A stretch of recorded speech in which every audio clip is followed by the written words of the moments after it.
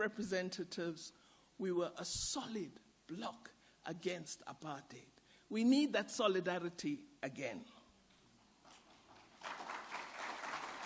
The United Nations General Assembly, as well as the UN Security Council, are obliged to heed the compelling evidence presented by Amnesty International, other human rights organizations, as well as the evidence presented in our own case as South Africa at the International Court of Justice.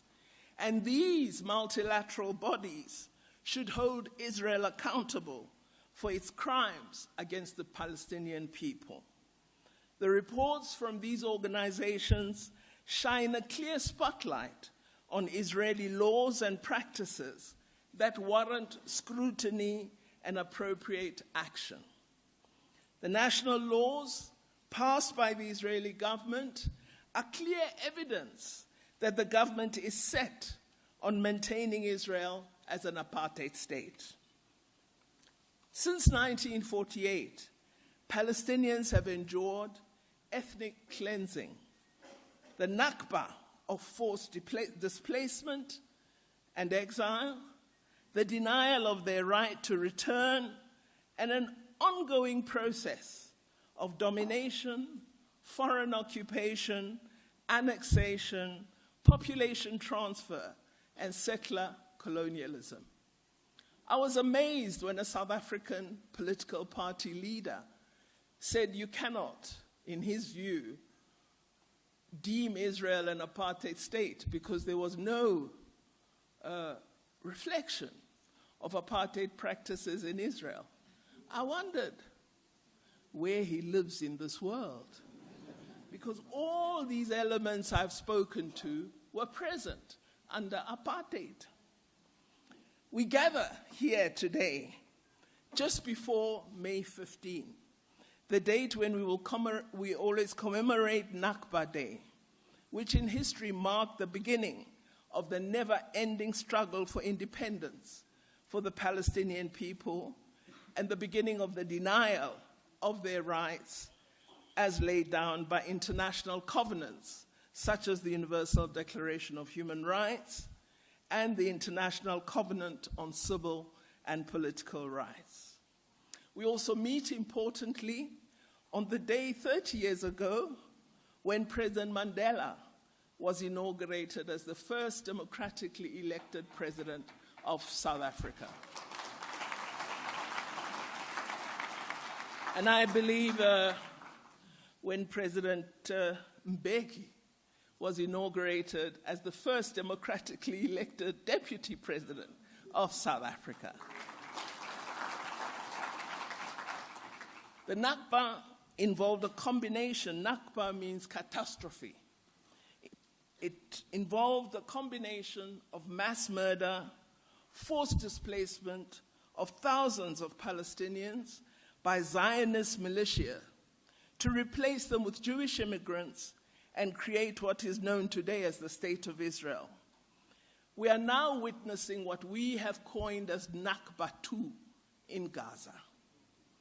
This conference provides us with an opportunity to demonstrate solidarity with the people of Palestine and to collectively acknowledge the fact that they are still deprived of many rights, including the right to self-determination and the right to independence.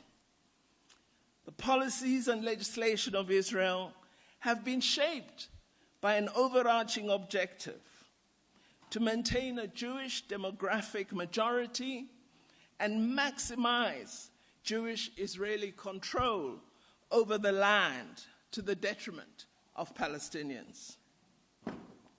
We wish to emphasize that as South Africa, this situation has to be brought to a change, and only we, gathered as a collective, can help bring about this change.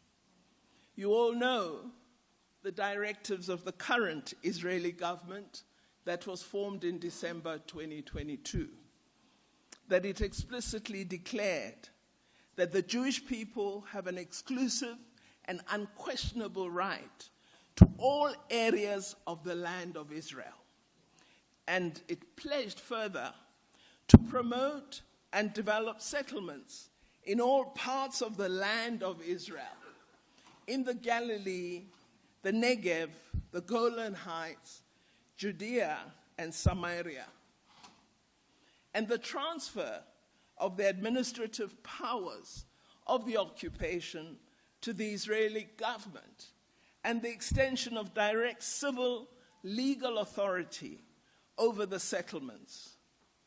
This amounts to full de jure annexation of the occupied territories. In recent months, Israeli officials and settler movements have been calling for resettling of northern Gaza and places that the Israeli army has destroyed during its ongoing genocide in the Gaza Strip.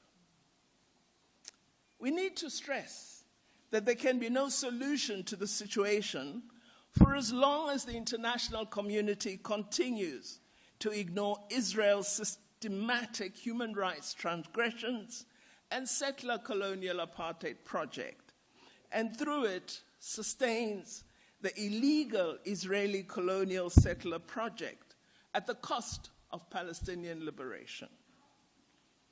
On the 21st of August in 2022, we in Palestine launched a strategic dialogue with the intention of mobilizing African countries to support Palestine and to enhance bilateral relations with Palestine on the continent.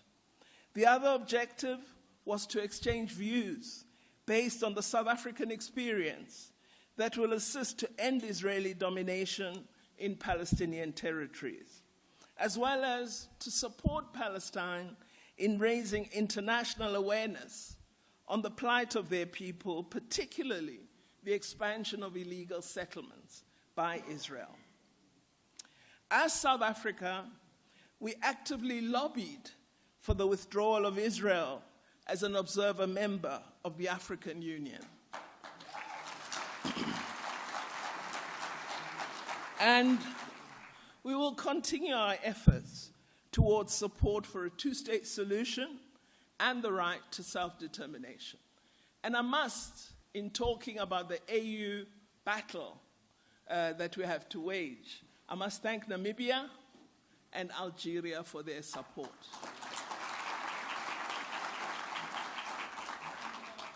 It was very lonely, but we did it. We will also, as South Africa, continue to support Palestinian efforts for membership of the United Nations and the creation of positive, credible, and lasting international mechanisms to address the Palestinian cause based on international law. I hope all of you present here who come from many different countries have written to your foreign ministers to ask them how they voted on the resolution on membership of the United Nations for Palestine. And to also tell them you expect that when that resolution comes to the General Assembly, they will vote yes for membership. Write to your foreign ministers. Find out how they are acting in the halls where it matters. The activism you have committed to by being present here means that you are aware of everything, means that you write on everything, means that you petition on everything. You do not secure victory by sitting in a conference room. You secure victory by action, and we expect that of you. We support all calls for action against Israel's settler colonial apartheid regime, including calls that third states must take steps toward completely decolonizing Palestine.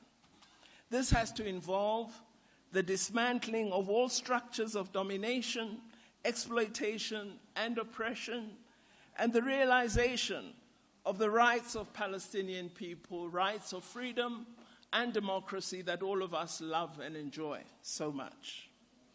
We also would want that they should be able to return to their homes, have their lands once more, and have their properties returned to them. Third, states need to recognize and condemn, including through regional and international organizations, Israel's discriminatory laws, policies, and practices which have cumulatively established and continue to maintain an apartheid regime of systemic racial oppression and domination over the Palestinian people. Member states of the UN General Assembly should adopt a resolution, in our view, to reconstitute the United Nations Special Committee Against Apartheid and re-establish the United Nations Center Against Apartheid to address Israeli authorities' commission of crimes against humanity against the Palestinian people, and to empower these bodies to proactively pursue the dismantlement of Israel's settler colonial apartheid regime.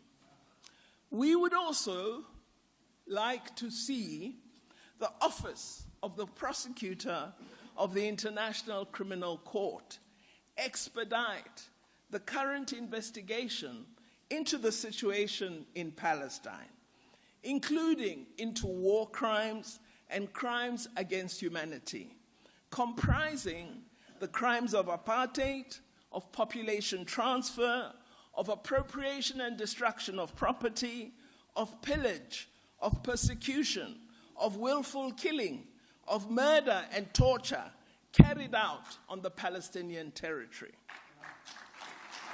As South Africa, we remain committed to ending impunity for war crimes, crimes against humanity, and genocide. The situation in Palestine should be prioritized by the ICC in order to deliver justice to the victims of these grave crimes. Our country is among the countries that made presentations from 19th to 26th February this year at the International Court of Justice public hearings, following the request for an advisory opinion in respect of the legal consequences arising from the policies and practices of Israel in the occupied Palestinian territory, including East Jerusalem. We made our presentation on the 20th of February this year, and in our presentation we told the court that Israel is responsible for apartheid against Palestinians, and its occupation is inherently and fundamentally illegal, and by implication, it is in violation of the Palestinian people's right to self-determination. It's encouraging for us to note that the majority of countries that are supporting the Palestinian cause hold a position that by transferring parts of its civilian population into the occupied territories, Israel violated Article 49.6 of the Fourth Geneva Convention, which prohibits occupying powers from deporting or transferring parts of their civilian population into the territory they occupy. It also prohibits the individual or mass forcible transfers, as well as deportations of protected persons from occupied territory. This, of course, reaffirms the International Court's advisory opinion on the West Bank wall. Now that the hearings have concluded, the judges will review all the arguments presented, including 57 written submissions, and will provide an advisory opinion in a few months. There must be, I repeat again, concerted international efforts to bring about a just solution to the question of Palestine. This will provide the Palestinian people with their right to self-determination and independent statehood, and also ultimately contribute to the establishment of peace in the region. There can never be peace if the Palestinian people are not free.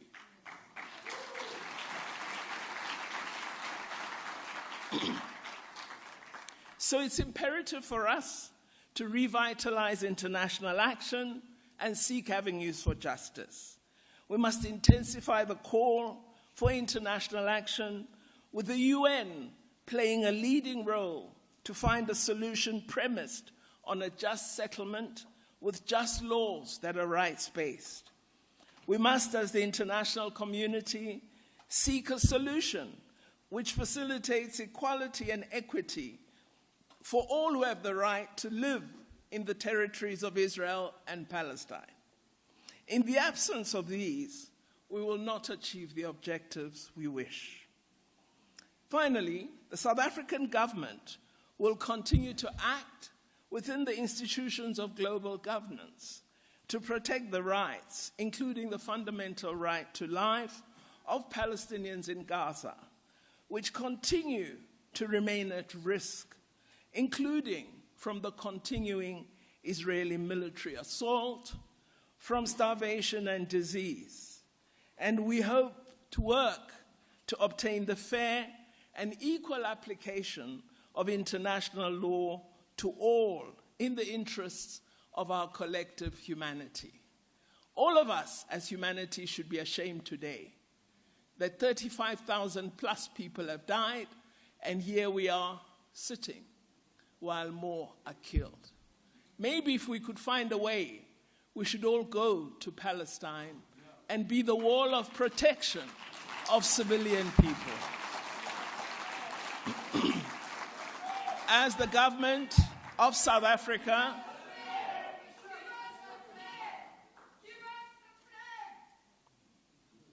well, I can't quite hear what you're saying, but as the government of South Africa, as well as, no, you're not helping by shouting me down. It's not useful. As the government of South Africa, as well as the governing party, the African National Congress, we will continue to do everything within our power to preserve the existence of the Palestinian people as a group, to end all acts of apartheid and genocide against the Palestinian people, and to walk with them, if they wish, toward the realization of their collective right to self-determination. We will continue to do so, following in the steps of our great president and founding president of our democracy, President Nelson Mandela. And we will not rest as we follow his instruction that our freedom will not be complete until the freedom of the people of Palestine is realized. On behalf of President Ramaphosa, I thank you for listening to these remarks, and I wish you success in your deliberations.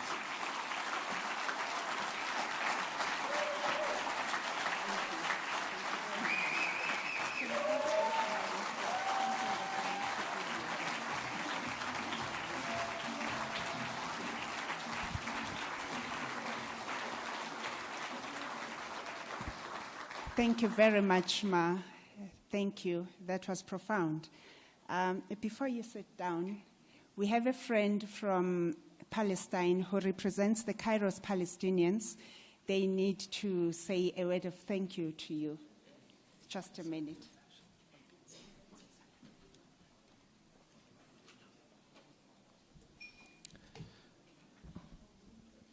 Good morning, Your Excellency, Dr. Pandor, representing His Excellency President Ramaphosa. On behalf of the Palestinian people and the free world, I would like to express our great appreciation for South Africa's great and exceptional support to the Palestinian people and to Gaza. We have no better friends in the world today than our South African friends. And to simply say thank you feels inadequate. In Christmas, I challenged the world to look in the mirror and ask, where were you when Gaza was going through a genocide? I know where South Africa was, and I know where your amazing, courageous lawyers were. You embody the term costly solidarity, and we know that the ICJ case did not come without cost. But let us be honest, no one is more deserving and rightly positioned for such a step more than South Africa. During a war that has revealed to the world the hypocrisy and racism of the Western world, you stood with moral integrity and credibility to lead our world and take not just Israel to the trial, but the hypocrisy and racism of the West. You have been through colonialism and apartheid, and you have overcome it. And with your help and support, and with God's help, we will overcome our own colonialism and apartheid. So today, we say to the people and political and faith leaders in South Africa, thank you. Thank you for your leadership. Thank you for your courage and integrity. Thank you for standing for truth. And thank you, of course, to all those all over the world, in the streets, in mosques, in churches, in synagogues, and today in universities, who stand for justice, freedom, and human dignity.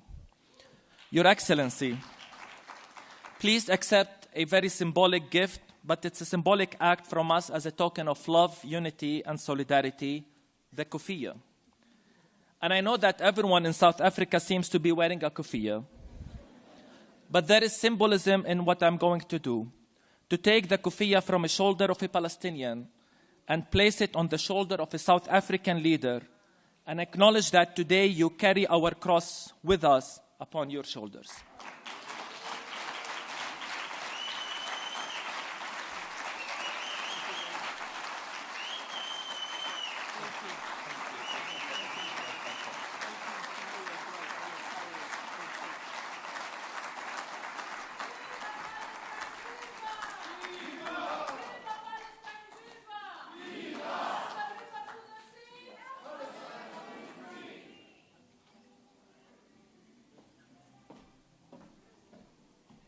Whew.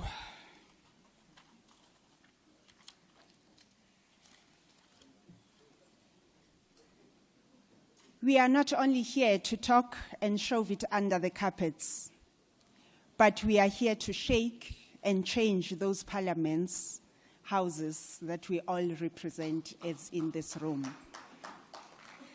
The minister has challenged us that we all write to our ministers, our parliaments, to shake their houses and see Palestine to be free in our lifetime. Thank you very much, Ma. And we thank you for representing us so well. Today, South Africa, we are proud. And I stand tall and I say, I am a South African and I represent and show solidarity to all the Palestinians. It's all because of you and your government. Thank you. Before we go for break, I have just two things. One announcement is that today it's Friday, there is a prayer room that has been prepared for all our Muslim brothers and sisters. It's in conference room 2 on the 4th floor. So you go up the escalators during your prayer time. It has all been prepared in conference room 2 on the 4th floor. Thank you. And there is someone who is currently missing their parking ticket. So if you have missed your parking ticket, please come and check it with me because you won't have your car or you'll pay an exorbitant amount.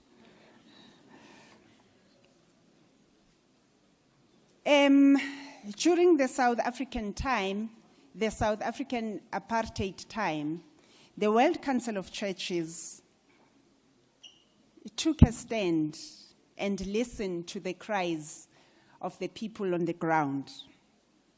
And it took that cry and took it into their pews of the churches to make sure that today, as South Africans, we stand tall and say we are free. In the room, we have Dr. Kenneth Mtata, who represents the World Council of Churches, who will today again stand here and say greetings to this room, but also remind us that the reverends, the people of the men of the cloth and the women of the cloth, they can still take a word to their pews and make sure that Palestine is also free. Please welcome Dr. Kenneth Mtata as he brings greetings from the World Council of Churches.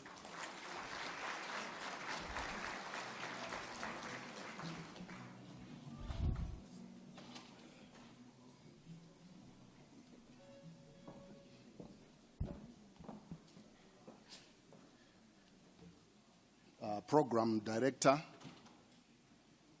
former South African President, His Excellency President Mbeki, Minister of International Relations and Cooperation, Dr. Naledi Pandor, the Chairman of the Organizing Committee of this Anti-Apartheid Conference on Palestine, Reverend Frank Chikane. Ladies and gentlemen, brothers and sisters, I greet you on behalf of the World Council of Churches. The World Council of Churches has been seized with the plight of the Palestinian people from its founding days in the 1940s. Processes that accompany the Palestinian people, the concrete presence and continued creation of space for deliberation and mobilization of churches to support the Palestinian people has been ongoing work. But today, the World Council of Churches and the broader ecumenical movement find themselves in a challenging situation where the deepened violence and dehumanization demonstrated in Gaza challenge the moral integrity of the churches. What should the World Council of Churches do, together with partners, to make sure that just peace is realized in Palestine and Israel? In June 2022, the World Council of Churches Central Committee noted with concern the continued discrimination against Palestinians, the overt and systemic ongoing almost half a century occupation that contradicts equal human dignity and rights of Palestinians living under systems of control, while the response of the international community continues to reflect egregious double standards.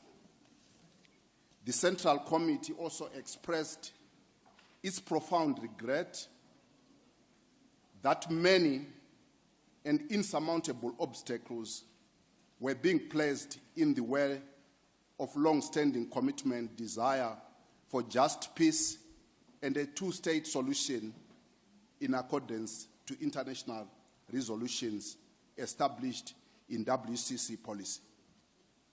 Inspired by the reports of various civil society organizations, the WCC identified the need to reflect on what a sector of its membership has called a system of apartheid, which defines what is now characterizing the relationship of Israel and Palestine.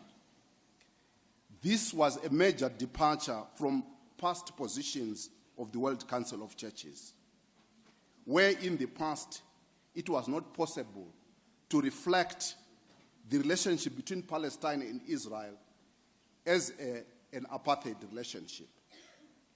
There was also a discussion on whether the two-state solution could still be the basis of advocacy towards Palestine and Israel's coexistence. The Assembly statement entitled Seeking Justice and Peace for All in the Middle East called for the following position. The Worldwide Ecumenical Fellowship of Churches must consult and reflect on alternative policy, perspective, and comprehensive solution for Palestine and Israel, where all people have equal rights before the law, as opposed to the current system of control, exclusion, and marginalization of the Palestinian people. I am here today on behalf of the World Council of Churches to lend support to the reflections that are going to take place here, but also to draw insights on this conference so that this can inform the direction the World Council of Churches are going to take. So I bring greetings and seek to draw our insights from three areas. First, we hope that the deliberations that are going to take place here will help the World Council of Churches clarify but also debunk the theological and ideological assumptions that inform the church's relationship to Israel, which does not see the injustices being suffered by Palestine. Actually, as we are gathered here, we know that there are many African churches that do not see the relationship between Israel and Palestine as problematic. And I am glad Reverend Frank Chikane referred to the invitation that he has made to these churches. We need to confront the theological assumptions that see Israel as a superior actor in its relationship to Palestine.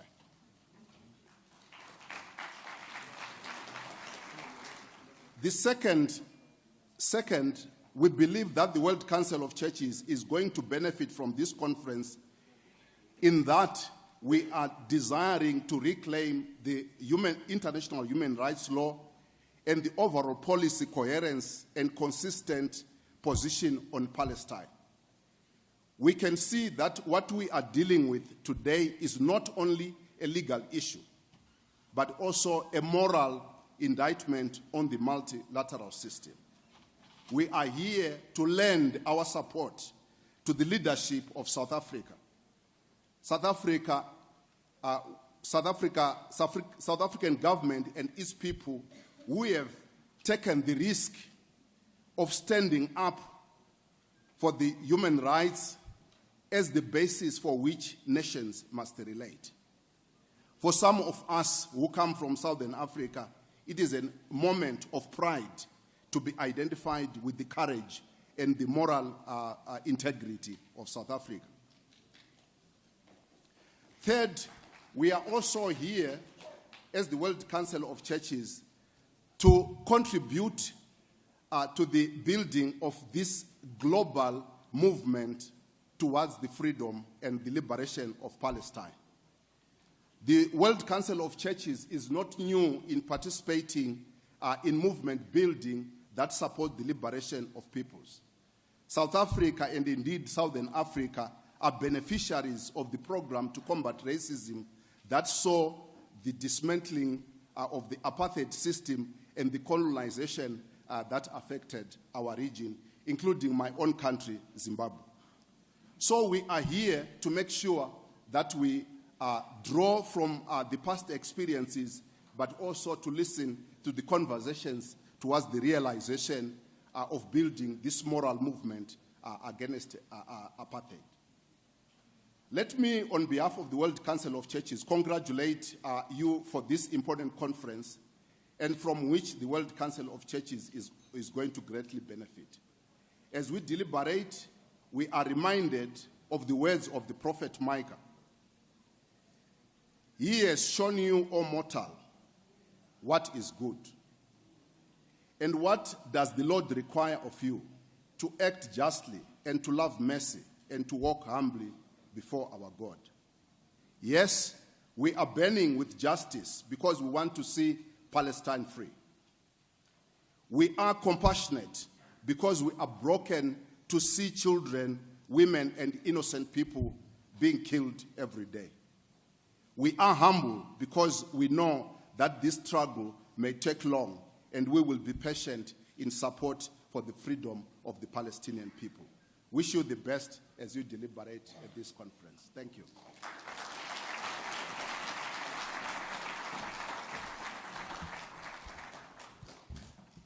Thank you very much, Dr. Mtata.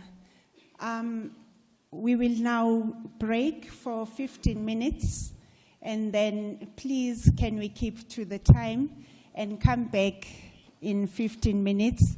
When we come back, we will hear the greetings from the Muslim scholar, Dr.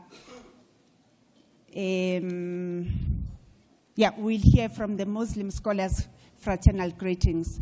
Can we go for break, 15 minutes? Can we please keep time? And thank you very much.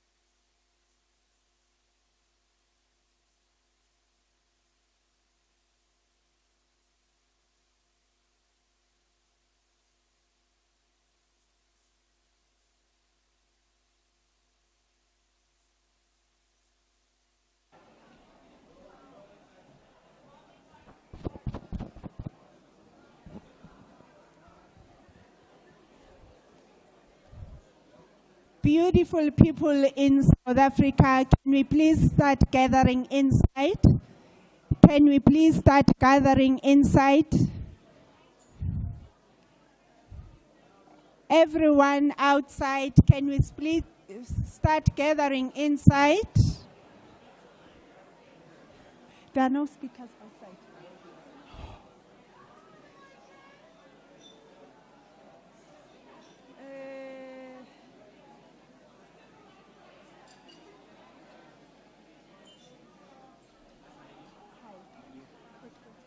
I'm doing some there. Oh, okay. I'm just going to ask for a favor. Please don't maybe come too close to the Oh, mic. Maybe okay. just give it like this. Okay. That's why I'm getting like pops because maybe you're coming too close. Too close. So Okay. maybe something like this.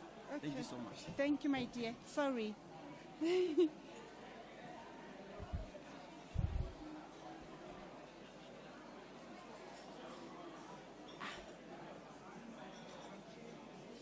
That's you. Okay.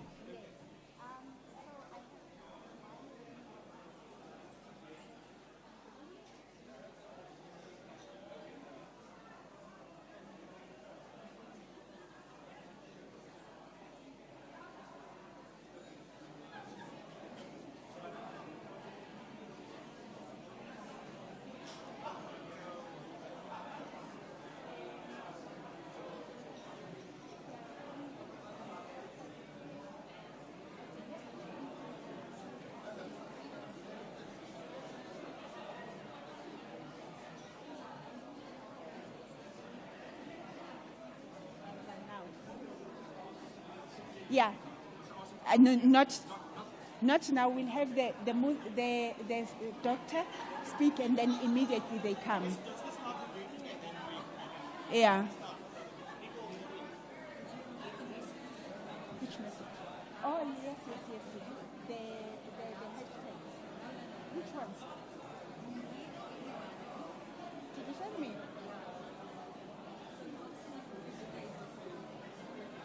Oh, okay. Okay.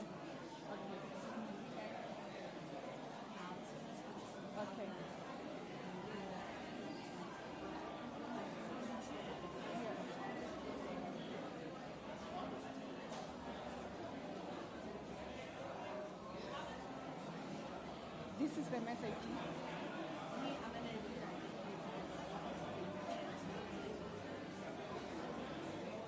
Which one? This one?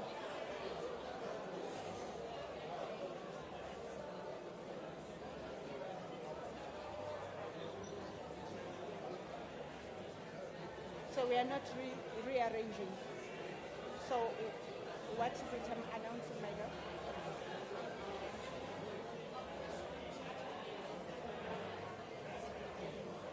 You rewrite it.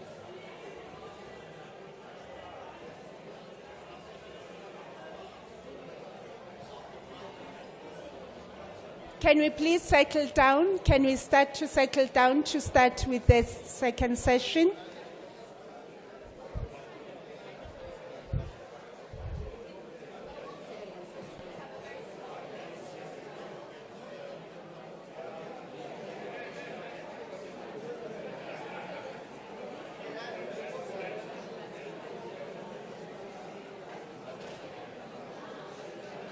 Carla?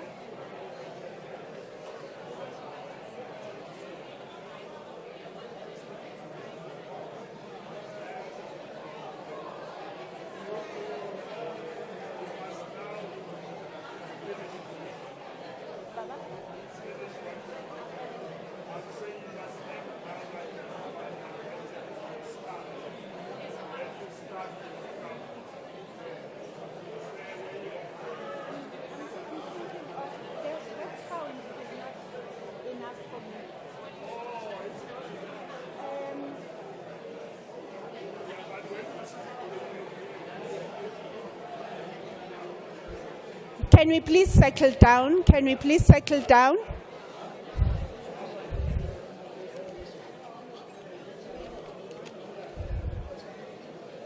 Senzenina, senzenina, senzenina, senzenina. na, senseni na, senseni na, senseni na, senseni na, senseni na. Can you please come in? Can you please come in?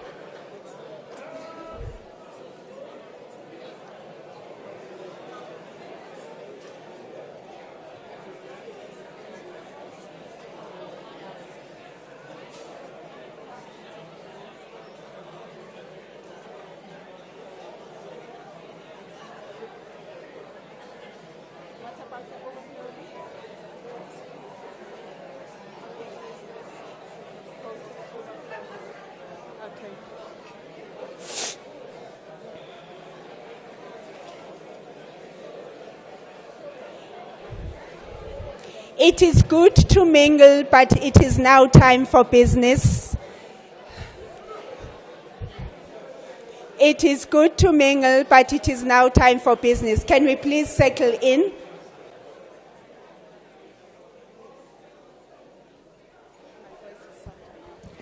Ladies and gentlemen, please take your seats. We're already running late.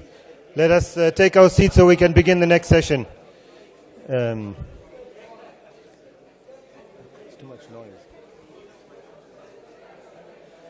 Please take your seats. People who are at the back, there are seats available in front. Please come forward rapidly. Take your seats so we can begin. We need to find Mustafa is missing. Mustafa Barghouti.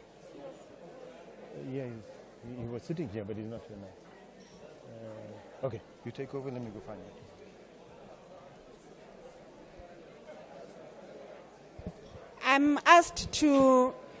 I am asked to announce that people with the parking tickets to go to the office so that they help you out with, what do we call it? Non-payment ticket. If you have a parking ticket, please go to the office. They will help you with a non-paying ticket. And those who are standing on the sides, we do have an overflow room just opposite the plenary room. You can please go there. It is streaming live, and you can be part of the conference in the overflow room.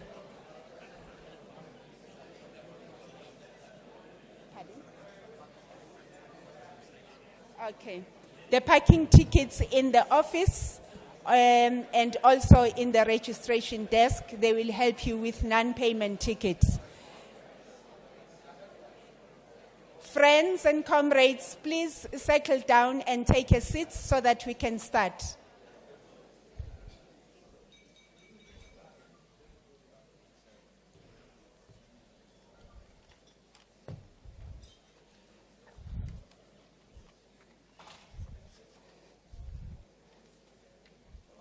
Is this person?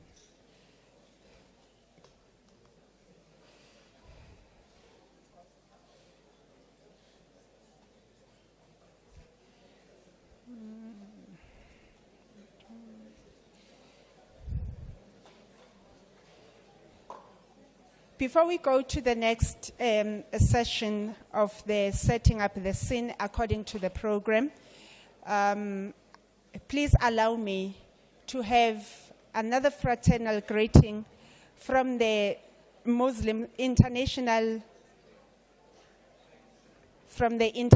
Union of Muslim Scholars. This is from the one and only Dr. Ibrahim Farouk El Zayed. I hope I had it right. Please welcome him on stage. You can come this side. Oh, you're very tall.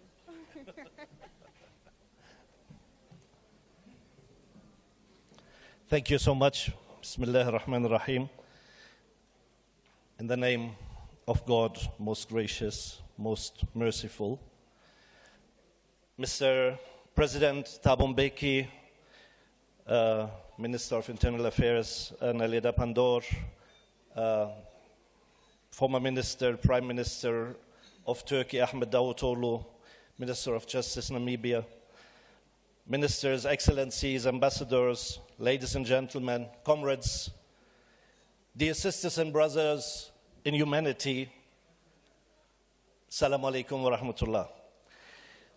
On behalf of the International Union of Muslim Scholars and his President, Eminent Sheikh Professor Dr. Ali Al-Qurradaghi, who pitifully has been forced to cancel his travel last minute for health issues, we came to support and to congratulate the South African Anti-Apartheid Steering Committee for this first global anti-apartheid conference for Palestine here today in Johannesburg. We strongly encourage this pivotal conference that responds to calls from Palestinians inside and outside to address Israel's ongoing genocidal action against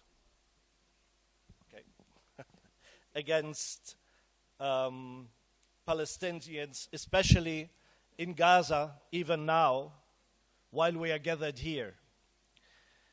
This conference will globally support the Palestinian people and the struggle against Israel's apartheid settler colonial regime. It is an important step to hold Israel accountable for its crimes against the Palestinian people.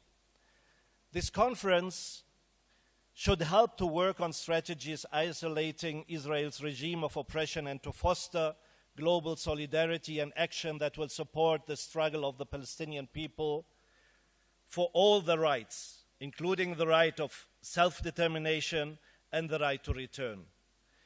Today, a good number of Muslim scholars, leaders, and activists drawn from different parts of the world gathered in South Africa to represent the International Islamic Scholars and Leaders Thanksgiving mission to South Africa in response to the duty outlined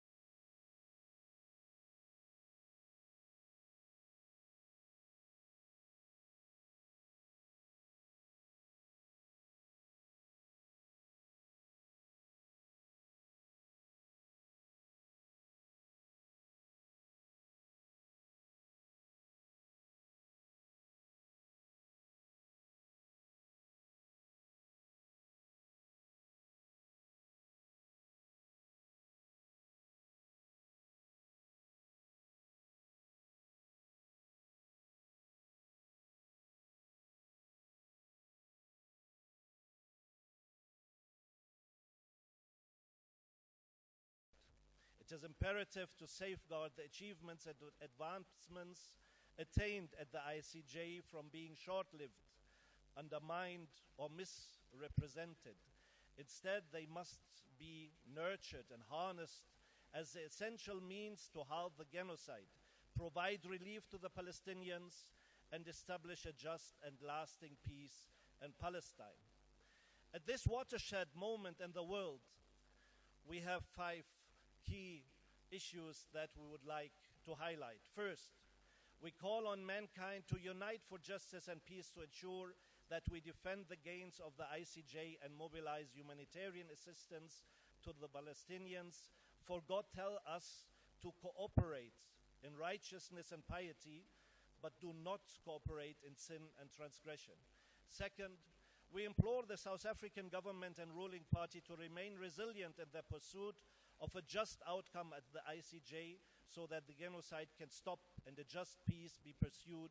For God exhorts us, be not weary and faint-hearted, crying for peace when you should be upmost, for God is with you and will never put you in loss for your good deeds.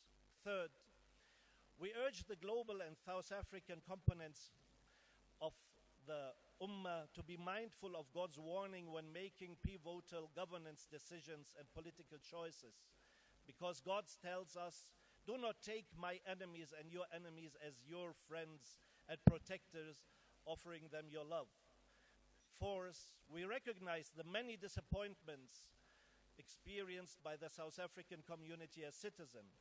However, we urge South African people to prioritize the ongoing efforts by the ruling party for Palestine, but also in building a society free of corruption, violence, and inequality. And fifth and last, we call on all leaders present to amplify this message on every platform and every occasion in every country and nation. Let the call for peace, justice, and human rights reverberate through every medium and channel, reaching all people by the will of God, and God knows best. Thank you so much.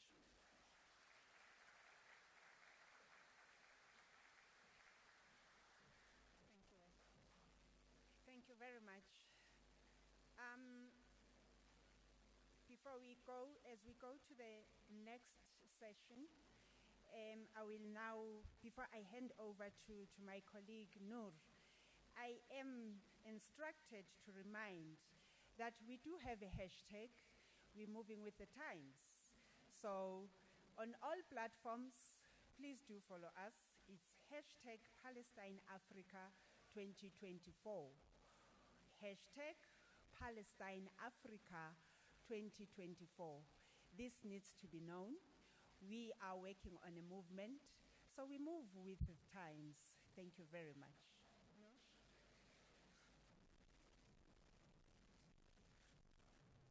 Thanks very much, Program Director. My name is Noor Niftaquddin. I'm a member of the PSC in Gauteng, and I'm proud to say also of the Wits University Palestine Action Committee, where we're hoping possibly the first encampment will materialize over the next few days.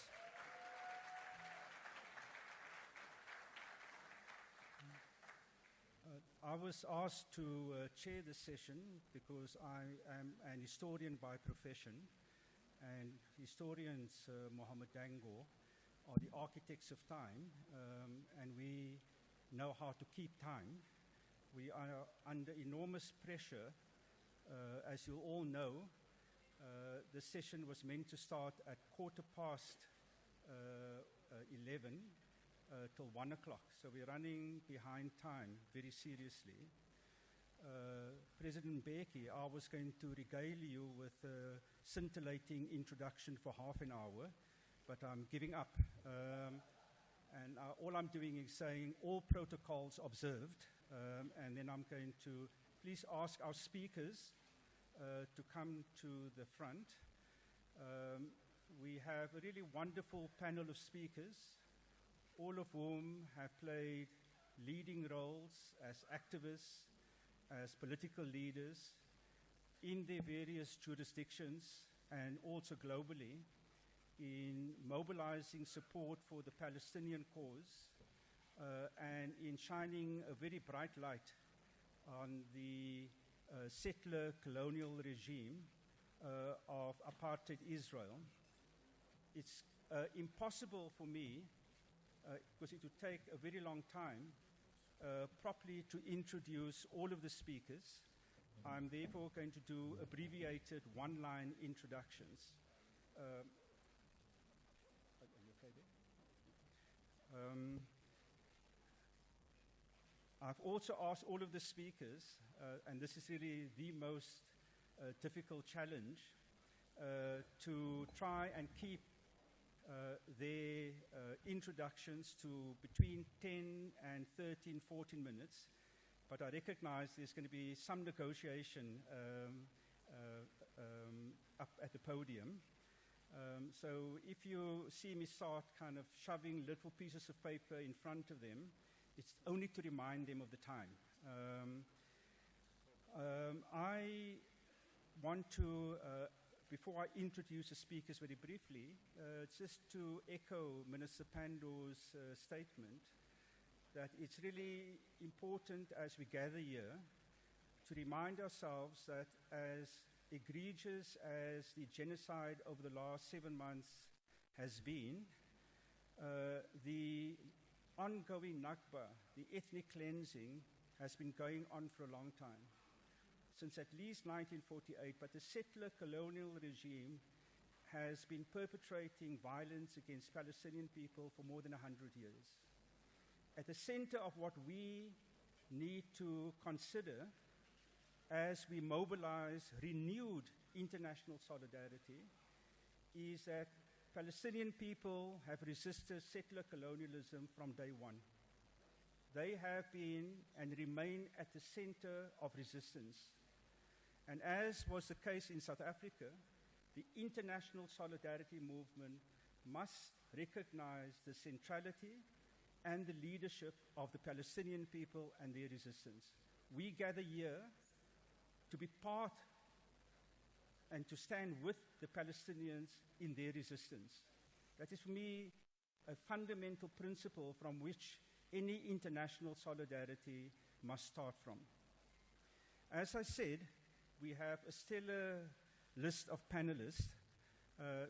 I am going to very briefly introduce the speakers who I think most of you don't need introductions on, but you also need to know who is going to be addressing you. I'll do very brief introductions and then ask the speakers to come up in this order. Our first speaker from Palestine, an international leader of the Palestinian resistance and of the global solidarity, is Mustafa Barghouti, who is the General Secretary of the Palestine National Initiative. He'll be followed by Declan Kearney, who was introduced previously, who is the National Chairman of Sinn Féin. Our third speaker is Saleh Hijazi, who was a regional director of Amnesty International and the co-author of a very important report by Amnesty International on apartheid Israel.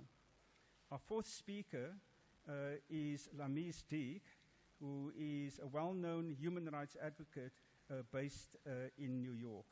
Our final speaker is Ronnie Kasrils, who I think everyone here knows, was a leading figure in the South African liberation movement and a member, a minister in the democratic government after 1994. So with those very, very brief introductions, I'm going to ask Mustafa to address us. Thank you very much.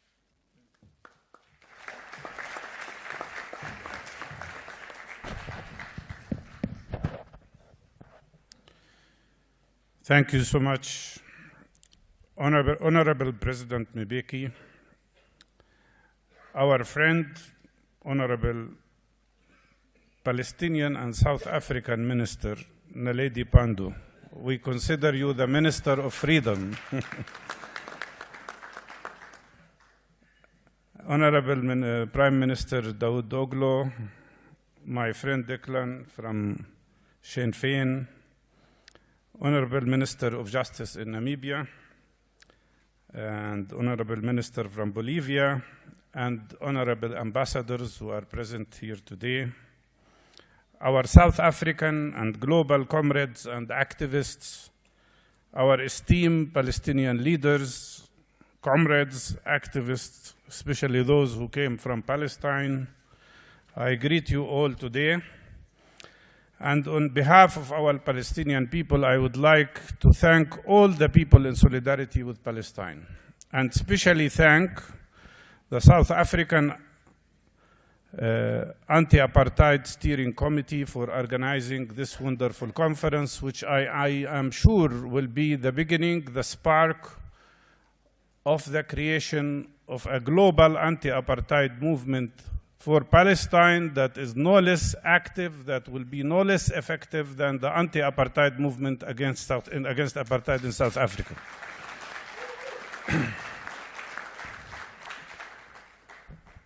And our biggest greetings today is to our people in Palestine, especially to our people in Gaza, and especially now to our people in Rafah who are enduring terrible attacks and massacres by the Israeli army. While we are meeting here today, I've just been speaking to our people in Rafah. They are subjected to terrible bombardment. 1,300,000 people don't know where to go.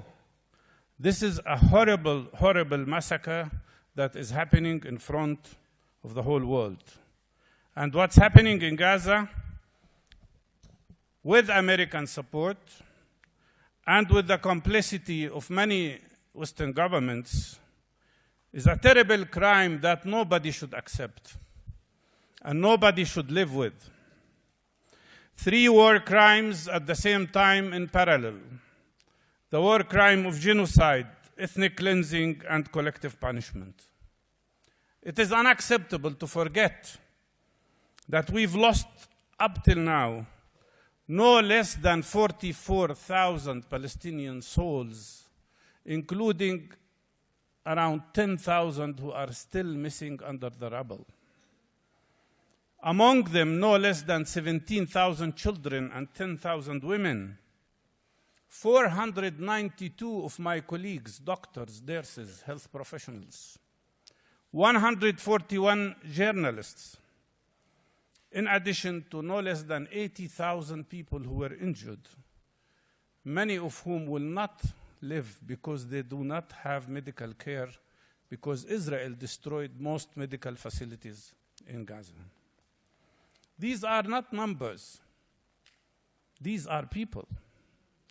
Each one is a story of a human being, some of whom will not continue to live to have their dreams achieved. Some of whom children who will not even have time to dream. We should all remember that these are not just numbers. And it is 124,000 people up till now. Just let me remind you, this is 5.3% of the population of Gaza. Had this happened in the United States of America, you would be talking about 18 million people killed or injured in 7 months. That is more than all Americans killed or injured in all American wars since the 18th century. A terrible destruction of all hospitals, schools, universities, kindergartens, an atrocity that we didn't see even during the Second World War, or even during the terrible time of apartheid here in South Africa. And we will not forgive. We will not forgive the fact that they tried to dehumanize us, the Palestinians, to justify all these crimes. We will not forget what they have done of field execution, putting people in concentration camps, torturing them with electrical shocks, beating and drowning them in the water. We cannot forgive that they did not allow families to bury their beloved after being killed in dignity. And this Israeli establishment is saying it all Whether you talk about Smotrich, who said, we will not only destroy Rafah and Deir al-Balah and Nusirat, we want to remove the memory of the presence of the Canaanis, the Palestinians. And we want not only half destruction, but total and full destruction of Gaza. This is the Minister of Finance of the Israeli government. And they blame us for struggling for our rights. But this whole war brought the knowledge, brought the understanding back to the minds of every Palestinian and every human being that believes in human rights in this world, that what we face is not just occupation, it's not just a system of apartheid that is the worst in human history. It's not only the longest occupation in modern history. It's more than that. It's an evil plan for settler colonial system with genocidal intention and practice. That is what we face.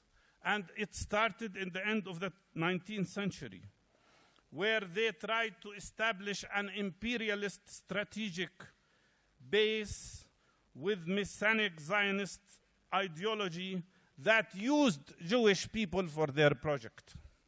That's how it is. And in 1948, you all know what they've done. When they destroyed 520 Palestinian villages, communities, and committed 52 massacres, gangs of settlers, the same type of gangs that settlers are doing now in the West Bank against the population of Palestine. 70% of the population of Palestine were displaced. And let me remind everybody that 70% of the population of Gaza were also refugees from 1948, that they are trying to displace one more time.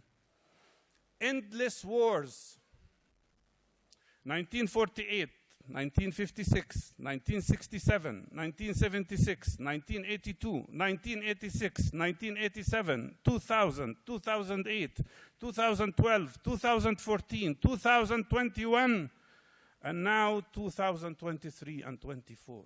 How many wars can the world allow this fascist Israeli regime to conduct against the Palestinian people? For the first time, it is clear now.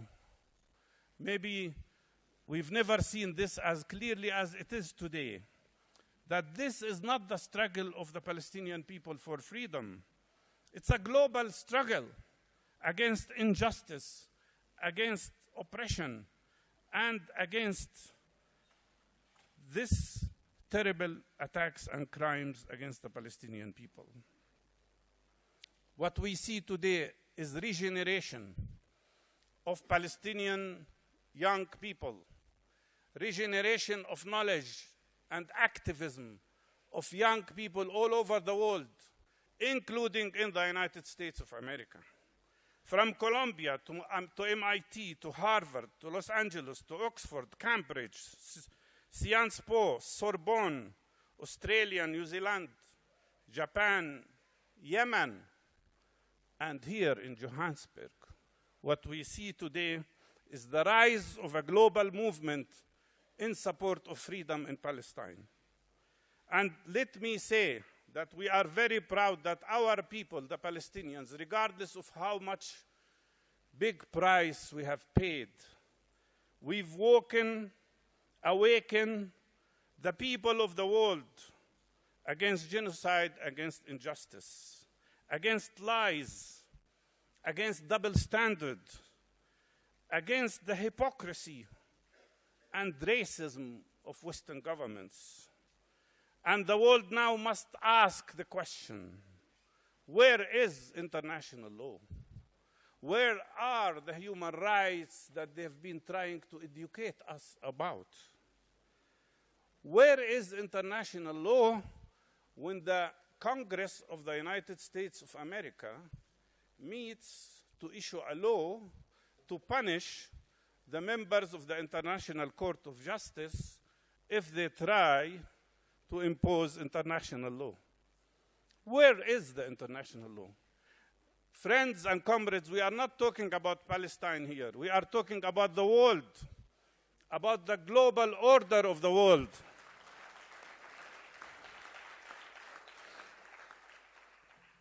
And it's not just Gaza. West Bank has been divided in 224 small islands. They're not even Pantustans. They're ghettos. A much smaller islands besieged and surrounded by 760 military checkpoints. Each checkpoint is a checkpoint of death for Palestinians today. By a terrible apartheid wall, by continuous attacks of gangs of settlers. And I don't need to explain to you the reality of apartheid in Palestine. You already know it. Human Rights Watch explained it. Amnesty International explained it very clearly. It is clear. But what is important to remember is what these reports said, that apartheid now is affecting not only Palestinians in the occupied territories, but also Palestinians in 1948 areas and Palestinians in the diaspora who are prevented from the right of return. Israel initiated this tragedy, initiated this war, but Israel will not be the one who decides how it ends. We will.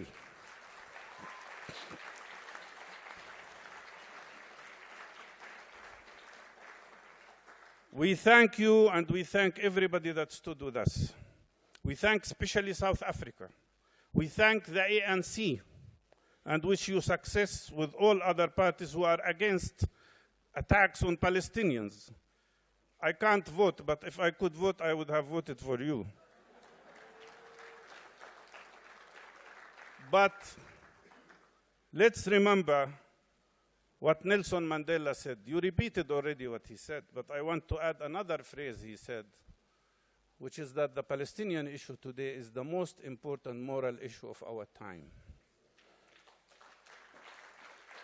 And we thank you for what you do in the ICJ. We appreciate your support. And the biggest question today for this conference, and allow me just to take 1 minute more, in addition to the other 3 minutes, is how to end this tragedy, how to end this injustice, how to bring down not only apartheid, but the whole settler colonial system. And for that, we need 4 factors, 4 pillars of struggle, if you want. The Palestinian steadfastness and resilience and staying on our land. We will not leave our land. Second, it's resistance against this injustice. We will resist injustice as much as we can. And third, Palestinian unity. Unity about a program of struggle for our freedom. And finally, you. The world movement of boycott, divestment, sanctions, and the world movement of anti-apartheid struggle. That's what we need. And this conference must put a strategy of how to build a global anti-apartheid movement and how we can together conduct an uprising of boycott, divestment, sanctions worldwide. And that requires the ability to concentrate on organization and on continuity. And most important, the unity of what we do together. Our struggle is a struggle not only against apartheid, but against injustice. And let me be clear, this is not against Jewish people. This is not against Israelis as people.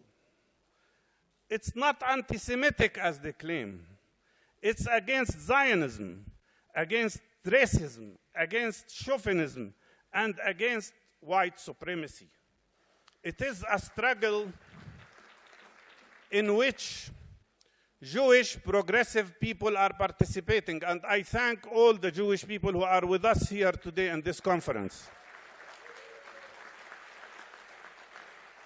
Because this is not a struggle only to save Palestinian people. It is also a struggle to save Jewish people from the way they are being exploited. And from this imperialist project, it's a struggle for freedom. And in it, when I see our struggle today, and when I see all these demonstrations all over the world, I see what I have seen when I was much younger. The uprising of young people against the war on Vietnam. The uprising of the young people against apartheid in South Africa. The uprising of the young people against racism in the United States against African Americans. And the uprising of the people of Algeria and India against the colonialism of France and Britain. That's what we see. And let me tell you frankly, they will not frighten us by calling us anti-Semitic, or calling us terrorists, or calling us that we are not respecting humanity. We will not be frightened. And our Jewish friends here will not be frightened by calling them self-hating Jews. The reality is, Netanyahu, the Prime Minister of Israel today, is in alliance with the most anti-Semitic forces in the world, with the fascists of Europe. And Netanyahu is the greatest provocator of anti-Semitism because of the crimes he is committing. This is the truth of what's happening today. And I say to everybody in Europe, please watch out. The same mindset that allowed Holocaust against Jewish people and anti-Semitism against Jewish people in Europe is the same mindset that is allowing Holocaust against Palestinian people today. And we will not, I'm finishing, and we will not take lessons from those who committed genocide, committed Holocaust, and committed anti-Semitism in previous times. On behalf of the Palestinian people, I tell you, after 217 days of their aggression, Netanyahu and his army have failed. They could not destroy resistance. They could not bring back their prisoners without exchange. They could not impose their control over Gaza. And most importantly, they failed in achieving the most important goal of this attack, which is ethnic cleansing of Palestinians. And for that, we have all to stand and greet the people of Gaza for their steadfastness.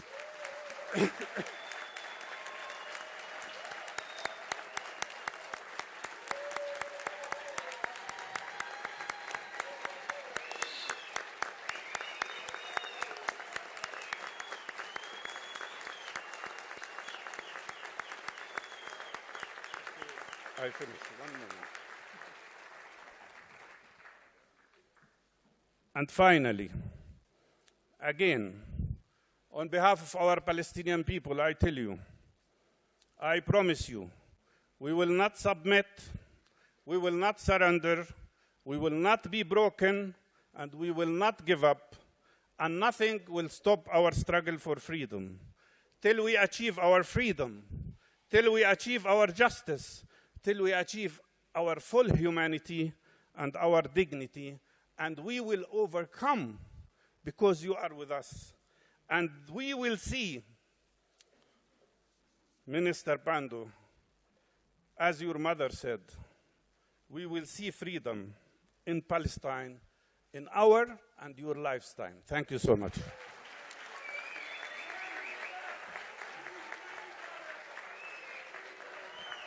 Free, free Palestine.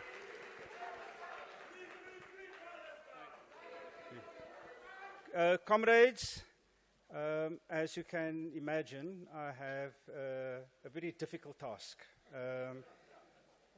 If all of the speakers are as wonderful as we've just heard now, I think we'd want to listen to them the whole day. So I'm going to ask for your indulgence. I am going to be a little pushier with the next speakers. We are seriously running against the clock. Before I ask Declan to come up to speak, I've been asked by the organizers, please, to appeal to the people who are standing. You have to sit down.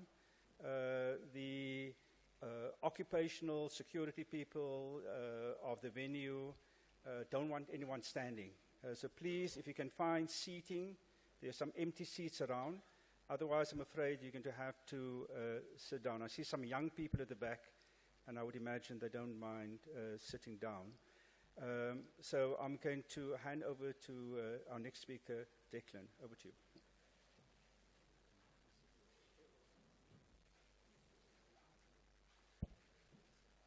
Comrades, friends, sisters and brothers, greetings from Ireland and from the leadership of Sinn Féin.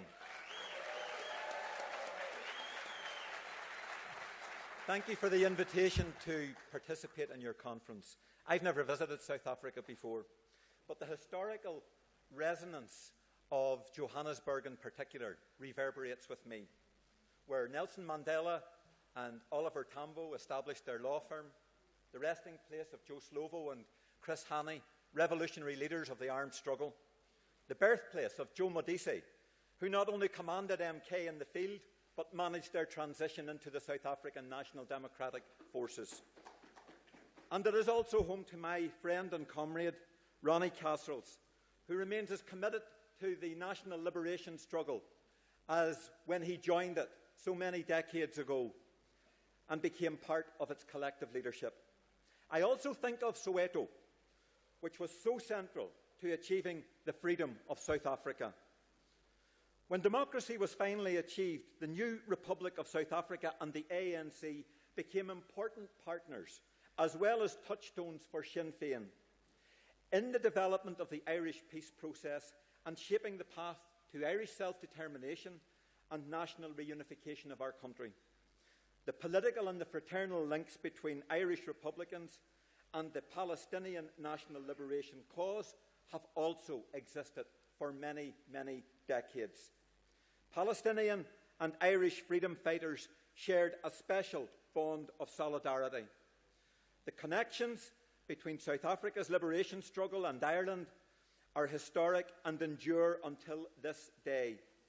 MK and the IRA maintained close links and provided mutual support to each other. And that political and military relationship was directly overseen by Joe Slovo and Joe Modise. Sinn Féin and Irish Republicans generally were deeply committed to the campaign to end apartheid here. And Sinn Féin's commitment to our Palestinian sisters and brothers is absolute and unbreakable.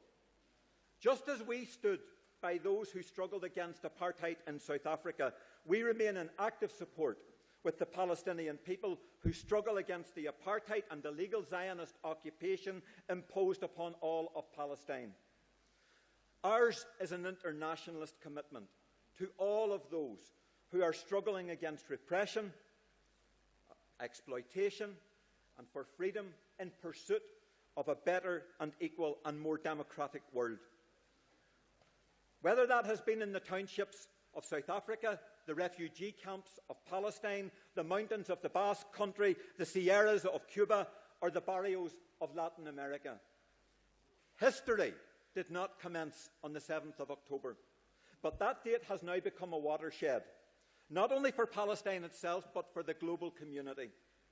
It has raised existential questions and issues for the most powerful states in this world, and for global multilateral institutions about how international law is both implemented and how the dynamics of our multipolar world are democratically managed.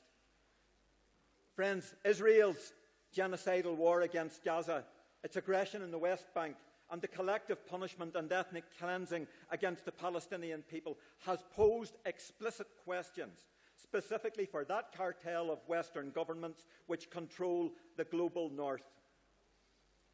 The war in Gaza and continued oppression of the Palestinians has laid bare the moral hypocrisy of the big Western powers. Their stances on Palestine are absolutely untenable. From opposition and equivocation to the calling for a ceasefire, to continuing to fund and arm the Israeli war and murder machine, and refusing to enforce sanctions. These positions are absolutely incompatible with universal democratic principles, multilateralism, and peaceful coexistence. Israel's genocide, ethnic cleansing, collective punishment, and settler colonialism may yet become a seminal point for global diplomacy and how it is conducted.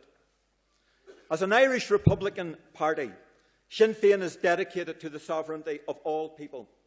That is, democracy in its fullest sense.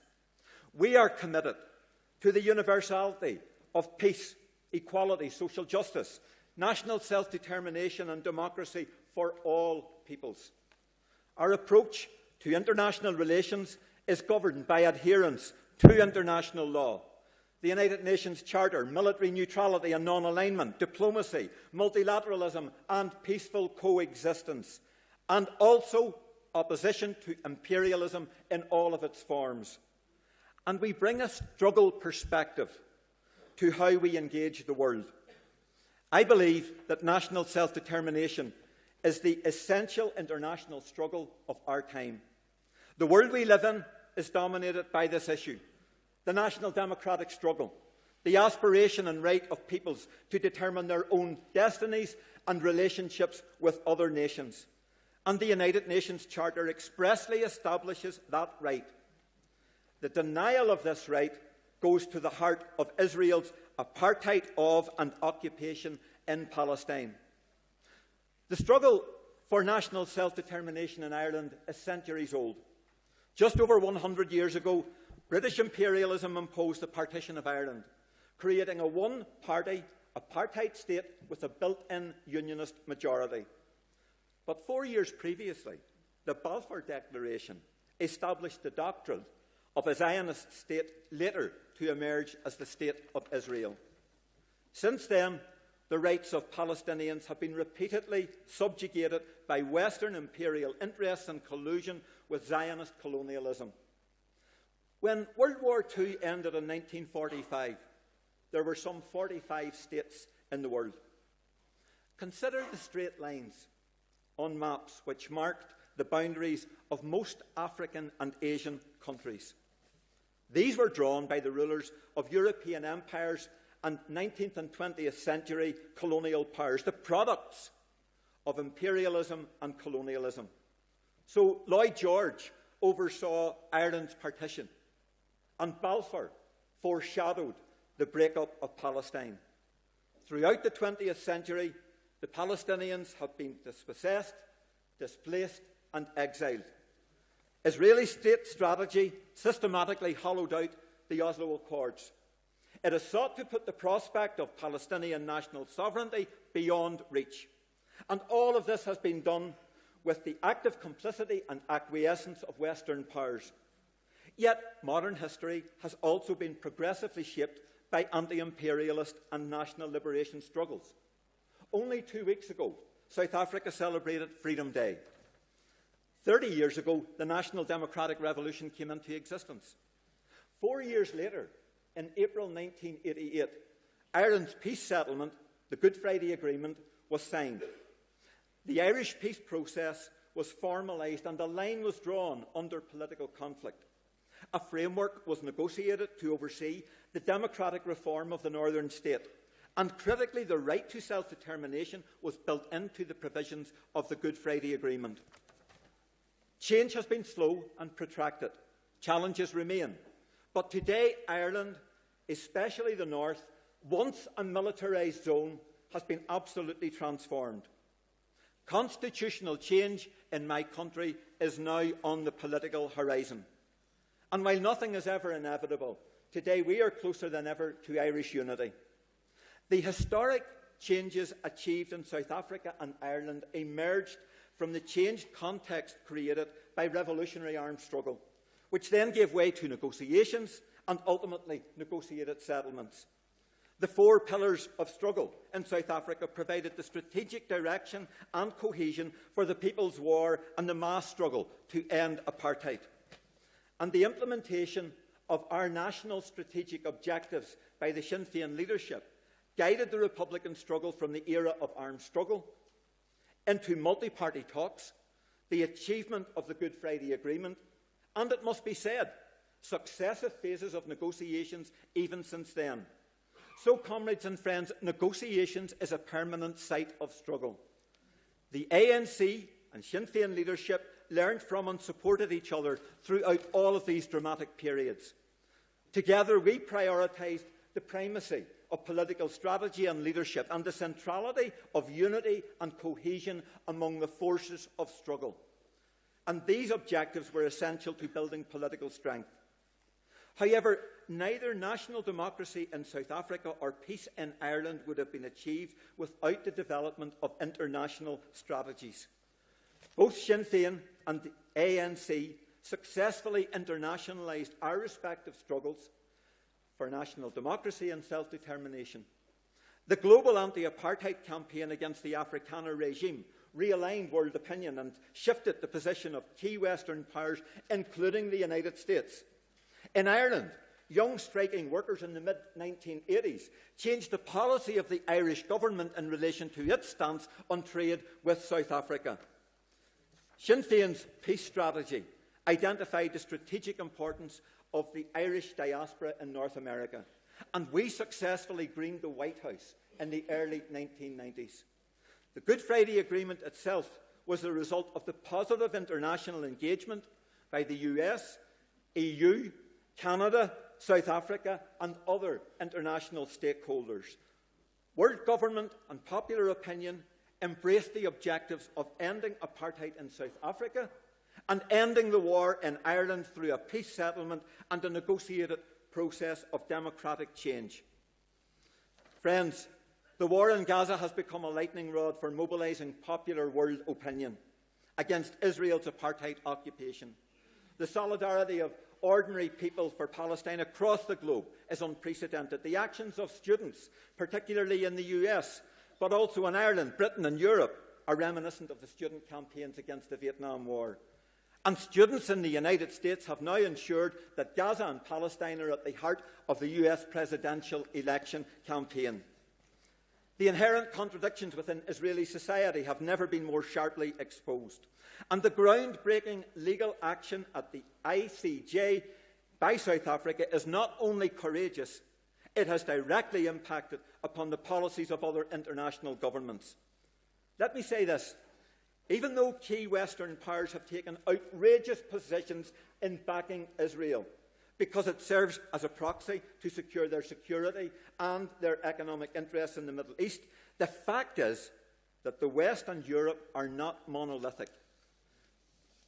In addition, clear divergences on policy towards Palestine exist within the White House, the US State Department, and the National Security Council.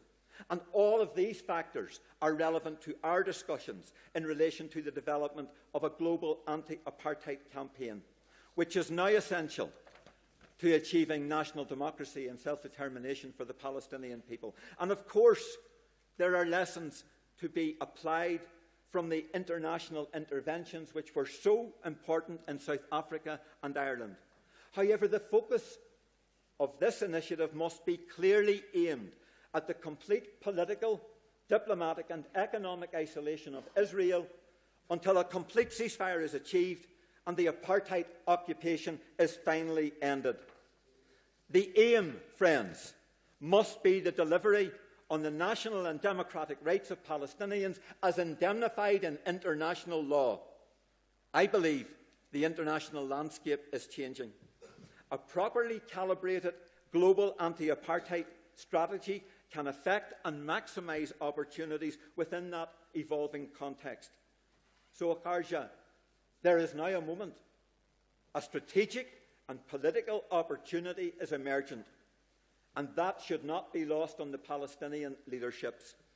The South African anti-apartheid campaign provides an historic point of reference with regard to economic divestment, sanctions, diplomatic and multilateral pressure and political objectives, but that cannot be addressed in isolation from the imperative of establishing Palestinian national unity and political cohesion between all national movements and Palestinian civic society.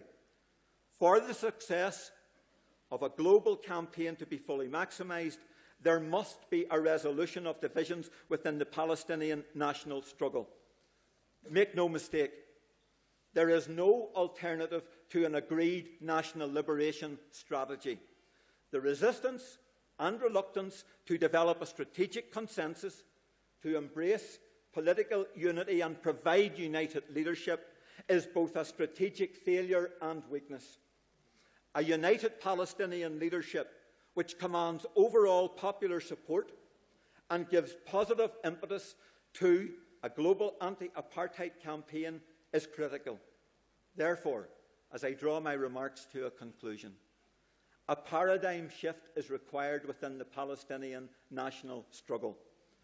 An integrated political strategy with properly defined objectives should be agreed and both generate and effect the political momentum within Palestine itself and internationally. Israel will never defeat the Palestinian spirit of resistance.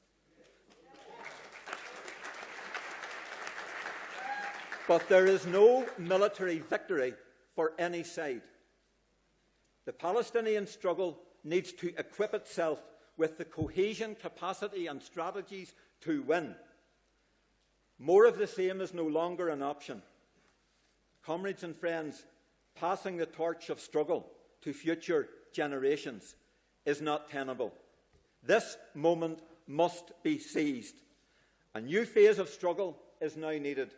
Progressive and democratic and international pressure must be geared to introduce positive initiatives and interventions to deliver a full ceasefire, inclusive talks, followed by representative negotiations, an irreversible peace process, and the achievement of Palestinian national determination and full sovereignty.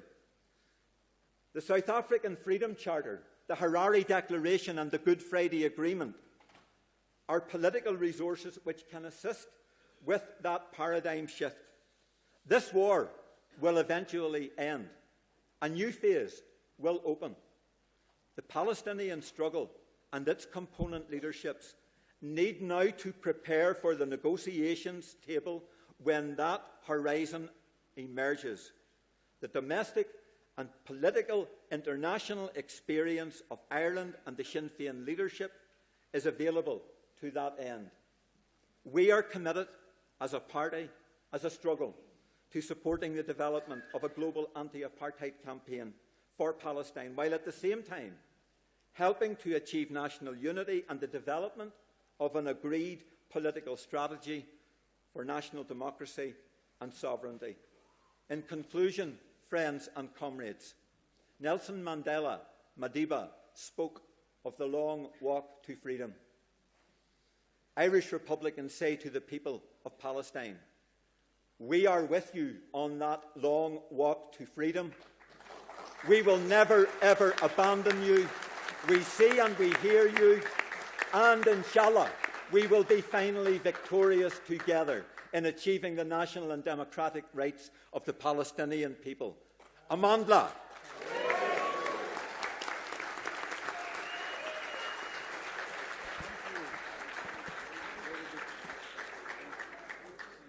Thanks very much. Just a reminder that there is an overflow room.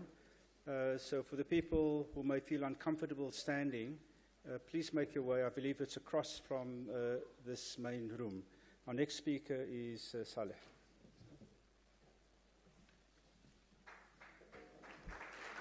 Thank you. Thank you. Excellencies, comrades, greetings. I'm honored to be among you today. For over a century, we Palestinians have been struggling against Zionist colonialism, a European racist settler colonial movement intent on our elimination from our homeland, Palestine. In 1948, the Zionist movement declared the creation of the State of Israel and constituted itself as a regime of apartheid, committed to maintaining Jewish supremacy and domination in Palestine and against those it had forced out of their homes and not allowed to return until this day. Sorry.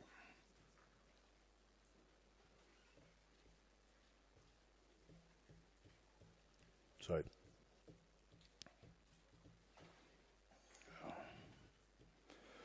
Since then, The State of Israel has expanded its persistent colonization of Palestinian land and relentless dispossession of the Palestinian people, a dual process of land consolidation and demographic engineering that it carried out through systematic murder, detention, torture, ethnic cleansing, and persecution. This colonial violence has come to its peak with the first live-streamed genocide against the 2.3 million Palestinians in the occupied and besieged Gaza Strip that continues as we speak, supported by the US, the United Kingdom, and Germany, among other Western powers. Let us be clear. Israel is an apartheid state with full control over all of Palestine, from the Jordan River to the Mediterranean Sea, persecuting us in our homeland and in exile. At the heart of this settler colonial regime is the intention of eliminating us, the indigenous Palestinians, from our homeland. Today, Israeli politicians and leaders promise to achieve their intentions, to bring the nakba to full circle by committing genocide in Gaza. We have been standing in the face of this brutal oppression and genocide for too long. But with every escalation of colonial violence, we dig our roots of belonging, of identity, of resistance deeper. I recall Mahmoud Darwish's poem, The Second Olive Tree, and I'll read part of it. He says, "The olive tree is the color of peace, if peace needed a color. No one says to the olive tree, how beautiful you are, but how noble and how splendid. And she who teaches soldiers to lay down their rifles and re-educates them in the tenderness and humility, go home and light your lamps with my oil. But these soldiers, these modern soldiers, besiege her with bulldozers and uproot her from her lineage of earth. They vanquished our grandmother who foundered, her branches on the ground, her roots in the sky. She did not weep or cry out, but one of her grandsons, who witnessed the execution, threw a stone at a soldier, and he was martyred with her. After the victorious soldiers had gone on their way, we buried him there, in the deep pit, their grandmother's cradle. And that is why we were sure that he would become, in a little while, an olive tree, a thorny olive tree, and green." Omar Barghouti, the co-founder of the BDS movement, said once that Palestinians have learned the hard way that unless we clearly define ourselves, our oppression, and our aspirations, the hegemonic oppressor will do it for us, dehumanizing us, demonizing us, erasing our history and our present, to make it easier to eliminate us. We refuse to be defined, we refuse to be confined by oppressors to the mortifying choice between being uprooted, subjugated, or annihilated. We refuse this choice, and we have been for over 100 years. We will continue despite the adverse conditions. We are the olive trees that define the Palestinian landscape. We define ourselves, our oppression, and what we will do in the face of calamity. In 1965, Palestinian scholar Faiz Sayegh penned the book Zionist Colonialism, where he theorized about Zionist settler colonialism and apartheid. He called for understanding Zionist colonialism as racial elimination rather than racial domination. He says that the Zionist settler learned all the lessons which the various discriminatory regimes of white settler states in Asia and Africa can teach it, and have surpassed its teachers. For whereas the Afrikaner apostles of apartheid in South Africa, for example, brazenly proclaimed their sins, the Zionist practitioners of apartheid in Palestine provokingly protest their innocence. We have been standing firm in the face of apartheid when it was here in South Africa and as it continues in Palestine. Over the past 2 decades, our movement has emerged as similar and very much inspired by the struggle against apartheid in South Africa. The current Palestinian-led movement to dismantle Israel's settler colonial apartheid has its roots here in South Africa when Palestinians, some of whom are here, made a call in Durban in South Africa during the 2001 World Conference Against Racism to end Israel's brand of apartheid and other racist crimes against humanity. In 2002, Palestinian grassroots and popular resistance on the ground launched the Stop the Apartheid Wall campaign, putting Israel's apartheid wall at the center of the struggle to decolonize Palestine. 2 years later, Palestinians launched the campaign for academic and cultural boycott of Israel until it ends its occupation, colonization, and system of apartheid. And in 2005, inspired by the South African and Namibian anti-apartheid movement, Palestinians launched the Boycott, Divestment, and Sanctions, BDS, movement. Endorsed by the largest coalition in Palestinian society in Palestine and in forced exile, in 2005, the call says, "We, representatives of Palestinian civil society, call upon the international civil society organizations and people of conscience all over the world to impose broad boycotts and implement divestment initiatives against Israel similar to those applied to South Africa in the apartheid era. We appeal to you to pressure your respective states to impose embargoes and sanctions against Israel." Since then, the BDS movement was able to achieve significant impact that aims at isolating and holding accountable apartheid Israel. It has also globalized through action and education, including the Israel Apartheid Week annual event, to globalize the analysis of Israel as a settler colonial apartheid regime and what to do about it. This, along with the relentless work of Palestinian human rights organizations, has led to the widening of the apartheid analysis, especially among human rights organizations, and compelled organizations like Amnesty International, where I worked, to examine Israel's apartheid, which led to the publication of the report, which I co-authored, titled Israel's Apartheid Against Palestinians, Cruel System of Domination, and Crime Against Humanity. The Amnesty report concludes that since its establishment in 1948, Israel has pursued a policy of establishing and maintaining a Jewish demographic hegemony and maximizing its control over land to the benefit of Jewish Israelis while restricting the rights of Palestinians and preventing Palestinian refugees from returning to their homes. In 1967, Israel extended this policy to the West Bank and Gaza Strip, which it has occupied ever since. Amnesty analyzed Israel's intent to create and maintain a system of oppression and domination over Palestinians and examined its key components, including territorial fragmentation, segregation and control, dispossession of land and property, and denial of economic and social rights. It has concluded that this system amounts to apartheid. It also documented unlawful acts committed by Israel against Palestinians with the intent to maintain this system, including forcible transfers, administrative detention and torture, unlawful killings, denial of basic rights and freedoms, and persecution. It has concluded that such acts form part of a systematic as well as widespread attack directed against the Palestinian population and amount to the crime against humanity of apartheid. Since Amnesty published this report, there has been today dozens of states, some making legal submissions to the International Court of Justice, that have addressed Israel as an apartheid state. The Organization of Islamic Cooperation, African Union, Arab League, among others, have all condemned Israeli apartheid. Parliaments, unions, and civil society organizations in the thousands across the globe have addressed and committed to take action against Israel's apartheid. Capturing the moment, and despite the fragmentation that includes political fragmentations, Palestinians came together to make a consensus called the Unified Palestinian Call in 2022.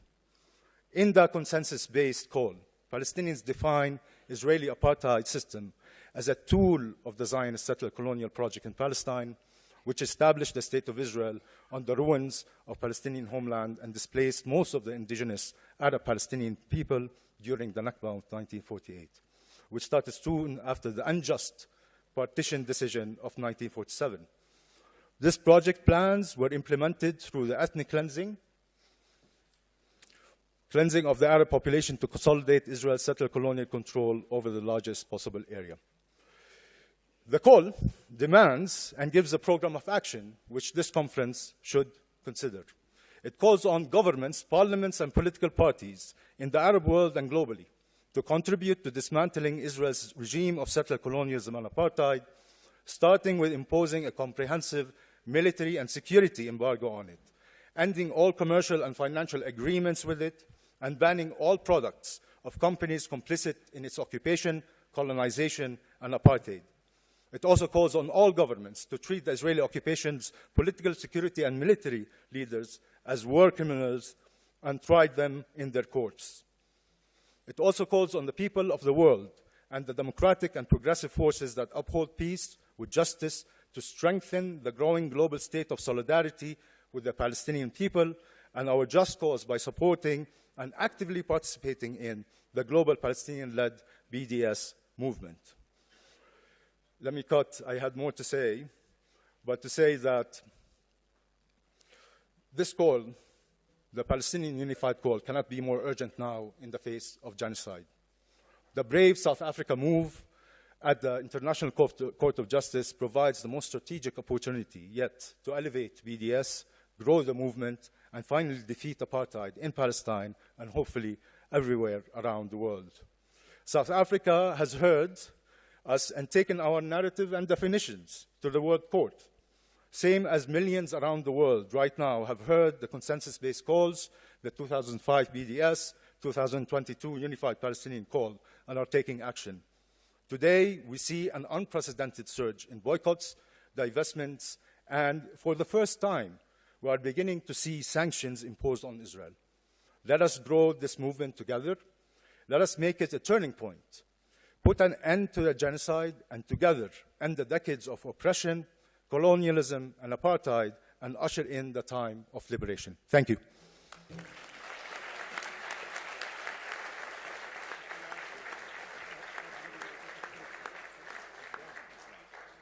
Thanks very much. I've been asked by the conference organizers that we take a 20-minute break now for Jumu'ah. We are running a bit late, and we'll take a 20-minute break now and resume this panel in exactly 20 minutes. It's now 1:10. Please be back at 1:30. Thank you very much.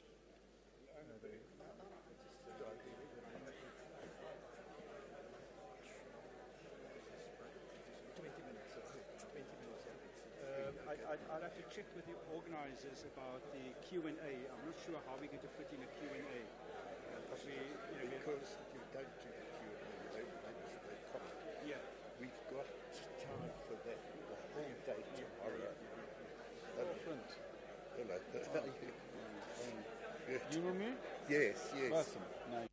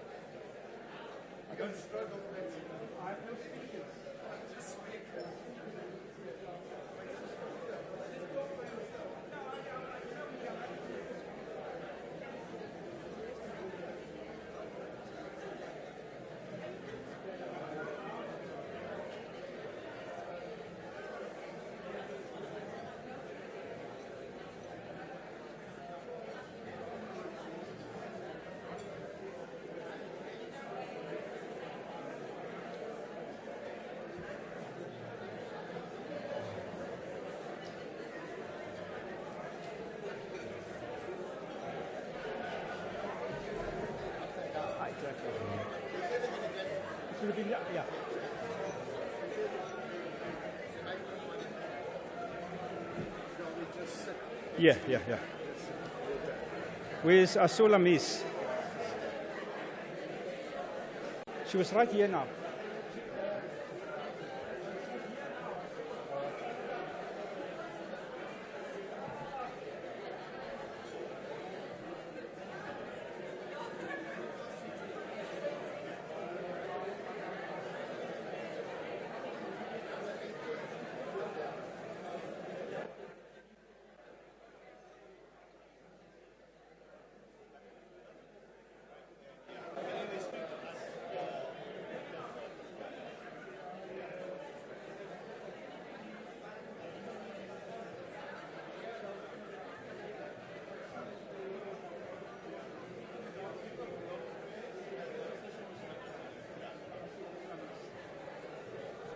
Welcome back, everyone. Thank you very much. Please, can you take your seats? We have to start now. There are still some people eating, but if we don't start now, we are going to run seriously against the clock. I saw Lamise somewhere.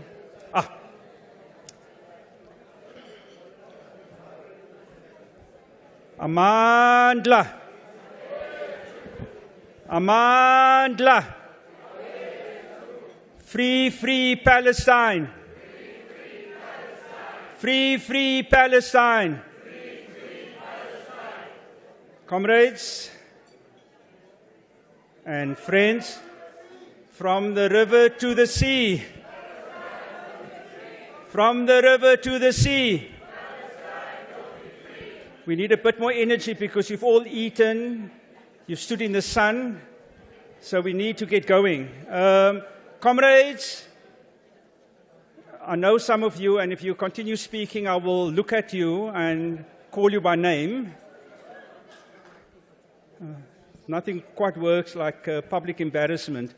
Comrades, a couple of things before we move to the last part of this panel. First of all, an apology. When we announced the break for Jumu'ah, that was a mistake. We should have continued until the end and allow those brothers and sisters who wanted to go to Jumu'ah to do so, or to wait until we finish the break, the session. As a consequence, as you can imagine, chaos has ensued. And all my claims to be an historian that is able to manage time is now in the dustbin of history. And I'm going to need to try and reclaim my reputation in front of all of you. As I indicated at the beginning, we had 5 speakers lined up. Our next speaker, just to reintroduce our final 2 speakers, is Lamise Deek. I hope I'm pronouncing both of those correctly, who's a human rights lawyer. It says so on the profile. Okay. And a long-standing campaigner in the struggle of the Palestinian people. And then our final speaker will be Ronnie Castrol's, an old comrade, an activist of many, many decades, in various liberation movements, including in the struggle of Palestinians for their freedom. We are running against the clock, and both speakers will be given the same amount of latitude that I gave the other speakers, but I am going to remind you at 10 minutes just to begin to kind of round off. So please, there's still Mohammed. There's still too many people speaking. We are going to start now, so over to you, Lamis.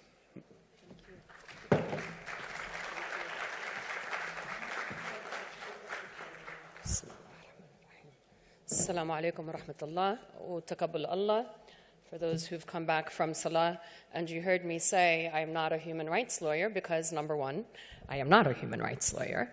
I am an attorney in private practice for 20 years and an organizer for Palestinian liberation for 24 years, and my work is in the sector of private but also public governmental law, national security, sanctions, compliance on the trial level, and other levels. And I say this because it's relevant to the advice or proposals that I'll have to offer. First and foremost, and always, thank you to the hosts, to the government officials, to the activists and the allies who've come from all over the world for having us and for hosting us.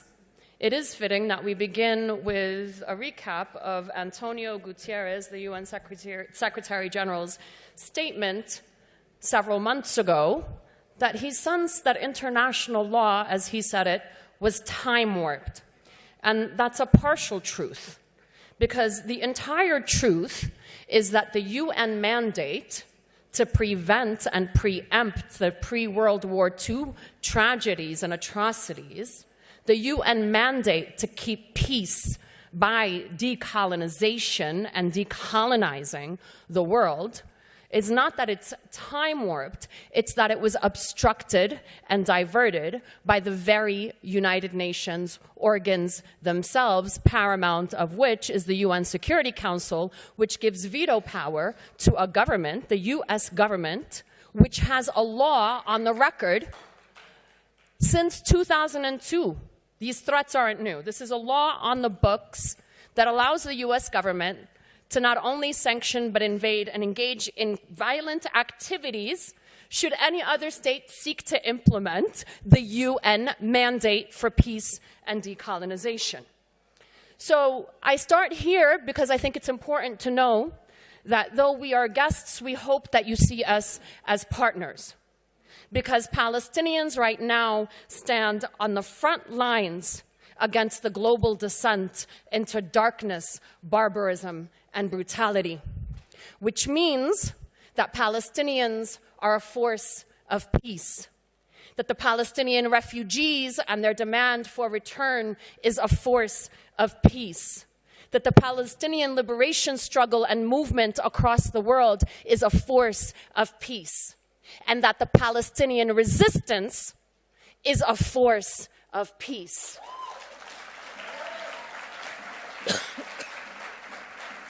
And so we say, you don't like the tactics. Well, there are institutions to deal with those tactics.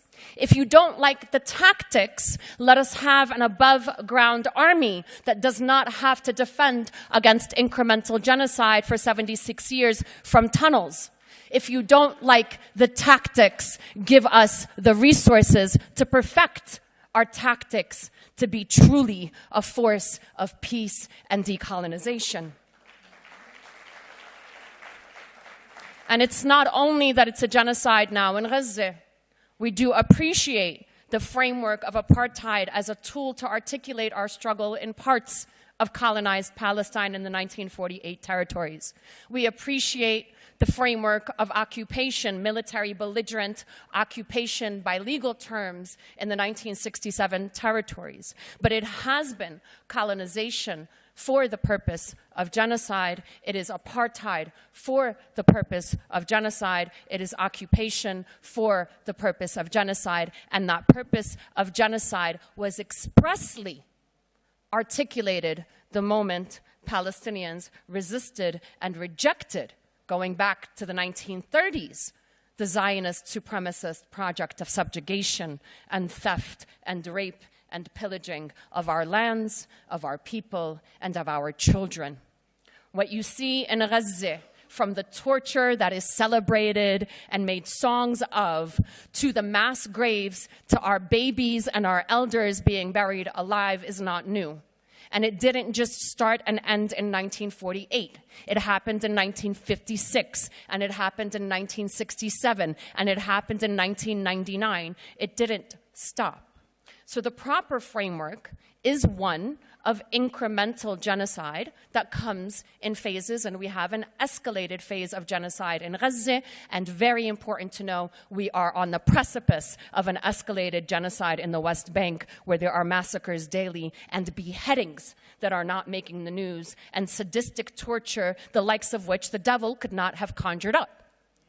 So how, shame, so how is it that given this reality, for at least 76 years, have we come to a place where an inherently and expressly genocidal project has been normalized, has been coddled, has been caused to thrive, and has become a dominant force in our lives, in our cultural institutions, in our academic institutions, in all social institutions, and in all halls of power. And this is where I think that we should begin. If this moment, which it does, requires of us revolutionary honesty about our achievements and about our condition, we must look at the details and we must deconstruct that condition. And that condition has been largely shaped by two things, two axioms. Number one, that discourse is the first and final stage of policy change. That law is an articulation of that policy change, but it is responsive and reproduced through discourse and therefore mutable, i.e. changeable. Number two, that Palestinians and all those dealing with or related to the Palestinian struggle have been subject to a brilliant, well-calculated, and scientific project of psychosocial, legal, and political engineering. And this must be the beginning of our work, in my opinion, moving forward. The psychosocial, legal, and political engineering is why Palestinians have been erased, why Zionist violence have been erased, and we have some unprecedented conditions that we're dealing with. We are the only colonized people who've been literally not allowed to exist by name until now. In the US and in the West, the word Palestine was not allowed in the media, in schools, in academia, right? The Palestinians is the most that we'll get, and even then, that is punished. Right? And this has been done, of course, through discourse and the media, but it's not by accident. It's through structures. And it's important that we understand these structures so we know how to struggle against them. The first was, of course, the dehumanization. This was then accelerated by criminalization. Do people here know that it is because of Palestine and the Palestinians that the world is subject to terrorism laws? That the terrorism laws were specifically developed first and foremost to criminalize and prevent the coordination and political and physical presence of Palestinians in the West and amongst each other. So the terrorism and sanctions and this criminalization. Thirdly, the incentivization and internalization and adoption of this otherization, of this criminalization, of the dehumanization, of the fear of us from each other as a result of these sinister, calculated Western projects by way of NGOs, which incentivize the good Palestinian versus the bad Palestinian. I don't know if folks here know, but on the cusp of Oslo, the US government had demanded that Palestinians open up 900 NGOs in a time span of 3 months. Brilliant. Fragment and disincentivize the struggle for liberation. Introduce interlocutors who can determine the terms and language on how we can operate, right? Divert the will for liberation and return into one of state building, maybe some freedoms and some civil rights and human rights, which is why I don't consider myself, and I am not, a human rights attorney. Alongside this, was the development and the limitation of the development of legal mechanisms and UN mechanisms vis-a-vis the Palestinian struggle for liberation, meaning the UN powers that be would pick arbitrary moments in time, unauthorized representatives who are partial representatives, if that at best, to come to agreements and turn, quote unquote, firm these mechanisms and laws and therefore the paradigms from which we move, right? Arbitrary, because why UN Resolution 242, 1967 is somehow sanctified, on what basis, and not UN Resolution 181, or not the principle of self-determination, which was the founding principle of the United Nations? Why not Resolution 194, which calls for immediate return for Palestinians? We have to accept that these are arbitrary, cemented only by a coordinated discourse that comes and is reproduced by all too many of us. The impact, and treated as fait accompli, right? Because we've established, right, that discourse and law are reciprocal and therefore mutable, which means that as you change the discourse on the grassroots level, on the state level, on the civil level, you change, especially international law. That's simply how it works, right? With time and with coordination.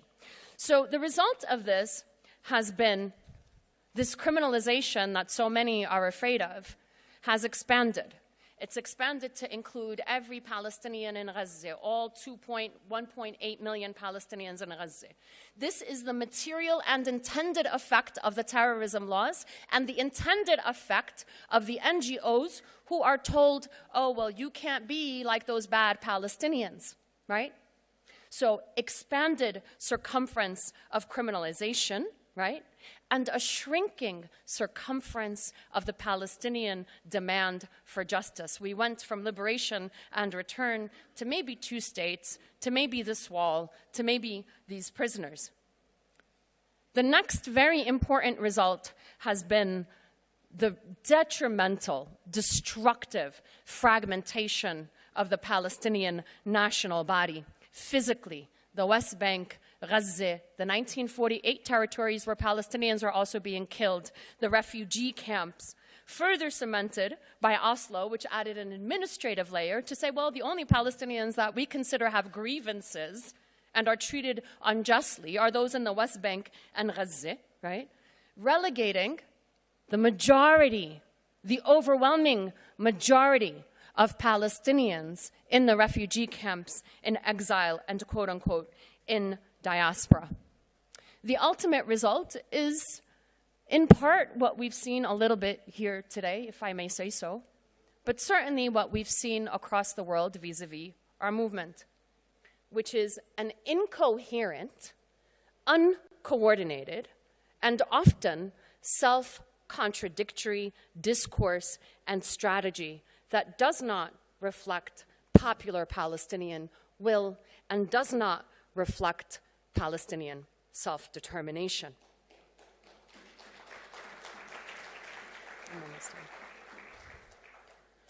This has capped this acceptance of all of these psychosocial engineering that we take as reality, right?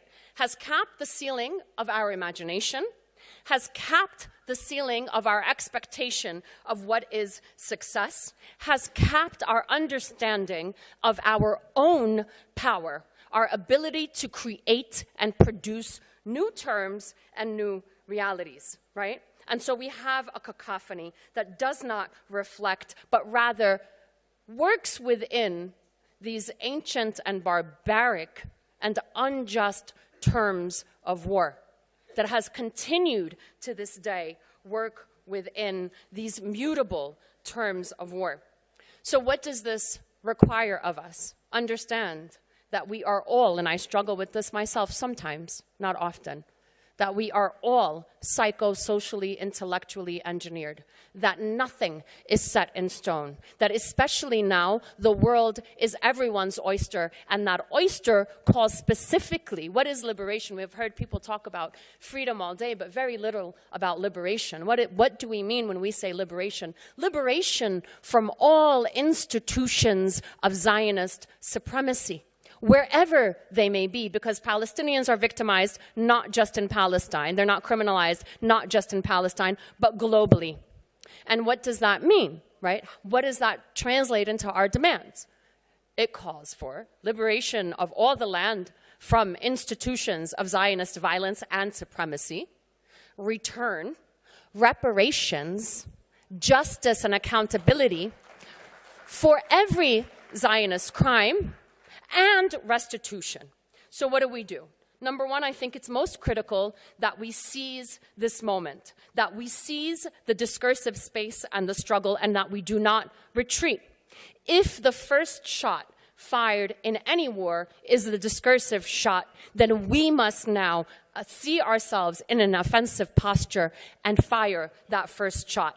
That requires naming the devil without apologizing. That requires naming our struggle for what it is, naming our resistance for what it is without apologizing. And if you can't do that, that's okay. Don't do anything at all in this regard. But do not condemn our people who are trying to break free from a concentration camp.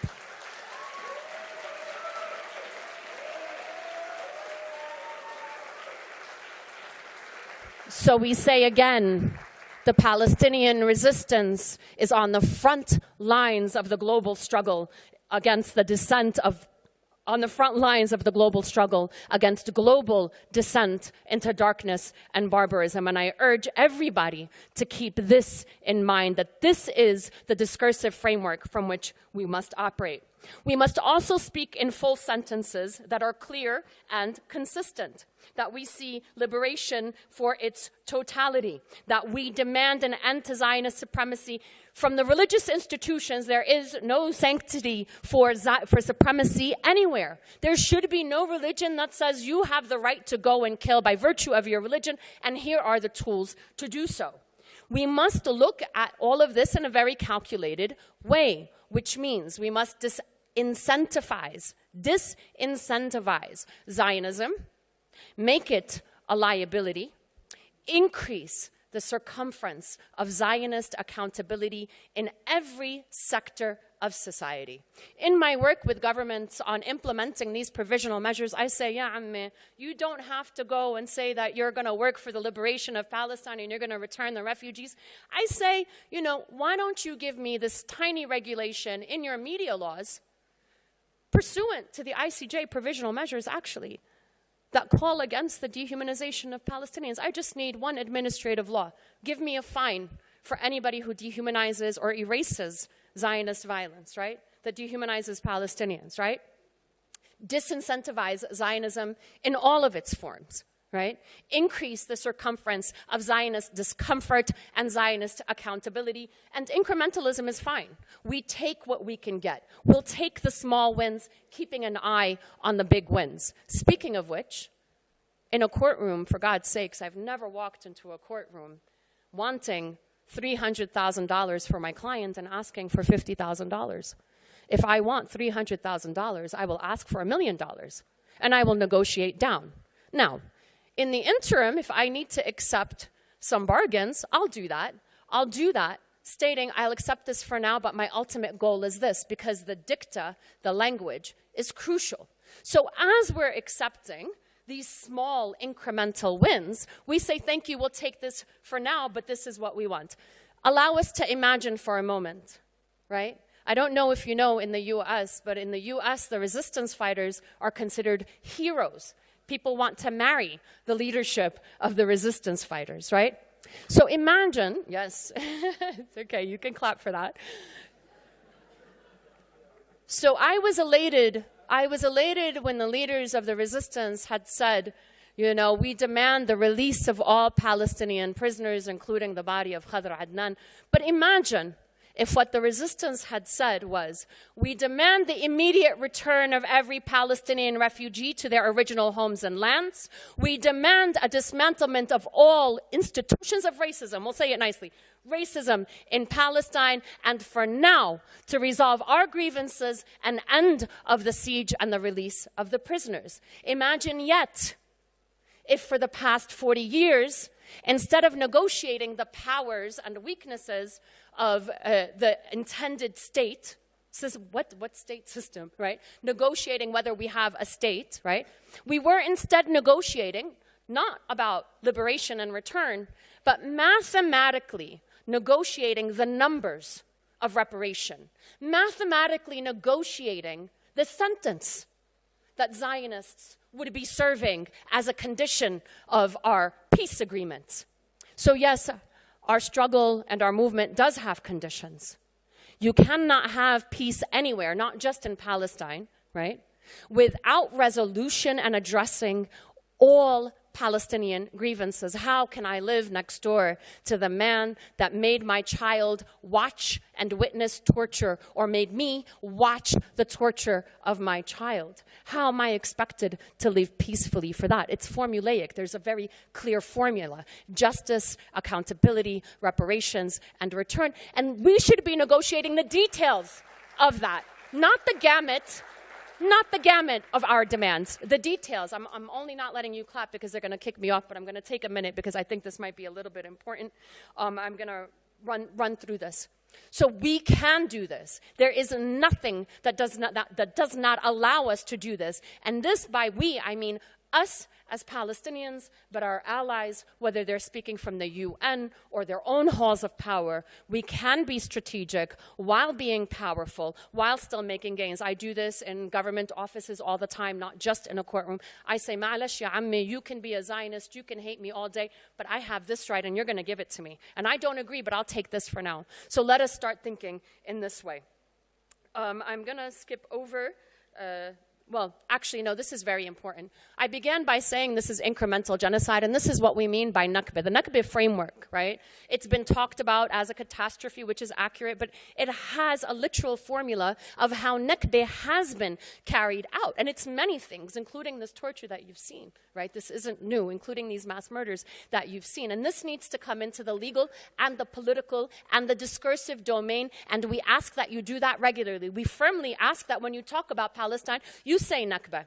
But as we develop this, legally, diplomatically, and politically, we have many frameworks which we must be leveraging. The terrorism framework must be top, right? Just as Yemen did. انتوا بتحبوا قوانين الإرهاب، إحنا بنحب قوانين الإرهاب. You like the terrorism laws, we like them too. You like the sanctions law, we like them too. But we will bring law and logic back to the terms terrorism and sanctions, right? So as corruption, racketeering, money laundering, these should all be frameworks that we are leveraging against the Zionist entity and all of its supporters. Lastly is to swing the pendulum when you see it swinging. We see progress being made, for example, let's say, from Yemen. What resources can we put out into the world, right? Palestinians are often, people have low expectations of us, but I think we're a rather extraordinary people, not by choice, but by circumstance. I would ask my Palestinian colleagues to make sure that even when we can't directly coordinate, that we are putting out the wealth of knowledge and resources, that we are leveraging our proximity to power into making power for our people in Palestine, in the refugee camps, and in the resistance. So, you know, I know that there's often pressures on governments and people in NGOs, and it's hard to say, you know, and all of us are subject to this. I've, like many of you, have been a target for many years, but I make it a point to study and understand what is it that's coming down the pipeline for myself and for others. And the really great thing about this moment in history is the Zionists have given us a formula, and unlike us, their formula is actually capped, right? They're very predictable in what they're going to do and how they're going to do it. The problem is that we're not anticipating, preempting, and preparing. And I don't mean just on the ground in Gaza, but globally we're constantly responding and reacting, and we need to take that moment and also understand that we are in a place of power, right? It would be an anathema if we let go to waste all the labor and struggles that we've seen across the world and not just in Gaza.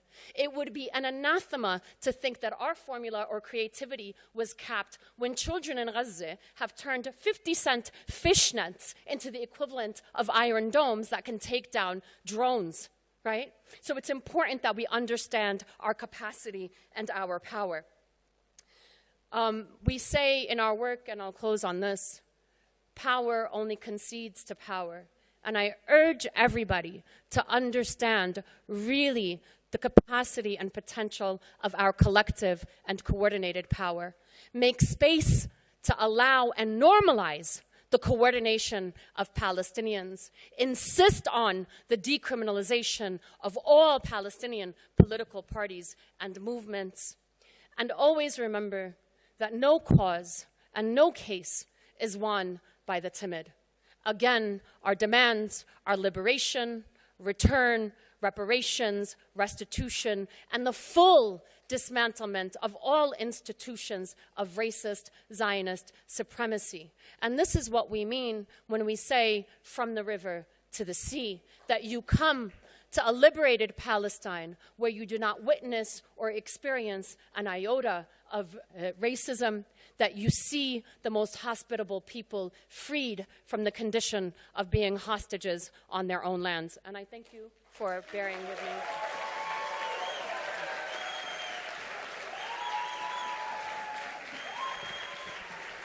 Thank you very much.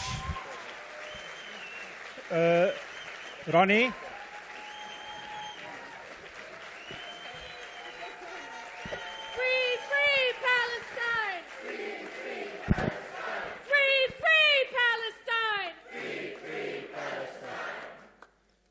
Ronnie, over to you.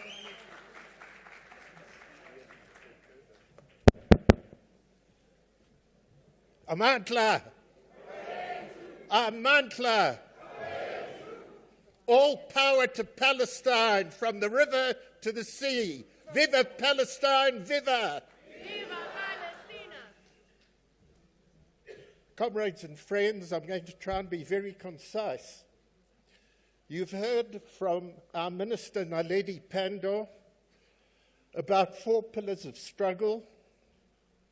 You've heard from Comrade Declan from Ireland about our 4 pillars of struggle.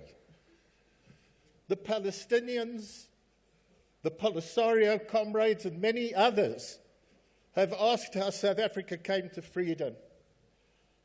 And when we talk about the 4 pillars, we don't say, do what we did and follow us. In fact, the Palestinians have so many elements of struggle and of the 4 pillars. But of course, my duty, and requested by the organizers, and I'll be brief, 4 pillars. Comrade Chair, I'll try and deal with them 2 minutes each. But before that, in the other 2 minutes, if you start the clock now, I want to say 2 things. Firstly, our 4 pillars, incidentally, took us 30 years to develop and crystallize. We don't have 30 years. There's the genocide. The genocide has to be stopped now. And this is where, Comrade Frank, this conference and the deliberations tomorrow have to be focused, dear friends, on how to stop this genocide. And I'm not just saying ceasefire. There's more to it than that. When Barbara Castle spoke with Abdul Minty, who you've been introduced to, a 22-year-old who was leading the anti-apartheid movement in Britain, and it was called initially the boycott movement. She said to him, and he'll speak tomorrow, Abdul, we've got to change the name, not just the boycott movement, but the anti-apartheid movement, because the point is, it's not just about boycott. It's to break to break the apartheid system. And that's what we have to do. When we talk about the river to the sea, we've got to break Zionist Israel, Comrade Mustafa. That's what we all helping you, supporting you around the world. But this question of genocide, which is taking place, and as we've heard from comrades, the sword is over the West Bank and Palestinians in the region. And we have to find ways to force Genocide Joe and all the other criminals of these former Western colonial powers to listen to the roar from the streets and from the students in occupation, which is spreading, this new wonderful generation of youth, to stand up against Zionist Israel and their colonial masters and colluders from the USA to Britain, to Germany, to France and elsewhere. And that's what this conference is about. The second thing I want to say is to talk about something that's not spoken about, and we haven't actually heard it. And that's that Israel is a nuclear power with over 200 nuclear bombs. And these madmen, and it's both sides, it's not just Netanyahu, it's the lot of them, when they feel that it's come to the point where their rule is really being threatened, do you believe they're not going to use nuclear bombs? And why do you think the Arab states are so quiescent? Yes, there's a lot we can say about their collusion, but the USA and the West have allowed Israel with its 200 nuclear weapons. And where do they get support? I want to come back to South Africa. Israel assisted South Africa to create 6 nuclear bombs and more. We came to power, and the Yanks had spoken to the Boers here who dismantled 6 bombs. But we are a uranium-rich country with lots of mines, especially then. And I happen to know, President Mandela and Mbeki happen to know. We said, where are the rest of the enriched uranium? And where did they go? And I would say, and bet my bottom dollar, that it went to Israel. And the axis between Tel Aviv and Pretoria in all those years. Bear that in mind, and bear in mind what our responsibility is to our Palestinian brothers and sisters, but to the world, because these madmen will let loose nuclear bombs. Don't think that it's not possible. We have to stand up to the menace that threatens us all, as it immediately threatens our Palestinian comrades every day with this genocide. So look, the 4 pillars, let me say that the key, the overriding key, is clear politics, policy, unity, and we've heard that from Declan, and we're not saying the Palestinians know nothing about the need, but they've had huge problems confronting them. I can't go into them here, and they'll talk tomorrow. But the need we found for strong, clear political leadership over everything we did, and over the 4 pillars.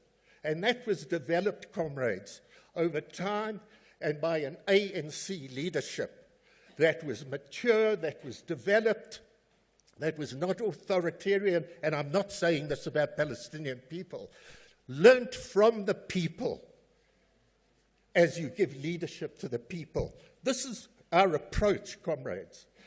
In relation to the pillars, the minister mentioned the mass struggle of the people, people-centered. We can never make change without the mobilization of the masses. They are the key.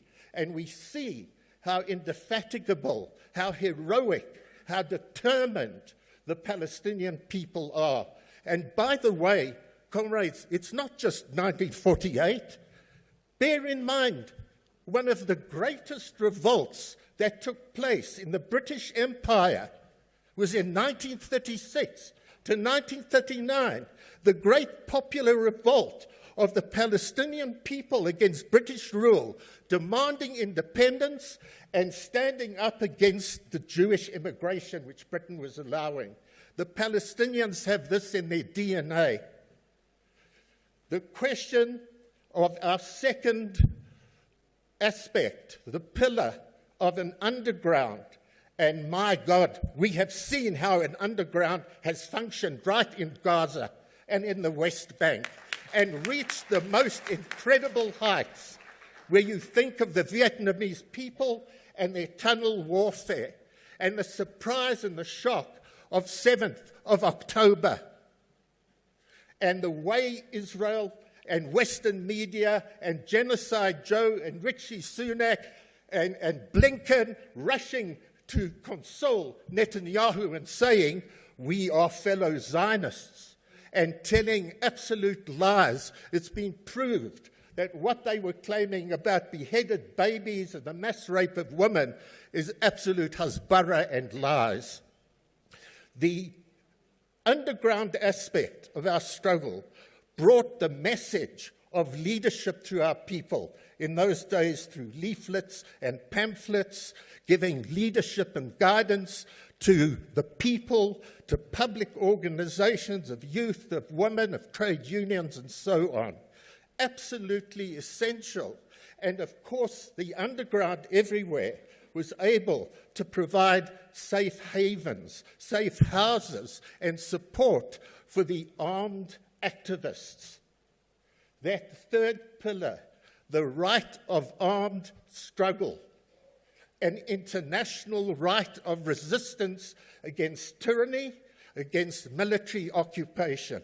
There is no need to pussyfoot around the fact when we have our discussions about the right of the Palestinians to resist with arms. And the Palestinian people are showing that in terms of their armed struggle, it's past in Gaza. It's past guerrilla stage of struggle. Even Netanyahu will tell you, because he talks about the battalions. Guerrilla armies don't have battalions. I've been involved in guerrilla struggle.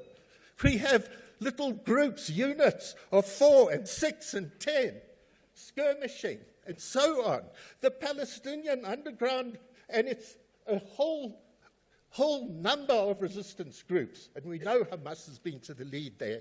But in relation to this, the creation of weaponry, of advanced weaponry, etc., which was a key thing in all the armed struggles, they have shown that they've been able to do that as though they were in the Warsaw Ghetto, and the Warsaw Ghetto uprising had to smuggle in some weapons. The right of those Jews in the Warsaw Ghetto to resist the Nazi oppression and death is the right of the Palestinian people to stand up against Zionist Israel. But let me, have I got 2 minutes now? In the last part, I want to come to that fourth pillar, which is what we're here really for.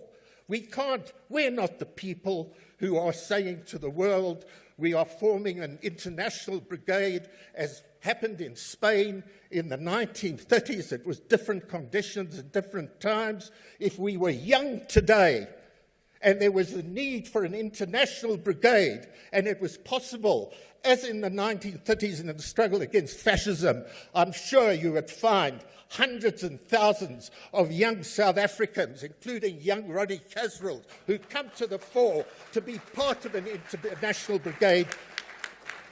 Declan.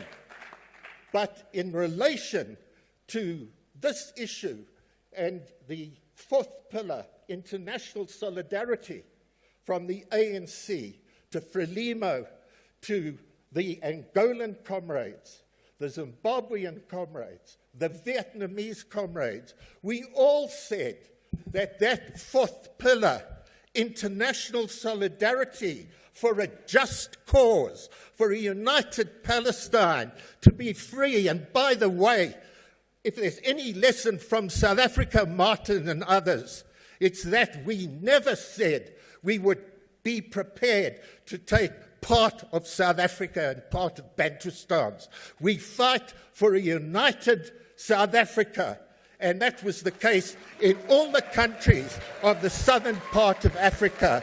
And we've got no doubt when we say, in our Palestinian comrades say, from the river to the sea, what that means. And in the final analysis, that is justice and peace and security for anybody, Christian, Muslim, Jew, who live in the Holy Land. And we hear that over and over again from the Palestinian comrades, including from the resistance, who Netanyahu and the Zionists and their supporters, the Bidens and so on, say around the world that no, these people want to destroy. They don't say apartheid Israel.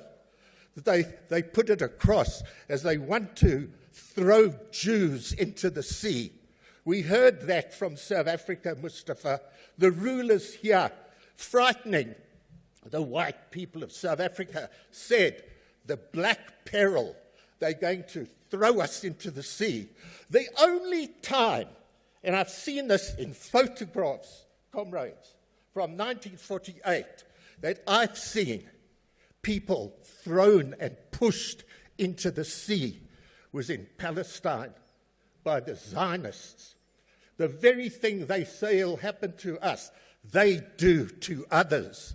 And that's what a united international movement must do in terms of, in every possible way, as was the case with the South African anti-apartheid movement, to form such pressure in the streets, in the mobilization, and we see it before our eyes today in the most unbelievable way.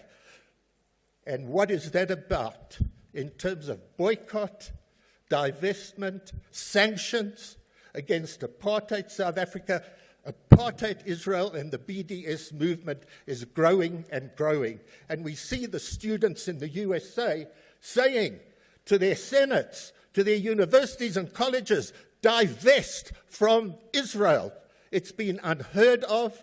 It's come to an absolute crystallization of the struggle and the support that the Palestinians are getting globally. And that, for us in South Africa, that fourth pillar we saw throughout that 30 years from the time that Abdul Minty and Barbara Castle had created it. We saw it grow. Horst Kleinschmidt, who worked with the churches and Canon Collin in so many ways from abroad. The pressure that applied not only to apartheid and the whites here, who were isolated and condemned. At first, they hated the anti-apartheid movement. In the end, they were so frightened and they got to a point of feeling, we've got to come to terms with the situation. But the pressure, you can see the pressure on Biden that's taking place. And that's the way, dear comrades of Palestine, in this vital hour that you face, this is all we can do. We stand by you, we support you, you see it everywhere in the world. And through this conference, Comrade Frank, tomorrow, in our discussions, in the workshops, let us apply our minds to enrich what we can do as South Africans. And many countries and people in the world look to us for that kind of guidance. That's why, as I end, Comrade Chair, and thank you for the time, why, Comrade Frank, did we decide? We took a decision, you took a decision with your committee that do we wait for Palestinians? And of course you cooperated and interacted as you told us. And we were saying, yes, the Palestinians want to see this taking place this weekend, but really, as South Africans who gained so much from an international anti-apartheid movement that assisted us, how could we go on watching, making speeches and statements and feeling, knowing how a global anti-apartheid movement had assisted us, that we felt so ashamed. We felt that we had to take bold steps, and it's a bold step to be sure, and let's see that this radiates from the workshops of tomorrow and the declaration and the resolutions of conference. Viva Palestina, viva! Thank you.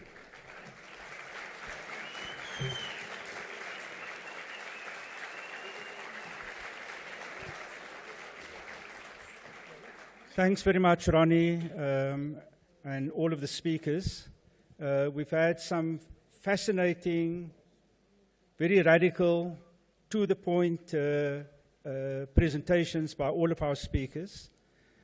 You're all aware that we are very far behind in the schedule. The steering committee has asked that we do not have a Q&A now. It's really important in this conference, which is a consultative conference, that we hear the voices of people who are sitting here, and that we not only have fantastic, wonderful, insightful inputs from the podium, but we need to manage that, and the steering committee is trying very hard to recalibrate the program in order to ensure that we have inputs. We have another panel happening immediately after this. We're not taking a break, so I have relinquished my powers of giving breaks. We're moving straight on to the other session, and there will be ample opportunity, particularly tomorrow in the workshop sessions, for everyone to express their views and to shape the politics, which this session was framed as, setting the context. But you have done more than, if you don't mind my kind of invoking your metaphors, we've done more than kind of set the context. We've expanded the parameters of our ideas about what liberation means, and these ideas, I'm certain, will inform our ongoing conversations. I understand that I now have to hand over to... I'm just going to grab my belongings. Oh, okay. And I had to cut through a lot of my speech, so because there's no Q&A, I'm just going to make a couple of offers, especially for the allies in the room, but also to speak to my people who I don't get to speak to you for many reasons, including physical and legal and political. I understand that there's a lot of momentum behind this state recognition, and I would merely ask that those who think, by the way, there is no legal benefit whatsoever in saying we recognize a Palestinian state. So legally, in terms of cases, it's not relevant at all. But those who think that this is a gain to be made, I would ask that you do it on the same terms that the Zionist entity, aka Israel, is recognized, which is without borders. Where are the Israeli borders? Why are we constantly limited to 1967, number one? Number two, in my early years of defending the terrorism cases, it was my strategy that the more dehumanized and the bigger the charges against my client were, the more closely I held my client in front of the jury. And I ask that our people do the same thing and embrace the most criminalized and demonized amongst our people. And lastly, I urge all of the Palestinians here to come together and call for Palestinian reunification, coordination, and democratization of the institutions that speak for us. It is this moment that requires our people in Palestine to call upon all of us on these terms and on the terms of full liberation. And I thank you. Wassalamu alaikum. And I'm going to pick up my cards.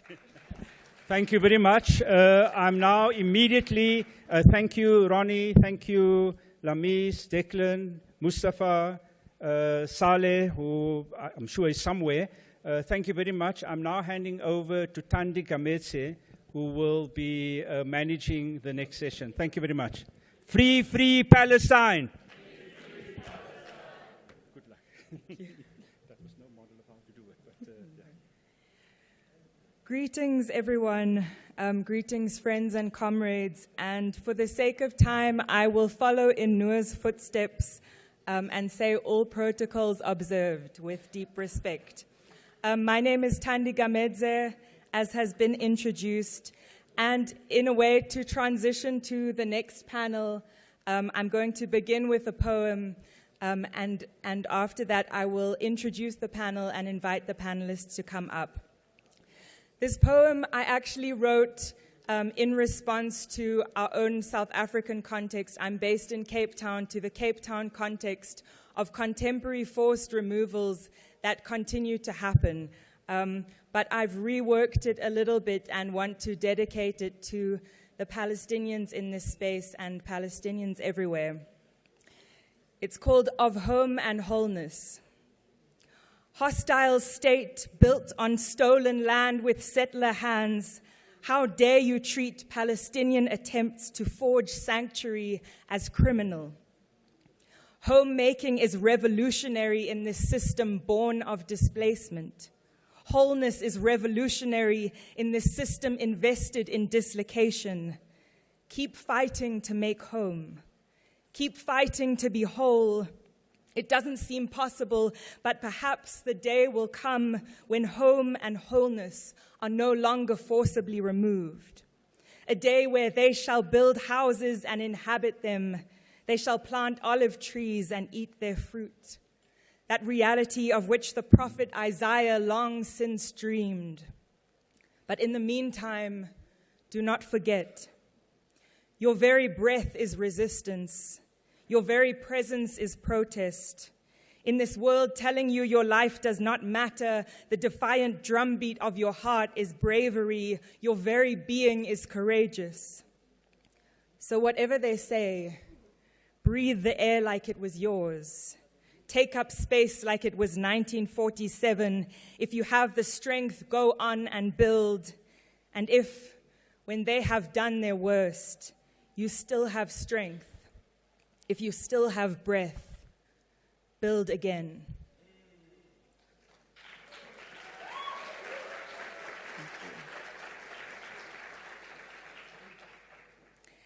Thank you. Very briefly, I know we are short on time. I just want to introduce the panel.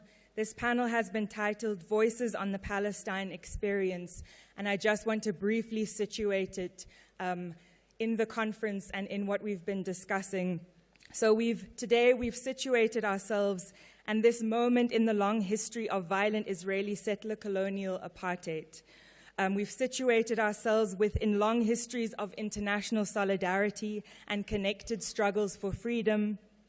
We've situated ourselves within the contemporary realities of the current world order and all of its asymmetrical power relations.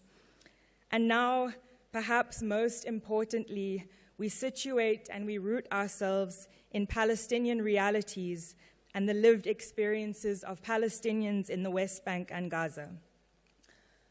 Please, panelists, would you come up, and I'll introduce one by one as they speak. But welcome and thank you for being here. And we don't take the sharing of your stories and experiences lightly. We hold space for them, we receive them with deep gratitude, and we carry them as fuel for our continued work on all fronts towards a liberated Palestine. And our first guest, I think, will be joining us online, and I welcome Shireen Hilal. She is based in the West Bank, and she's the director of Bethlehem Bible College's Community and Outreach.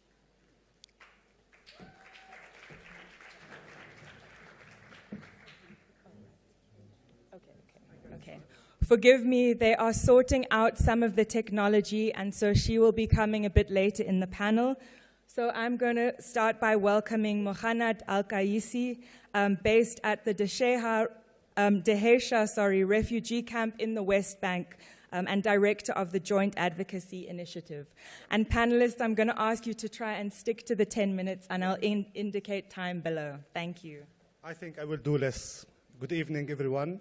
My name is Mohanad Al-Qaisi. I come from the Dehesha refugee camp in the West Bank. I have been asked to tell my story as a witness living in the West Bank. And to be honest, when I wanted to write, I thought what to write, you know? We have experienced almost everything that could be experienced in a hard time. But I've been in South Africa and I've been looking around and people explaining to me about apartheid. And I think we live more than apartheid in Palestine if you compare it. And I'm not really comparing here the sufferings of the people as much as I'm trying to explain and to share what's Palestinian really experiencing. I was born in a refugee camp. And the first thing I saw when I was born in '88 is a fence outside my home. The camp where I used to live, or where I still live, until 1994, it was surrounded by a fence and rolling gate. So whenever we want to go outside of our homes or the camp, we have coordination. We need to coordinate. In the camp where I live, there's 15,000 people living in 1 kilometer square. So imagine how many people wanted to go outside the camp for medical reasons, or if they have schools or university. But we managed to take off the fence in 1994 by agreement, Oslo Agreement. And we have been, just wishing for the good for the Palestinian people.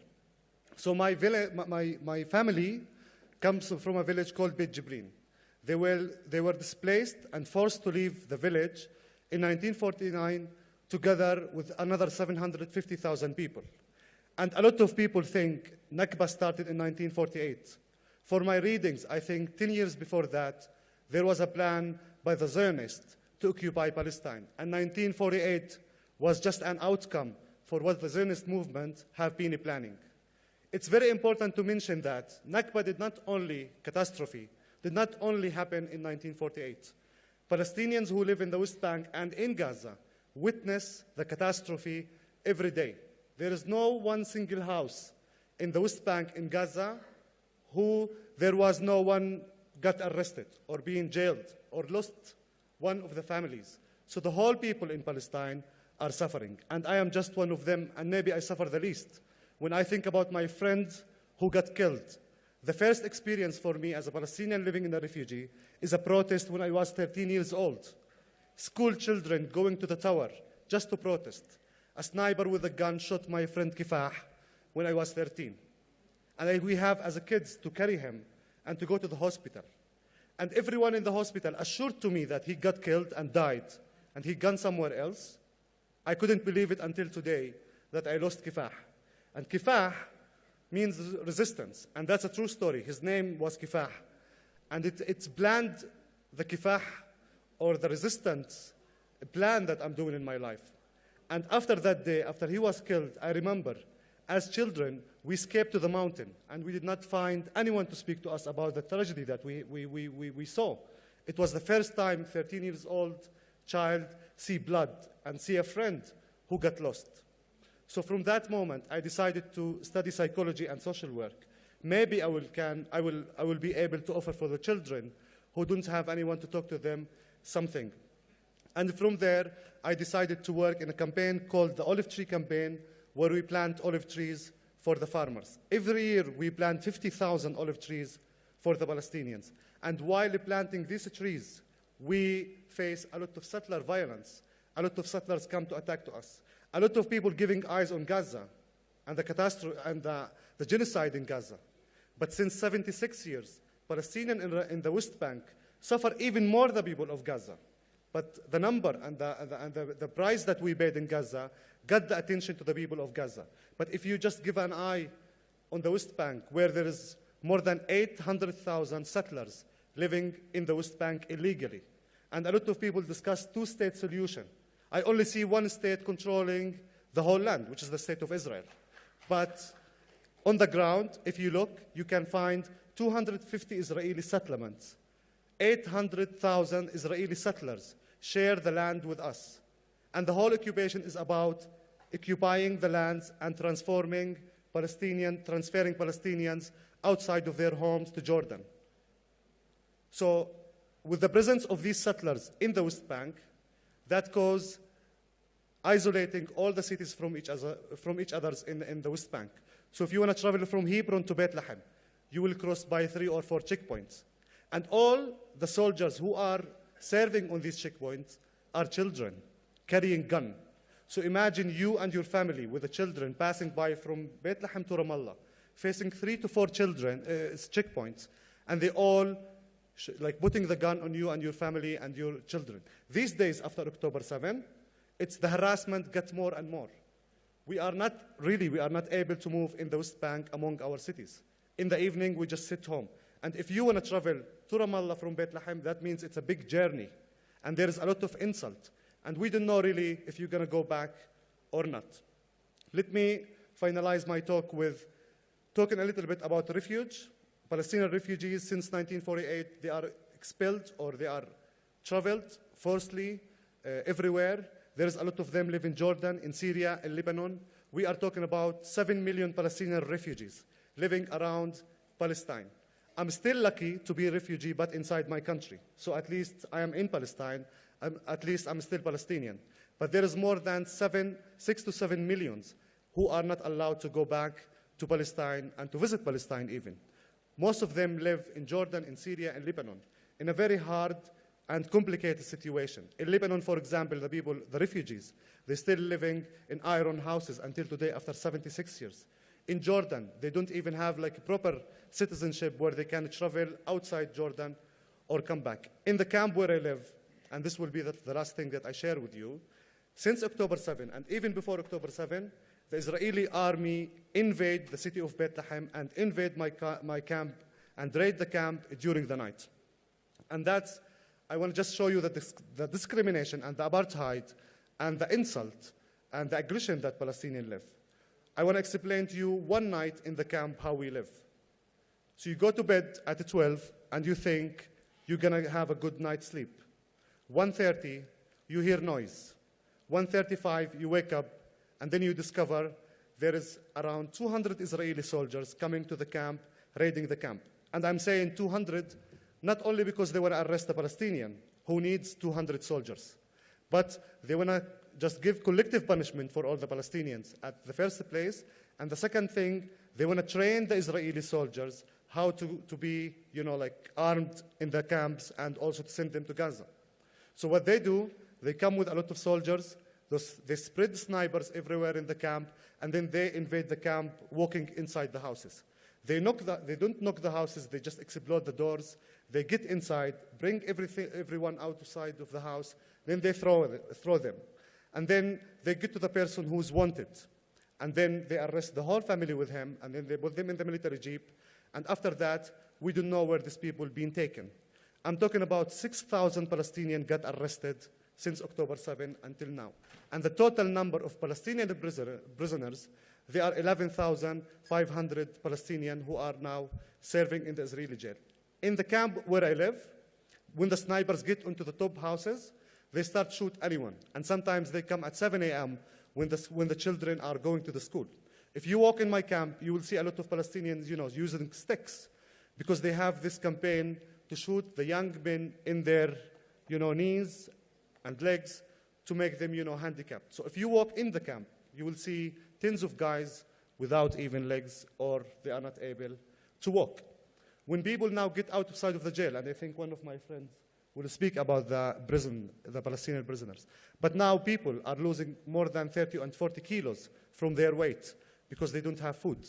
They are being tortured inside the Israeli jail. And they are being isolated without any kind of communication.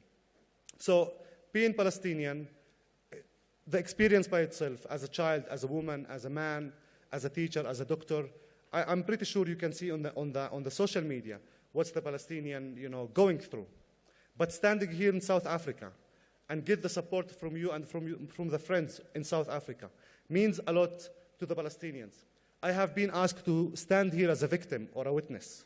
And I had never felt until today, after experiencing all this, I'm a victim. I still feel I'm a freedom fighter. And there is a lot of people giving me hope.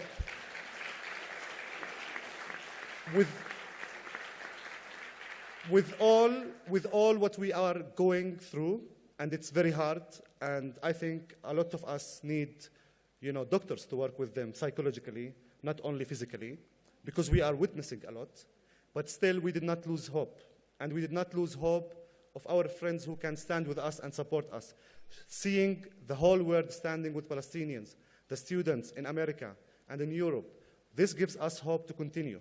And to continue not only for Palestinians themselves. The Palestinian cause is a global cause. If it was solved, and if we got our victory and liberation, a lot of many other countries will get liberated by our liberation. Thank you so much.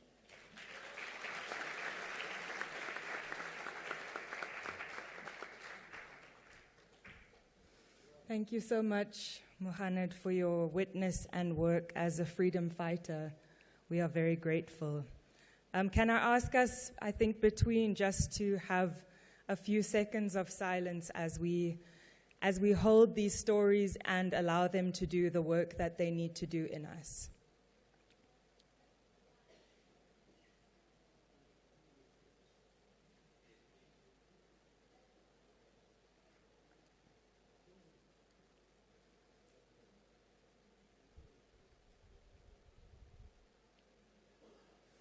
Thank you. We welcome next our online guest, Shireen Hilal, and as I said, she's based at Bethlehem Bible College in the West Bank. Welcome, Shireen. Dear friends of Global Anti-Apartheid Conference on Palestine, I greet you in the name of Jesus. I greet you from Bethlehem. My name is Shireen. I live in Masafat. I really wish I would have been there with you, but I'm with you in spirit. As you all know, the situation in Gaza is horrific at the moment. And as you all know, if people talk about it as conflict, they are absolutely mistaken. We're talking about genocide. We're talking about ethnic cleansing. We're talking about the concentration camp, literary concentration camp within the city of Gaza. Unfortunately, over 34,000 people killed, around 10,000 missing, about 13,000 children killed, 87,000 injured. And when we say injured, I'm sorry, it's not like a cut or like a simple injury. Many, many people lost body parts just for no reason, especially children. And if we do statistics according to the UNRWA OCHA, we see that out of 15 people killed on hourly basis, 6 of those are children. So who are we talking about? Let's have these numbers sink in. We continue to hear about these numbers. Who are these people who are killed? We're talking about children. We're talking about loved ones. We're talking about people who are so close to the heart. And today I'm here with you to share about my story, my family's story. My mom comes from Gaza. She comes from a very well-known family in Gaza called the Tarafi family. When the war started, and this is very, I would say, ironic, people think that war started in October 7th. But reality is that war started a long time back. It has been like this for over 75 years. So when this started in October 7th,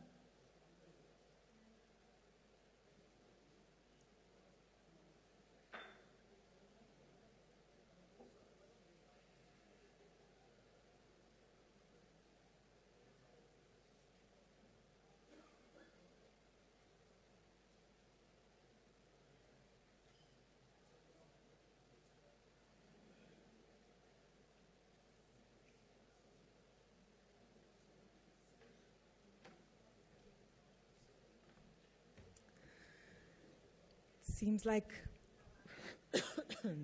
excuse me, it seems like we've unfortunately lost Shireen.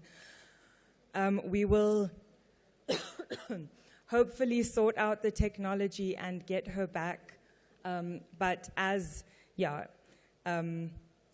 let's just carry on in order to try and save as much time as we have. Sorry about that. But I will now introduce our next panelist, Ashraf Nasrallah, who... Especially the Christians that I know of who actually were so frightened to stay in their homes, they actually seek refuge into the churches of Gaza. I mean, this is a normal thing. If you want to hide from something, you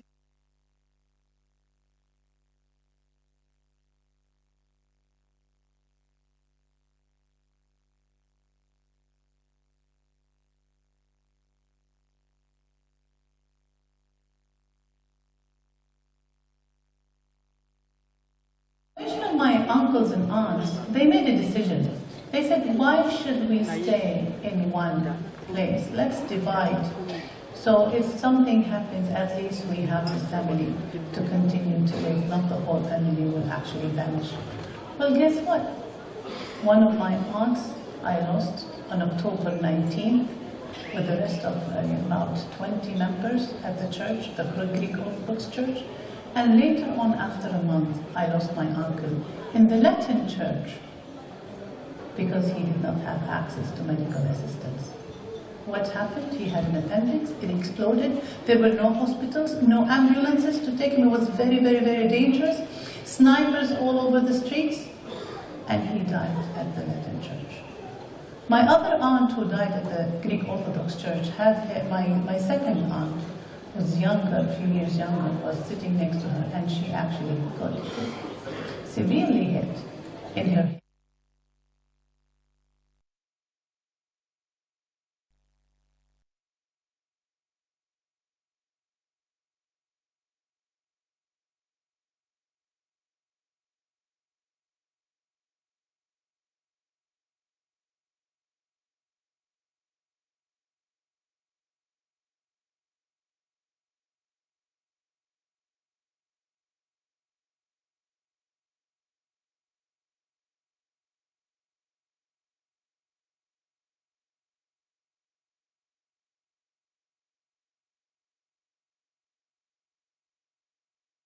She's still in a wheelchair.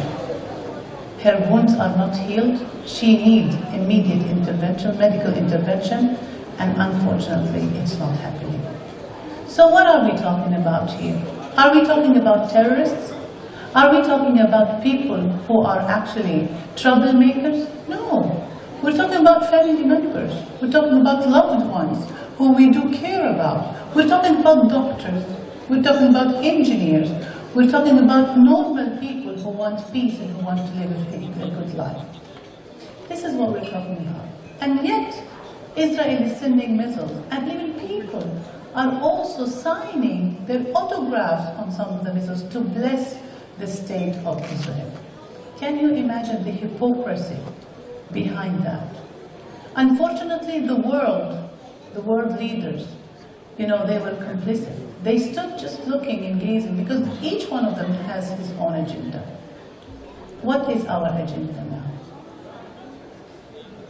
To be honest with you, I'm very disappointed and very sad, and I'm heartbroken. Let these numbers and these stories sink in. Please share what I just shared with you, because this is reality. This is what's really happening on the ground, and now people are so worried about what is really happening in Rafah and the invasion of Rafah. Most of the people in Rafah are children, people who are trying to actually leave Gaza, but they're not even able to leave Gaza. If I talk about the Christian community in Gaza, I do have fears. I fear for every single Palestinian who lives in Gaza. But I'm also fearing the Christian presence in Gaza. How can we actually blame? Or how can we, point fingers at people wanting to leave? Unfortunately, out of 850 people who lived in Gaza, about 200 left already, meaning the number is decreasing. And most probably, if Rafah borders open, many of them will leave. The situation in Gaza is not at all a place where people can actually live, whether in peace or in safe environment. It is a place of war that nobody can predict or can know what happens the next day. But you know what? Despite all of that, I want to share with you how grateful we are for South Africa. Because South Africa stood from the very beginning with what's happening in Gaza. They stood against injustices. And that was very proven when they led the case, before the International Court of Justice. The same people, the same people in South Africa who actually suffered from the Apartheid regime. And the history repeats itself. And they were backed by the West, and who were the victims of Western colonizations of their land. So basically, it is history that repeats itself. But we do trust that if we have people like you, South Africans, who were amazing for standing in solidarity, then we do have hope. Dear friends of South Africa, we should not rest until this is over. We should not rest because we owe the people of Gaza. We owe the children of Gaza. We owe the heroic Gazans. We need to stand in solidarity. We need to continue to demonstrate our love, our rejection against injustices that is not only happening in Gaza but all over the world. We cannot stop protesting. We need to continue. Thank you on behalf of every Palestinian. Thank you on behalf of every Gazan. Thank you on behalf of every Palestinian who lives in the land and out of the land. Thank you for standing side by Palestinians. And let me tell you, you're no longer called South Africans. You're called as well Palestinians.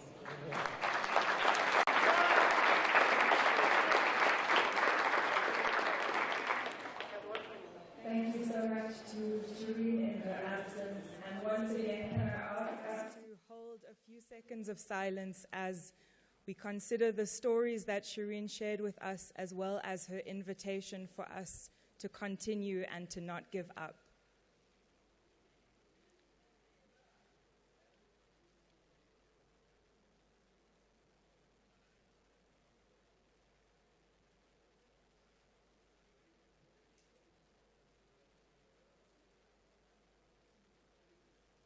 Thank you.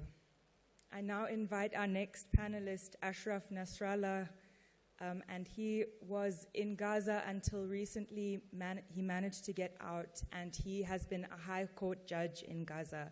Thank you so much for being here.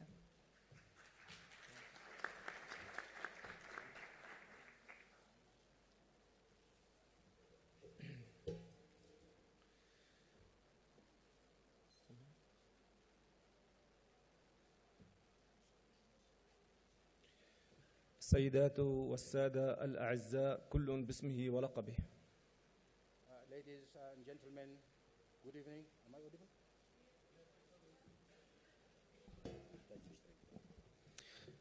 السيدات والسادة الأعزاء كل باسمه ولقبه أصدقاء الشعب الفلسطيني السلام عليكم ورحمة الله وبركاته.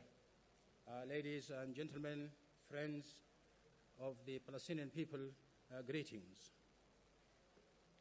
أنا أعيش في مدينة غزة وأعمل قاضي في المحكمة العليا بغزة. I'm living in Gaza and I'm working in the High Court of Gaza. خرجت من غزة أثناء الحرب بعد أن نجوت من القصف بأعجوبة. I left Gaza during the war and I hardly skipped death when I went out. عشت مع عائلتي في الحرب أيام صعبة جدا جدا كنا نرى الموت في كل لحظة. I and my family went through a very hard time during the war. كان أطفالي لا يعرفون النوم وكل أطفال غزة أيضا كانوا لا يعرفون النوم. I would like to tell you that the people of Gaza and the children of Gaza hardly sleep. كانت الصواريخ تنزل على الناس بالعشرات من الطائرات الإسرائيلية في منتصف الليل. Tens and tens of Israeli planes drop bombs throughout the night. لقد دمرت طائرات الاحتلال الإسرائيلي كامل الحي الذي أسكن فيه في ليلة واحدة وشردت مئات العائلات. These Israeli bombs displaced tens and tens of families. إن ما يجري في غزة من مجازر فظيعة لم يسبق لها مثيل. What happens in Gaza of massacres is something that is unprecedented. السيدات والسادة. Ladies and gentlemen, قوات الاحتلال دمرت المئات من المنازل وبداخلها المئات من النساء والأطفال بشكل متعمد. Occupation forces destroyed hundreds of houses, and within these houses are hundreds of families. أتحدث إليكم ما رأيته بأم عيني في مدينة غزة. I'm talking to you about something that I have seen with my own eyes. رأيت العشرات من الشهداء في مشفى الشفاء. I have seen tens and tens of martyrs in the Shuhada hospital. وأيضا رأيت العشرات من الشهداء في الشوارع لا يجدون من يسعفهم. And I have seen also tens of martyrs on the streets. They hardly find anyone to bury them. نعم، هي حرب إبادة ضد الأطفال والنساء. This is truly a genocide against women and children. والمستشفيات والمدارس والجامعات. Hospitals, universities and schools. هي إبادة للأطباء والصحفيين والمساجد والكنائس. Journalists, imams, and in the churches, and schools and mosques and churches. أثناء وجودي في غزة قامت الطائرات بقصف أقدم الكنائس في العالم وكان فيها المئات من النساء والأطفال. While I was still in Gaza, an Israeli plane attacked a church where there are hundreds of women and children. فقتلت 17 مواطنا داخل الكنيسة. 17 people were killed inside the church. في غزة اليوم هناك 17,000 طفل فقدوا أمهاتهم بسبب الحرب. Today there are about 17,000 children who lost their mothers. السيدات والسادة. Ladies and gentlemen. قوات الاحتلال قطعت عنا الماء والكهرباء والاتصالات. Ladies and gentlemen, occupation forces have disconnected power and electricity and water from the houses. وقصفت المخابز لإجبار الناس على الرحيل من غزة. And they attacked places where bread is produced in order to displace people from Gaza. منذ 7 أكتوبر وحتى اليوم قتلت قوات الاحتلال الإسرائيلي أكثر من 35,000 مواطن. From October the 7th until today, the Israeli occupation forces killed more than 35,000 people. منهم أكثر من 15,000 طفل وأكثر من 10,000 امرأة. Among them, more than 15,000 children and more than 10,000 women. وأيضا سرق الاحتلال الإسرائيلي الأعضاء البشرية من الشهداء. This is in addition to the fact that the Israeli occupation forces looted the human body parts from the dead. كان هناك استهداف متعمد إلى رؤساء الجامعات فقتل الاحتلال 3 من رؤساء الجامعات في قطاع غزة مع عائلاتهم. There are targeted attacks to university leaders, and there were 3 university presidents who were killed along with their families. وبالإضافة إلى ذلك هناك أكثر من 150 أكاديمي من غزة تم قتلهم.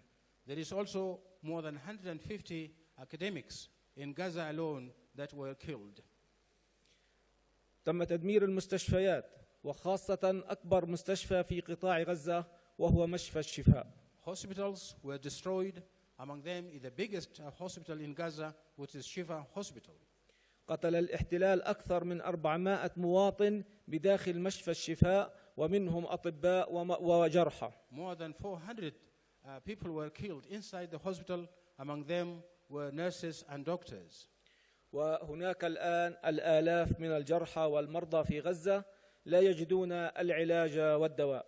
There at the moment are thousands of the injured in Gaza who cannot afford to get medication. حتى المدارس لم تسلم من قصف الاحتلال، فحتى الآن قام الاحتلال بتدمير أكثر من 100 مدرسة. Even schools were not spared. About more than 100 schools were attacked. بقصد حرمان الطلاب من التعليم. This is to chase children from education. العشرات من هذه المدارس تابعة إلى وكالة الغوث وتشغيل اللاجئين. Tens of these schools are owned by UNRWA. أيضا دمرت قوات الاحتلال أكبر مبنى للعدالة في قطاع غزة وهو مبنى قصر العدل. Also the occupation forces destroyed the biggest building in Gaza for justice, which is the Justice Palace. الذي تم افتتاحه قبل 4 سنوات فقط وكان فيه أكثر من 250,000 قضية. This palace was opened about 4,000 years ago, and within this palace there were more than 25,000 cases. وهناك الكثير من جرائم الحرب. There are so many war crimes that have been committed. وقبل أن أغادر مقامي هذا أتوجه لكم بصرخة من رجل قانون. Before I leave this platform, I would like to call upon you from a perspective of a legal person. هؤلاء الشهداء من النساء والأطفال هؤلاء بشر ولهم حقوق. These martyrs, children and women, these are human beings and they have rights.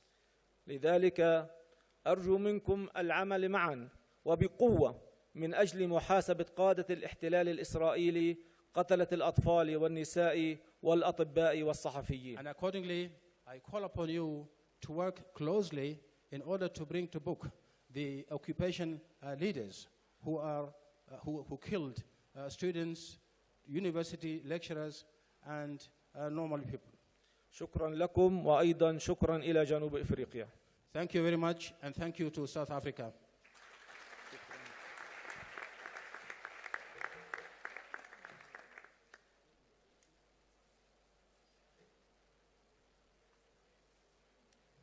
Thank you so much, Ashraf, for sharing your stories.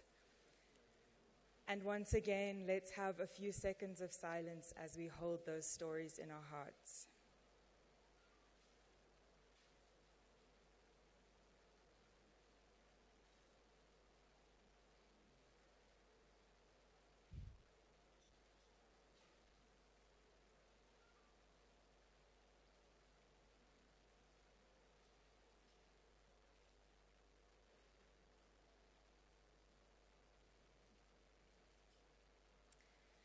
Thank you.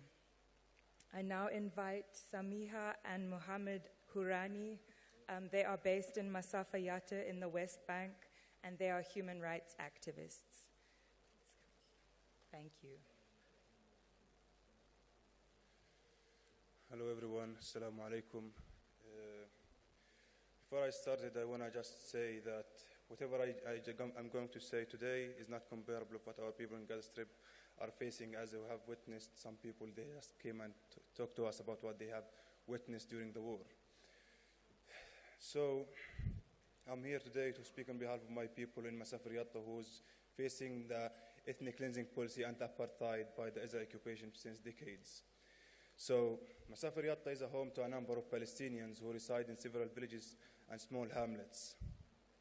Masafat, also known as South Hebron Hills, which lays on the southern tips of the West Bank, on the Green Line also, and it's a home to several herding communities. Masafat started to feel the occupation in the early 1980, when the Israel declared Masafat as a firing zone military training for the army. Within the boundaries of the firing zone were 20 inhabited Palestinian villages. Other than that, stealing Palestinian lands and build settlements and illegal outposts and settle the settler in who are not belonging to this land, who came from abroad from different countries. And I want to mention that there is settlers who came even from South Africa after the apartheid regime fails and build outposts and settlement and terrorize the Palestinian daily basis, and even which caused some families being evacuated. All lives as a Palestinian in Area C, which is Area C is according to the Oslo Agreement, is under the Israeli control, military control, It's a big, absurd show. People have lived in villages for generations after generations, under changing rulings and occupations, and find themselves defined as illegal in their homeland. Houses are illegal, schools works is illegal. Even the waters and all of the human basic rights are illegal. Since the declaration of Masafat Yatta as a firing zone area, residents have faced forced eviction, ethnic cleansing, apartheid, demolition, and deportation. Many schools, homes were destroyed, and we are routinely denied access to our livestock and our land. We live under constant threat of violence by Israeli occupation forces and settlers, a racist, armed, illegal civilian militia. Masafat Yatta homes is under an official right of demolition. In 1999, the Israeli military expelled 13 villages from Masafat Yatta on the ground that they were illegally living in a firing zone. In response, the family petitioned the Israel Supreme Court. And it was the beginning of 20 years of legal battle. It was in 2000. And when I'm talking to go to the court, we are going to Israeli court and military court. We as a Palestinians, we go to military court other than the settlers who's living far away from us, 300 meters, he's going to a civilian law. And this is, a part of the apartheid that we are living in. And when you go to the court, you are going to face a judge who is a settler living in one of the outposts and settlement in the West Bank, who is trying also to terrorize the Palestinians and evacuate them from their homes. Following the petition, the court issued an interim injunction allowing the villagers to return to their homes, but banned them from any new constructions, including homes or essential infrastructure like power, water nets. In the meantime, the military continued to use the land as a firing zone, conducting live trainings, exercise, using everything from tanks, helicopters, bombs, rockets, and live between the villagers. Imagine that you are living in a community which is the trainings are just between of you, and sometimes the dump waste of the military, it became more dangerous. The people that once a child he come back to his mom when he finished the school were carrying a bomb, and he even don't know the bomb. The firing zone designation is a part of larger policy of trying to keep the Palestinians out of the land. The firing zones are used as an excuse to expel the Palestinian, nothing more and nothing less, as we know. In May 22, the Israel Supreme Court gave the green light to the army to expel hundreds of Palestinian families in Masafat Yatta, putting the local communities at risk. Now, with the backing of the Supreme Court, the army have the power to evacuate an estimated 1,300 Palestinians from their home and completely demolish 8 villages.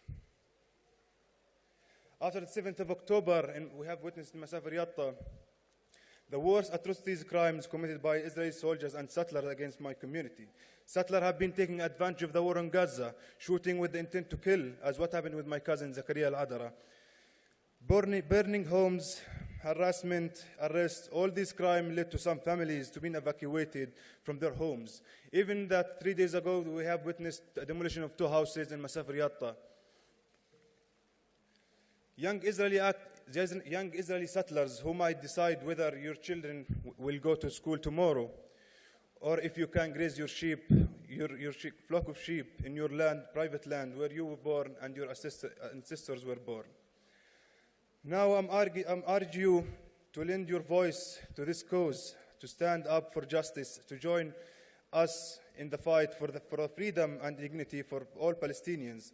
Together we can shed the light on the darkness of our suffering and pave the way for a future where human rights are not just a privilege for the few, but a fundamental right for all. And hand in hand to a free Palestine, and thank you all. And now I'll give the chance for my sister to speak also. Thank you, and hi everyone in the room, and hi world, and hi International Organization for the Right of Women, hi International Organization Right for Children, and hi humanity.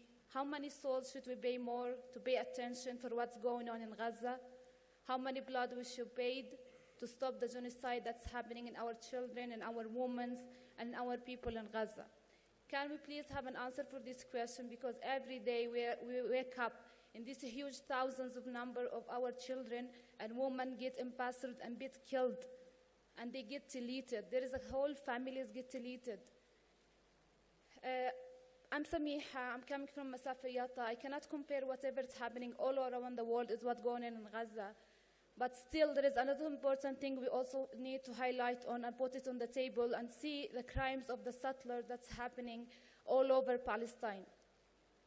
I'm as a Palestinian who born and grew up under this high condition of violence and this violated of our human rights as a human being.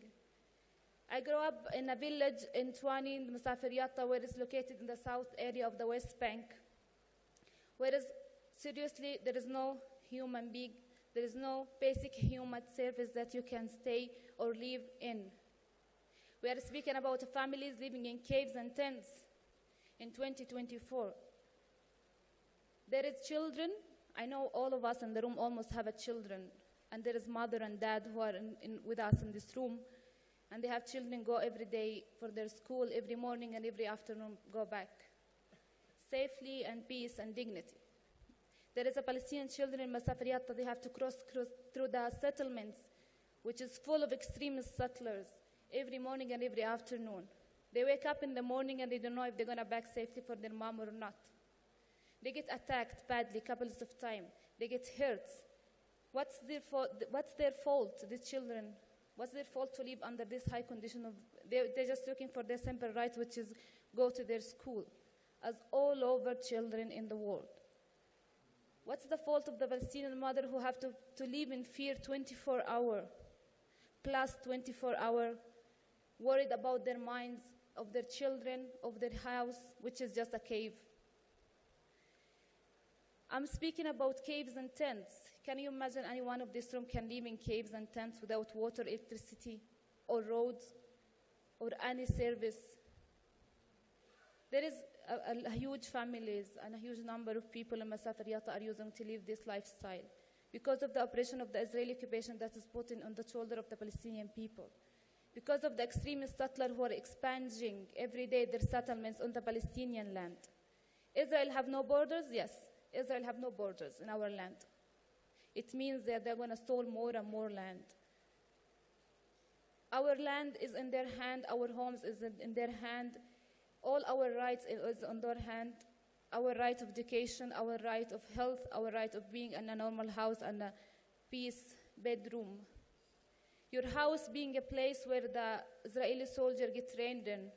They bring a new soldier and they train them in your house, in your family, in your children, and in your humanity. We are trying our best to let our voice reach all the humanity ears around the world. We are still ongoing in that. But what's going in Gaza and the silence that the world is in, it's so scary. We really hope that the humanity don't die in the hearts of all over the world. So we are still here, we are still speaking, and I am glad that I'm in between all of you here today and you can hear my voice. And I know all of us in this room, you will go back safely home, but our journey back home, we don't know how it will be or how it will look. Even so, we are here because we still have a hope that there is a humanity ear can hear us. Masafat is all over the area in the West Bank and all over the area as all in Palestine. What's happening in Palestine should be stopped. So please open an eye in what's going on in Palestine. And whoever still see that in their humanity eyes and hear it by your humanity ears, we all thank you all for your solidarity. Thank you, South Africa, and keep going. And thank you so much for having us today here to give us the chance to let our voices go out of Palestine and reach as much people as we can. And thank you so much.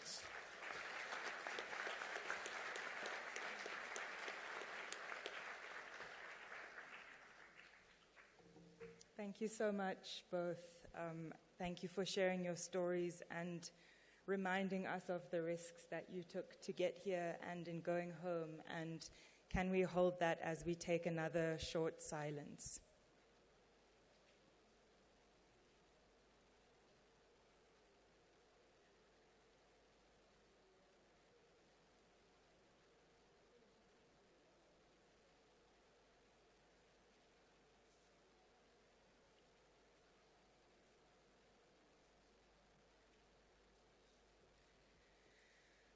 Finally, we have one more panel member, and I'm going to invite Faraz Al-Kawasme. He is based in the West Bank and works with imprisoned Palestinians. Welcome. Thank you for being here.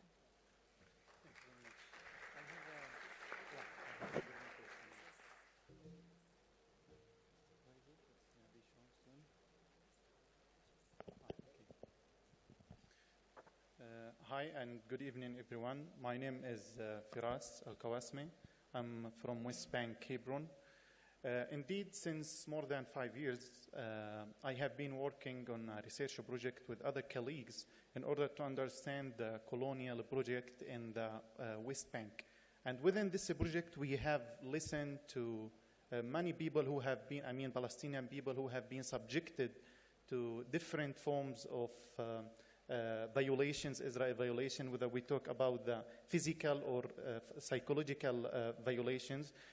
What I'm trying to do in my presentation, after hearing a lot of stories and after reading and interviewing a lot of people and hearing from them, what we have noticed is that people, and this is understandable, that tend to hear and listen to the personal stories. However, what I'm trying to do in this presentation is to tell you what are the main Israeli strategies that trying to implement on the Palestinian people in the West Bank in order to control the whole Palestinian and the whole Palestinian lands in the West Bank based on these interviews. So, in other words, I'm going from the micro picture to the macro picture.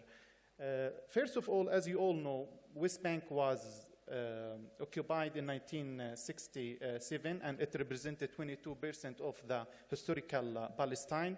And since that date until Oslo Accord, when it was signed between the PLO and Israel in 1993, the Palestinian in the West Bank has been subjected to the Israeli administrations. In 1993, when Oslo Accord was signed, which indeed did not give us a state, the PLO has recognized Israel as a state, but Israel did not recognize Palestinians as a state. They recognized PLO as a representative of Palestinians. Since then, one of the main important output of this accord was to divide West Bank into 3 areas.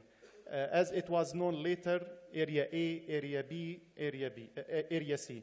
Area B represents the areas that Palestinian Authority should have authority, either a civilian or a military, or let's say security administration or control over this one. And it represents, as you can see here in the map, only 18% of the West Bank, not on the historical Palestine, it is of the West Bank. Then Area B represents almost 21% of the West Bank, and according to the Oslo Accord, Palestinian people should have a civilian or a civil administration over this area, while the Israelis have a security control over this area. And Area C, which represents the major part of the West Bank, that represents 60% of it, according to this accord, Israel has the right, either the security or the civil control over this area. So why I'm giving you this introduction? Again, after hearing from many people about the violations, about the Israel violations against the Palestinian people, we have reached in our research that there are 3 main strategies, or there are 3 grand Israeli colonial projects or strategies that Israel is trying to implement on the Palestinian people in the West Bank. And they can be categorized as follows. Number 1 is from the north. Israel currently control the Jordan Valley, what is called Jordan Valley, which represents 30% of the West Bank. And the Jordan Valley, allow me to stand up.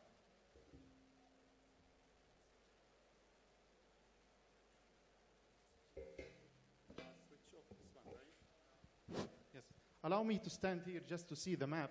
So in this area, which is the Jordan Valley, it represents 30% of the West Bank.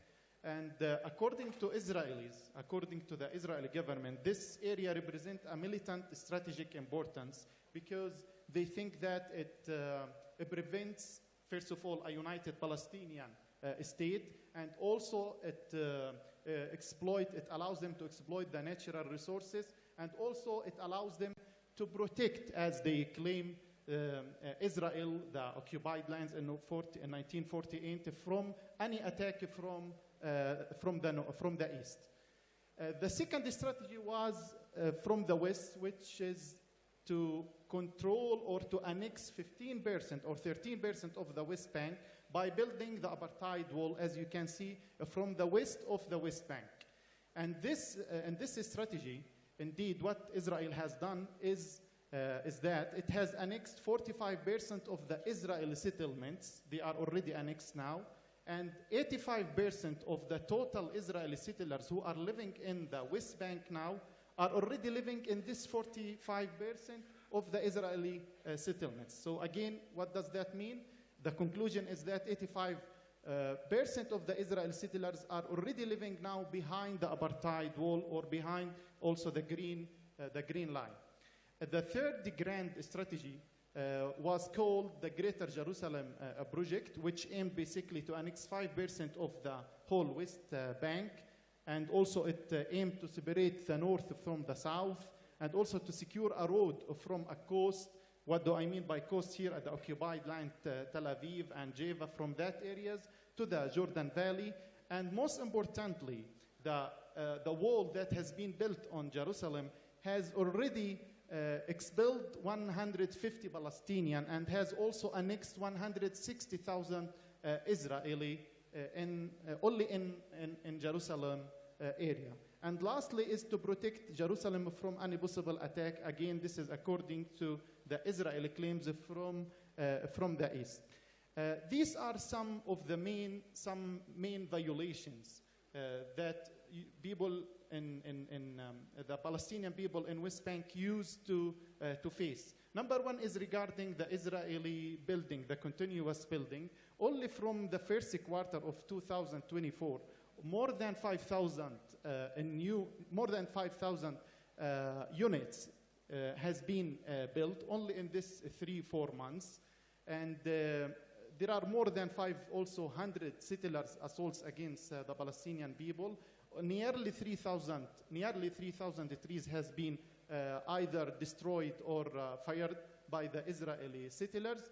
And lastly, I would like here to draw your attention regarding the Palestinian prisoners. Only after the 7th of October, nearly 9,000 Palestinian prisoners has been detained by Israel. And as you have maybe seen on the TV, on the social media, those Palestinians who have been arrested only after the 7th of, for sure there are 4,000 Palestinian people who used to stay in the Israeli jails before the 7th of October, but now only from West Bank there is additional 9,000 Palestinian in the Israeli jail, and they are indeed suffering from getting their basic rights. For example, even the water, they lack their right of drinking a clean water. They lack for their right to eat sufficient food. And we have seen a lot of pictures which compares Palestinians prisoners that just a picture before their detention and a picture after detention, and the difference is really big. One of them, my own brother, was detained after the 7th of October, and he lost 30 kilo. If I show you his picture, you would really be shocked how he became after his release just a few days ago. So this is what I wanted to share with you. Hopefully you get some benefit. Thank you very much.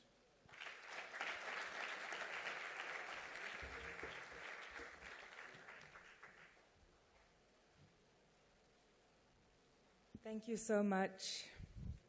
Thank you. And once again, let's just hold a last moment of silence, and then we'll end with some collective liturgy.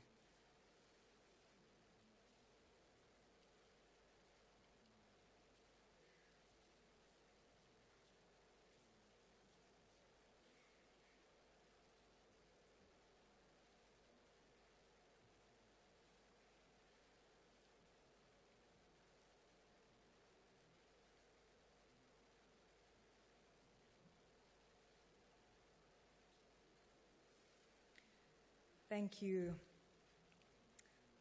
I invite everyone to join in with this as we just hold these stories and our Palestinian siblings in our hearts and in our spirits. And I invite people of all faiths and no faiths to join their hearts to mine as we do this together. I'm going to read out a line, and then I ask that you respond with, "We hold you in our hearts." Can we do that together? We call to mind those who have been killed. We call to mind those who have been imprisoned. We call to mind those who have been displaced and are without homes. We call to mind those who have lost loved ones. We call to mind those who have been injured or maimed. We call to mind those who are constantly afraid. We call to mind those in the Palestinian diaspora whose minds never stray from their loved ones in Gaza and the West Bank. We call to mind the families in which there is no one left. We call to mind all the children whose childhoods are being stolen. And we call to mind all those who every day take up the fight for freedom. God of peace and justice, who holds in their heart every person who is suffering and in pain, we pray that you would intervene on behalf of the people of Palestine. May your intervention come quickly, and may it result in the freedom and flourishing of all people. Thank you. Thank you so much to our panelists.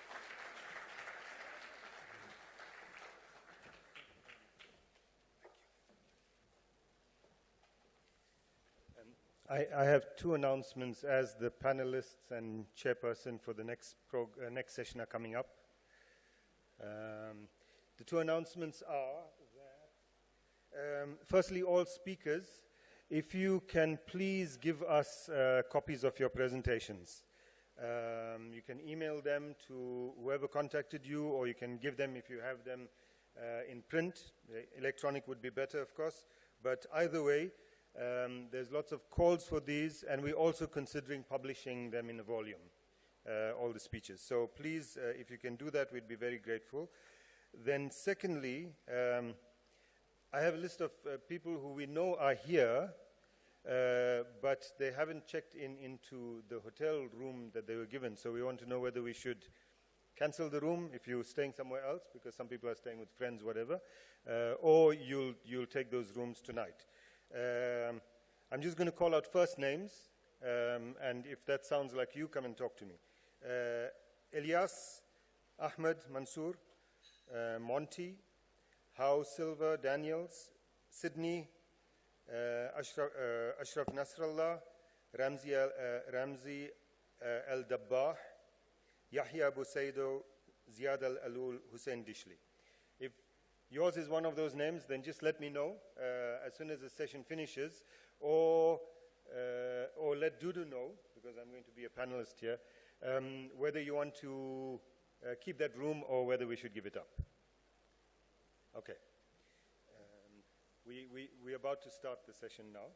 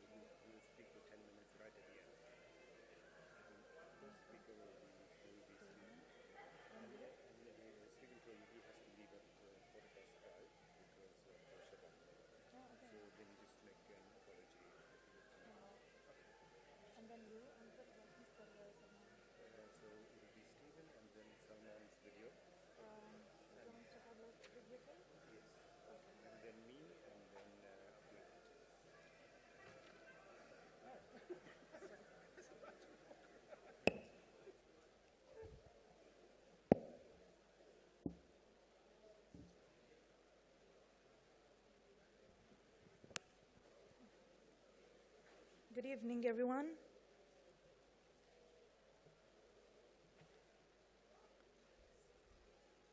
Good evening, everyone. My name is Hind Shraide. I'm honored to be moderating this session entitled Global Solidarity Movement with the Palestinian Struggle for Liberation and Return and to Dismantle Settler Colonial Apartheid. Yet, amidst this genocide, a beacon of hope shines bright. We are witnessing popular marches around the world in solidarity with the Palestinians, student uprisings in universities globally, and the growing role of the BDS movement, causing tangible economic losses to supporters of Zionism. Additionally, the moral responsibility demonstrated by South Africans in heading to the International Court of Justice to hold Israel accountable for its crimes is commendable. South Africa is paying the price with their Palestinian comrades, shouting out loud, "Never again." We've witnessed it once, we won't let it happen again. Not only South Africans, but the brave voice of Jews against Zionism, crying out loud, "Not in our name." Not to mention the refusal of labor unions worldwide to load weapons at ports for Israel.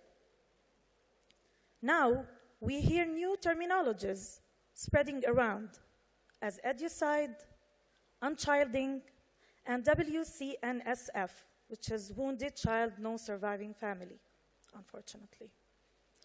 Since the genocide is still ongoing, it means that the actions we have taken so far need more to build on. We need to amplify our efforts together to make a shift in the narrative, to spread the Palestinian narrative of what is going on, as to put an end to Israel's impunity, put an end to the settler colonial apartheid. Today, we have the privilege of welcoming Prof. Stephen Friedman, Mr. Naeem Jine, Dr. Salman Abu Sitte, and Abdul Menti, founder of the anti-apartheid movement.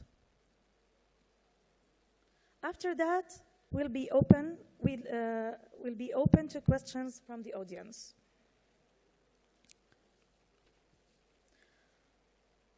Since we are running out of time, allow me to welcome Prof. Stephen Friedman is a South African academic, newspaper columnist, intellectual, activist, and journalist. He holds a doctorate in literature from Rhodes University and directs the Center for the Study of Democracy. He published many books. The most recent one was A Good Jew, Bad Jew: Racism, Anti-Semitism, and the Assault on Meaning. Please welcome with me, Prof. Friedman.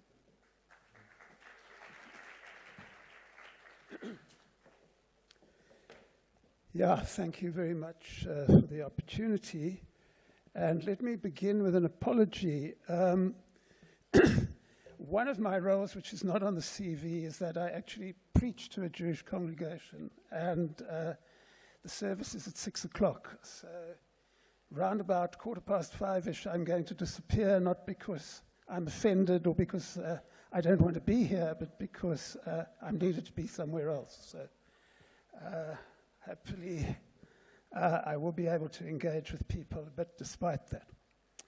So what I wanted to do in the time allotted to me is first of all, essentially where this is leading is that I think that the struggle against Israeli apartheid is entering a new phase, and I think we need to think strategically about what that phase, what opportunities it presents and how to respond to those opportunities.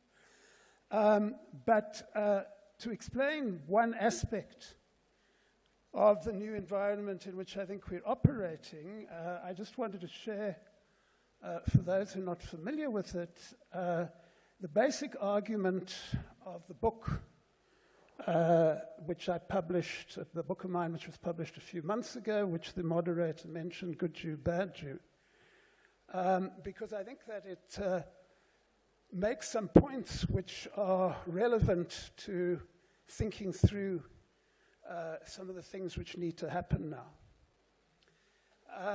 And I think the argument in the book which is most relevant to this discussion is that most of us are used to thinking about Zionism as an extreme form of Jewish identity. In other words, Zionism is the ideology of people who are so fanatical about being Jewish that they are prepared to destroy the lives of Palestinians in order to be Jewish. And what the book argues is that this is fundamentally wrong. That in fact the Zionists are not proud to be Jewish at all. They're deeply ashamed to be Jewish, and which is particularly relevant to our circumstances at the moment. When we are constantly told, as we are, that people who believe in justice for Palestinians are anti-Semitic, which means anti-Jewish racists, this is not only a lie, which I'm sure most everybody in the room would agree on, but in fact is a great irony, because the people leveling the allegations are far more anti-Semitic than we are. In fact, we are not anti-Semitic, and they're the ones who are anti-Semitic. And this is interesting because I point out in the book that this is part of a worldwide trend in which it's become very fashionable for racists to try to use non-racial language in order to demonize anti-racists. So, for example, I mean, all this started in the US in the 1970s, in which white men would start going to court saying that they were victims of racism because they were unable to get into medical schools and black students had got places ahead of them, which, of course, from their perspective had to be racist because we all know that whites are inherently superior to black people, or that seems to be the view of white Americans at any rate. But the way in which it plays itself out here is that if you go back to the beginnings of the Zionist movement, the movement which led to the creation of the state which is now oppressing Palestinians, you see something very interesting. The first thing you see which is very interesting, which I only started working on after I wrote the book, but is relevant to the argument, is that Jews live all over the world, and all over the world there are places in which Jewish people live. There is no recorded instance of any Zionist movement, of any Zionist enthusiasm anywhere where Jews live outside Europe. Okay, and then of course later in America. So in other words, you had large Jewish communities in Morocco, in Iraq, in Ethiopia, etc. No Zionist movement there, no Zionist sentiment there. And when you work out what Zionism was really about, you begin to understand why this was so. Because the early Zionists actually didn't like Jewish people very much at all. Theodor Herzl, who's very often credited with being the founder of modern Zionism, said, the real anti-Semites, the people who hate Jews, are right. Jews are grubby, they're parasites, etc., etc. And, said Herzl, the reason why is because they don't have a state. And if Jews had a state, they wouldn't be grubby, offensive, etc.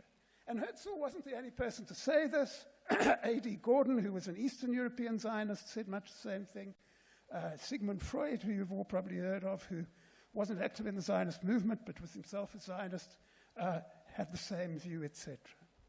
So what Zionism is based on is essentially that 2,500 years of Jewish life was a waste of time because Jews didn't have a state. And all the ways in which Jewish people expressed themselves during that period, very often in a religious way, but not necessarily in a religious way. There was the example of the Yiddish Bund in the workers' movement in what became the Soviet Union, which was a specifically Jewish affiliate of the Russian Social Democratic Party. You had the cultural Jewish expression, which was not related to religion. So there were all sorts of ways of being Jewish. And the Zionists came along and said, it's all wrong. You shouldn't be any of those things. What you should be is the citizen of this fine state, which we are going to create on other people's land. So if they didn't much like the idea of being Jewish, what was the state all about?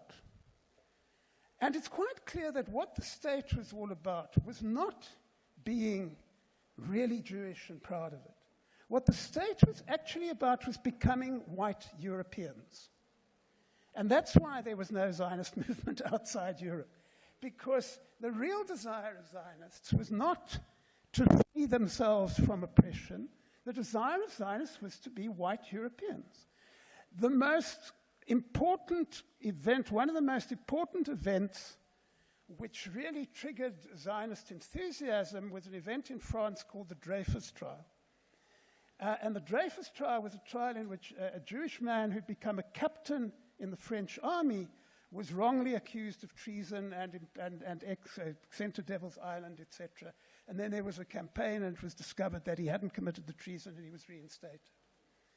And many of the Zionists said, well, if Dreyfus is treated badly, that's why Jews need a state. And that was very significant, because what was Dreyfus all about? Dreyfus became a white European. He was in the French army. And what did the French army do at that stage? It colonized black people. It colonized Muslim people. It colonized Arab people. And he became what a white European is supposed to be, a good racial colonizer. And the theory was, well, if you can't, if you play by all the rules and you can't be a good white European here, well, maybe we need to be white Europeans somewhere else. And that is the founding idea behind the state. And it explains very much of what we see in the last 75 years.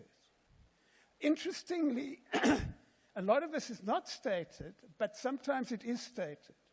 Just after World War II, Konrad Adenauer, who was the first post-Nazi chancellor of Germany, told David Ben-Gurion, who was the prime minister of the Israeli state, something to the effect of, I can get the exact quote, of, we will look after you because you are the West's representatives in the Middle East. You are looking after our interests there, and we will look after you in return. So in other words, this entire edifice, which is supposed to be about Jewish nationalism, is actually not about Jewish nationalism at all. It is about a desire to be white Europeans. And one of the myths, incidentally, which I devote a chapter to in the book, is the idea that Jewish people can only be safe in a racist state. And if you look at Jewish history, you find out that that's not true. You find out, first of all, that there were times in history where Jewish people were able to govern themselves despite the fact that they didn't have a state. And you find out something very interesting, which will be familiar to anybody who follows politics at the moment, which is that going back to ancient history, no Jewish state was able to operate unless it was the client of a much more powerful state. So in other words, if there was no Babylon at one stage, if there was no Assyria at one stage, there wouldn't have been a Jewish state. And today, of course, we know which state it is which plays the role that the Babylonians and the Assyrians do. Which, of course, makes nonsense of the idea that it's about Jewish safety, because if the Americans change their mind, then that's the end of the party. So it's very important that we see beyond this mythology, and we understand that when young Jews go out in American universities to express their Jewishness in an anti-Zionist way, they are in effect reclaiming what it is to be Jewish from the Zionists. And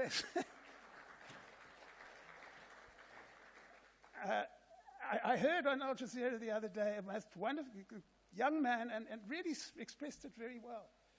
A young Jewish man who kept on saying, I'm here because I'm Jewish, because these people have stolen my belief system, they've stolen my religion, and I want it back. And that is a reality which I think is going to become more and more obvious.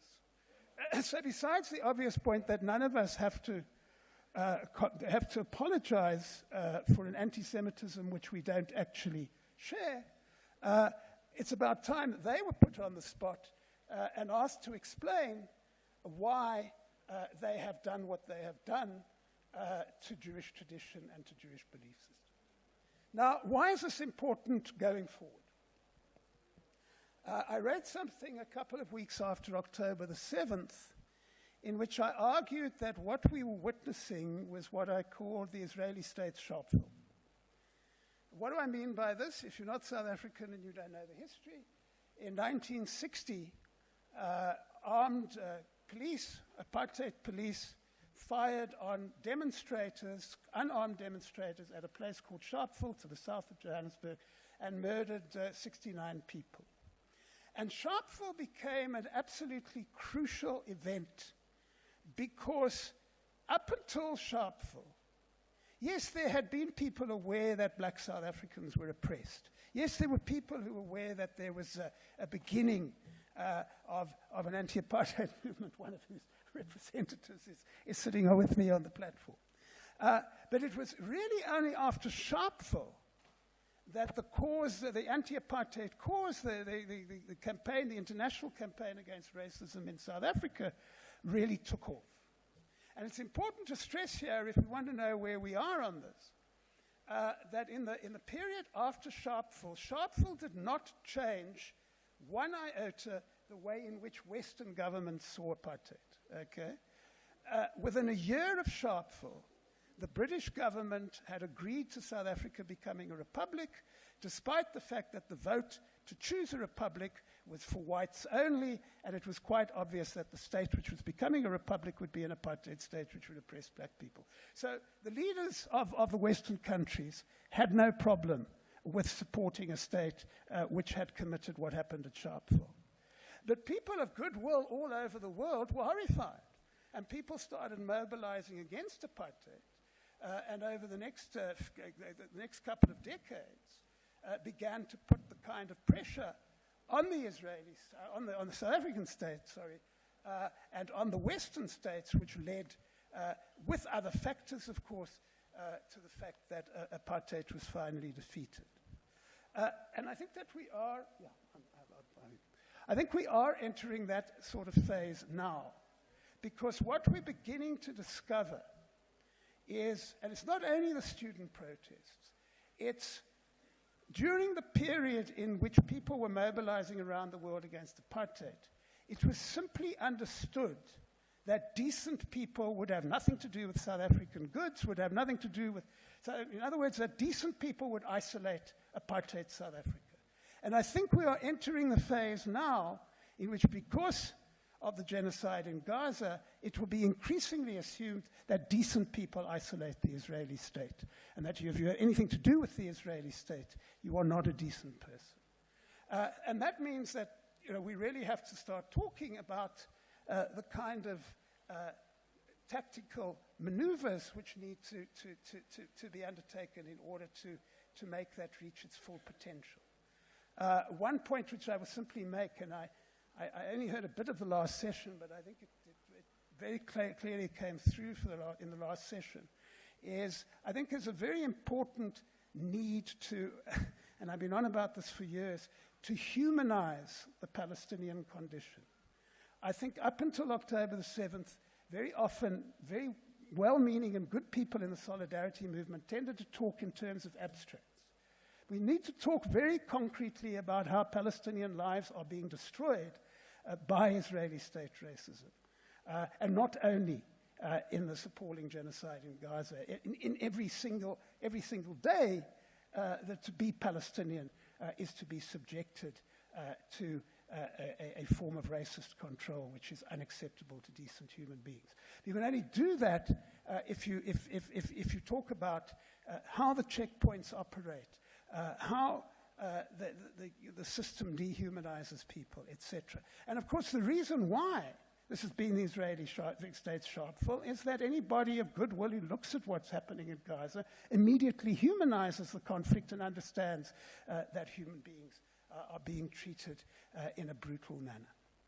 But one aspect of this which I think is going to become quite important, and that's why I've been giving you all this background, is the role of Jewish people in this. I think is going to be obviously not a leading role, it's a Palestinian struggle, etc. But I think that Jewish anti-Zionism is going to become an increasingly important factor. Sorry, I don't know. Sorry, I have a phone which doesn't listen to me. Now, there are two strategic issues, and that's what I want to leave us with because the moderator says I'm out of time, which indicates why I've been sharing this with you. I think there's one difference, and I'm not the first person to remark on that. There's one difference between the Palestinian situation and the black South African situation under apartheid. And that is that despite how awful South African apartheid was, black people gained a lot of bargaining power from the fact that whites needed their labor. And that is not it's a bit of a myth that the Israeli state doesn't need Palestinian labor at all, but it certainly doesn't need it to the extent that white South Africa. And that's quite profound because it means that your opportunities for resistance and for effective resistance are reduced. They're obviously not eliminated.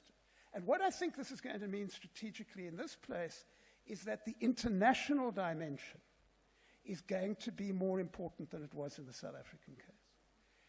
And what you have in that international situation is something very interesting. If anybody was to suggest that what we ought to be doing was convincing Jewish Israelis that Israeli apartheid is a bad idea, they would be laughed at, and rightly so. It would be as silly as trying to convince white South Africans that South African apartheid was a bad idea, without a great deal of pressure. But the situation of Jews in other countries is entirely different. One of the key sources which the Israeli state tries to mobilize politically is Jewish people around the world whose lives would not be changed one iota if the Israeli state ceased to exist tomorrow morning. And that is a tremendous strategic possibility. So I think that while I wouldn't bother particularly in trying to change opinions within the Israeli state, I think that engaging with Jews of goodwill and trying to create over the next few years a situation in which the Israeli state will simply be unable to say that it has the kind of support among Jewish people that it claims will be an important part of this. Thank you very much for listening.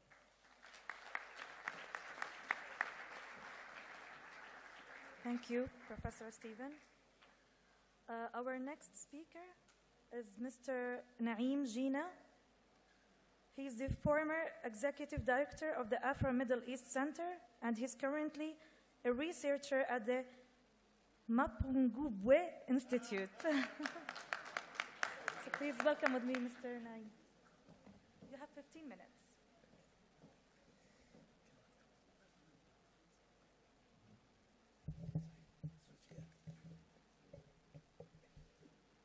Thank you, Hind. Let me just say that the color of my clothes is no reflection necessarily of my ideological or party affiliations. I spoke, for the South Africans, this anecdote, I spoke at the policy conference of Action SA, and I was wearing a blue suit, and everyone was looking at me very funny. And then I realized why, so I thought I should say this. Of course, the ANC has never invited me to speak at the policy conference because they don't want to be embarrassed by my dress sense, which is a great reason.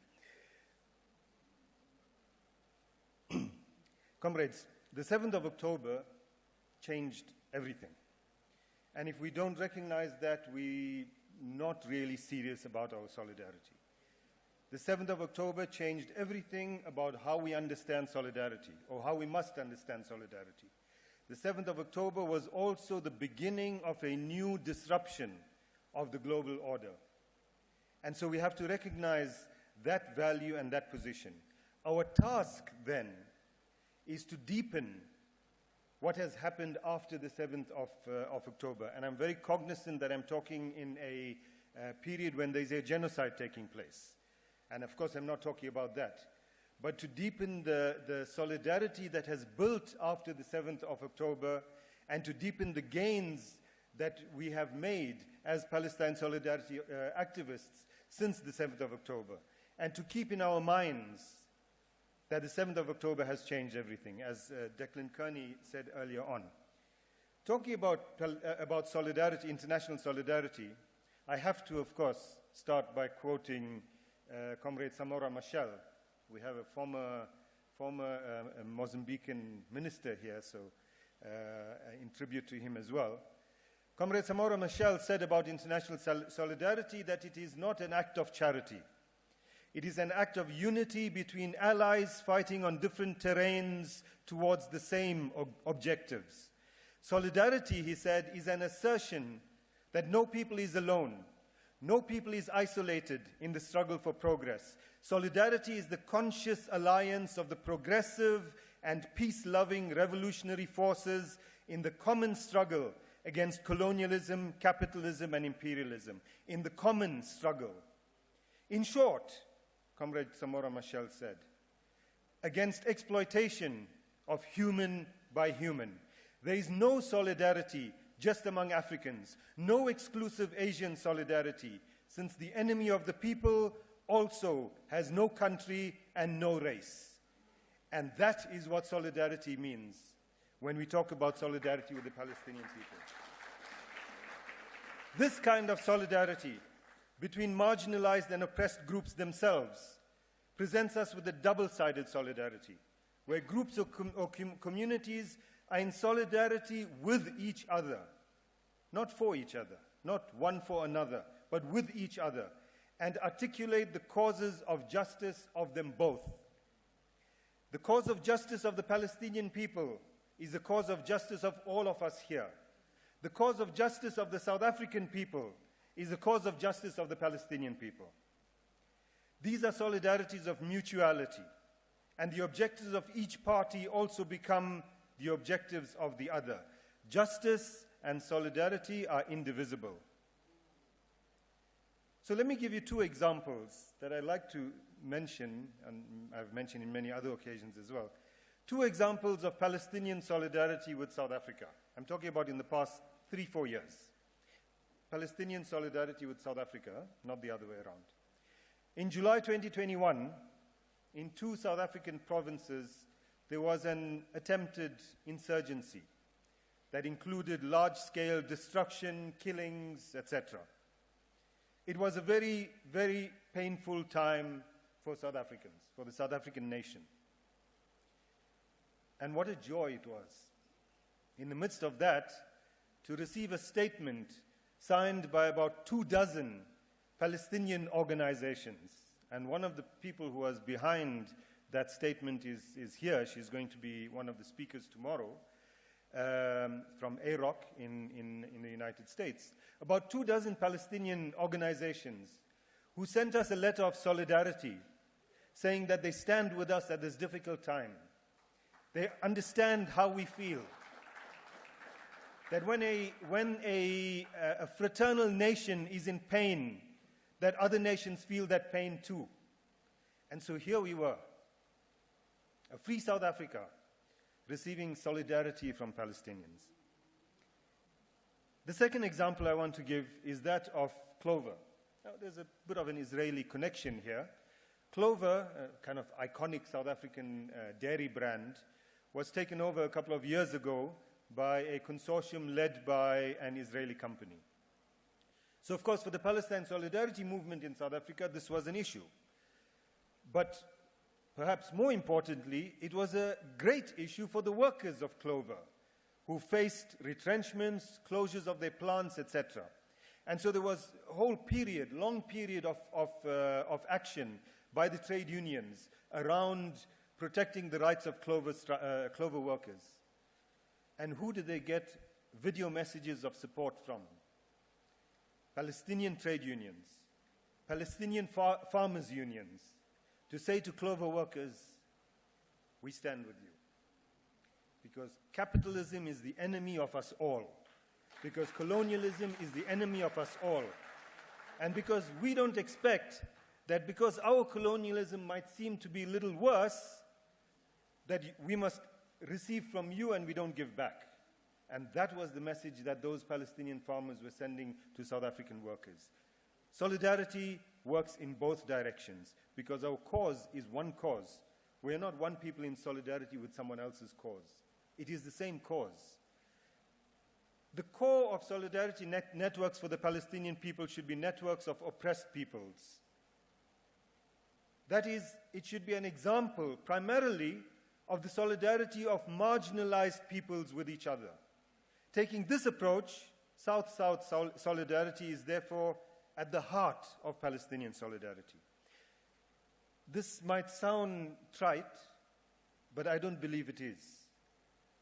Because there are too many instances, and I speak here to the Palestinians in the room, where certain sections of Palestinian leadership, organizations, whatever, have preferred to focus on Europe rather than on Africa. And you know what the result is? Israel is an observer state now in the African Union. Because Europe was more important to the so-called Palestinian leadership than Africa was. This is a lesson for us all. And even when we consider South-North solidarity, the important actor in that North must of necessity be the South within that North. The more marginalized people within northern states are the ones that we will find the greatest solidarity from and with. We agree, I'm sure, that even in countries of the global North, there are of varying sizes groups of marginalized and oppressed people. These should be the primary partners within our solidarity networks in the global North.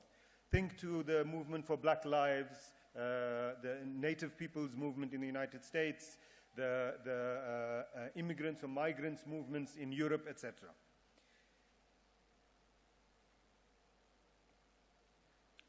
Now, a few cautions.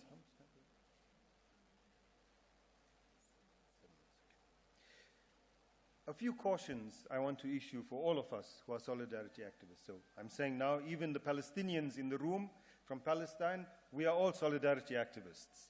Because we might be in solidarity with you, but you are in solidarity with us. A few cautions, and these cautions come, I should have said this at the very beginning. Everything I say because I'm a South African. Everything I say is colored by the fact that I'm South African. If I were Indian, I would be saying something else, or saying it in a different way. Let's understand that. So a few cautions for all of us solidarity activists. One is, I find among certain solidarity activists, certain sections of solidarity activists, an obsession with the notion of non-violence. I think we should be very cautious about this. What does it really mean, this obsession with non-violence? And delegitimizing the violence that is used by oppressed people. It is a serious problem. And as a South African, another thing I have experienced in the days when I used to be allowed to visit North America, for example, but even locally in South Africa, young Zionists who were not even born in 1994, lecturing us about South African history. You know, if only the Palestinians could be like Nelson Mandela and, you know, resist peacefully. Nelson Mandela was sentenced to life imprisonment because he was the founder of Umkhonto weSizwe, the armed wing of the African National Congress, not because he was a peaceful resistor. And so don't misrepresent and misappropriate our history. That kind of a thing is a profound insult to someone like Nelson Mandela, to someone like Chris Hani, to someone like Ronnie Casserols, to someone like my brother, who, when he was found dead on the ground in a street in the middle of Durban, there was a Kalashnikov next to his body. Non-violence should not be fetishized. These are tactics that oppressed people choose when it is appropriate for them to choose those tactics. When they decide it is not the right tactic, then it is not the right tactic. In 1999, Nelson Mandela, 1999, so he was the president of the Republic of South Africa, not just president of the ANC, was seated next to PLO chairperson Yasser Arafat in Gaza, same Gaza. Madiba declared on that occasion, in his speech there in Gaza, sitting next to Yasser Arafat, all men and women with vision choose peace rather than confrontation, except in cases where we cannot proceed, where we cannot move forward. Then, if the only alternative is violence, we will use violence. A few weeks later, Palestinians launched the Second Intifada. I'm not saying it was because of Mandela's statement. I'm just saying that this was the context within which he made that statement. Let me also say that the cruelty of oppressors and oppression deserves responses that are strong. We should not, in a struggle for liberation, believe that there is virtue necessarily in mild responses. When the moment calls for a strong response, then there needs to be a strong response. And you know, memories are long among oppressors. You know the story, right? After the 7th of October, these stories, apart from the 40 babies being beheaded, you heard the story of the baby who was burnt in an oven. You heard the story of the pregnant woman whose belly was ripped open and the fetus taken out. And one wonders, what kind of a warped mind would think of such lies? Well, it's because they're not lies. All of this happened. In 1948 in Deir Yassin, a baby was burnt in the oven. In 1948 in Deir Yassin, pregnant women, their tummies were ripped open and their babies stabbed to death. Oppressors, cruel oppressors, their cruelty gets replicated over generations, and they continue to laugh at their cruelty, and they deserve our strong response, not our mildness.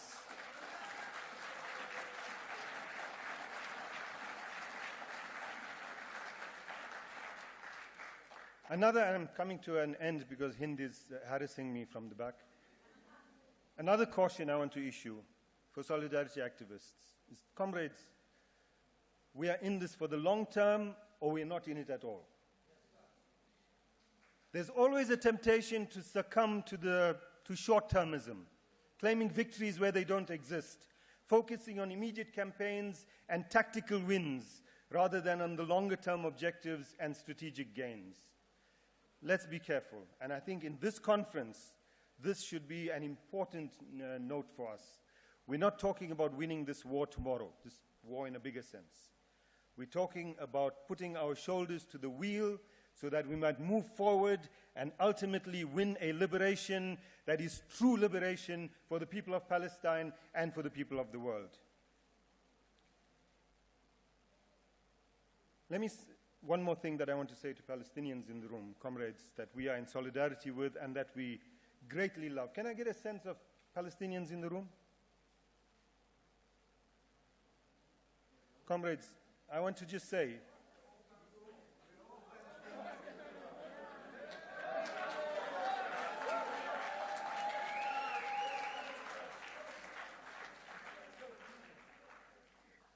okay, the Palestinians in the room who are from Palestine or who have ancestors from Palestine, let me say to you, comrades, that this conference over 3 days is here to honor you.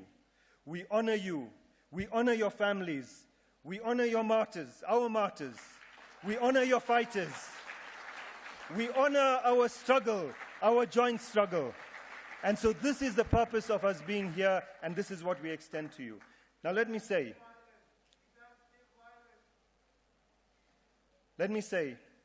that as a solidarity activist, I agree that people determine their own struggles. And those of us who are in solidarity must go along with the choices that people who struggle make in their struggles. But we must also be careful, comrades, that when we say that we look at the choices that people make, all of the people, that we don't get hamstrung by the choices that one group of people makes and tries to marginalize another group and say, no, those are not the real Palestinians. We are the ones. And so these tactics, these are the ones that we must follow. These are the strategies that you, solidarity activists, no, I'm sorry. You are one Palestinian voice among many Palestinian voices. We would like to listen to all Palestinian voices. We would like to listen to all your strategies that you have. We would like to learn about all your tactics. And we will choose how we are in solidarity with all of that. And don't tell us that my voice is the only Palestinian voice. Now, Comrade Ronnie will remember at a UN conference I was accused by a Palestinian Authority minister of being more Palestinian than the Palestinians. It's not my attempt to do that. And my response to that minister was, I am a South African. I have a wonderful history of struggle as a South African. I don't want to be anything else. I have no desire to be anything else. So that's not the problem. The problem is that you think that your voice is the only Palestinian voice, and that is wrong. There are others, and we will listen to them all, and we will take from them all what we can learn. I said 7th of October changed everything, and I'm finishing now, Hind. Everything in terms of solidarity, everything in terms of struggle, everything in terms of the global order. The South African case at the ICJ, the seeking of advisory opinion on the occupation, all of these things are not just cases in court. These are direct challenges, and someone spoke about this morning, direct challenges to the global order. This notion of international law was crafted for people of the North. It was crafted so that nations of the North can regulate battles between themselves. It wasn't crafted for us. When they were talking about international law and the rules of war in Europe, they were committing genocide against our people in Namibia. Because the people in Namibia were not, these things didn't apply to them. International law, rules of war didn't apply to them. They were just savages. We were all savages. South Africa said in December, sorry, you want to talk about international law? We will use it too. It applies to us too. And so, the 7th of October is redefining what the global order means. What is this thing, rules-based order? We will decide what a rules-based order means. And it must mean something that benefits those nations, those peoples that are the most marginalized. And let me end on this note. That among those who we see as in the enemy camp are those people, those nations that collaborate with the colonizers and with the apartheid state of Israel. And though, no matter what color they might be, global South, global North, doesn't matter. Arab, African, doesn't matter. We know who they are on the African continent. We know who they are in the Arab world. They are not our friends. Their people might be our friends. The governments are not our friends. As long as they have normal relations, as they say, with an apartheid state, they are part of the enemy, and they are also our target. Thank you, comrades.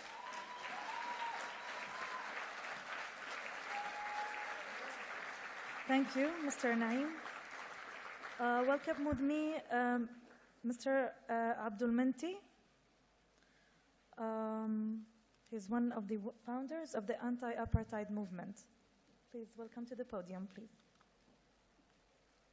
And you have 15 minutes as well.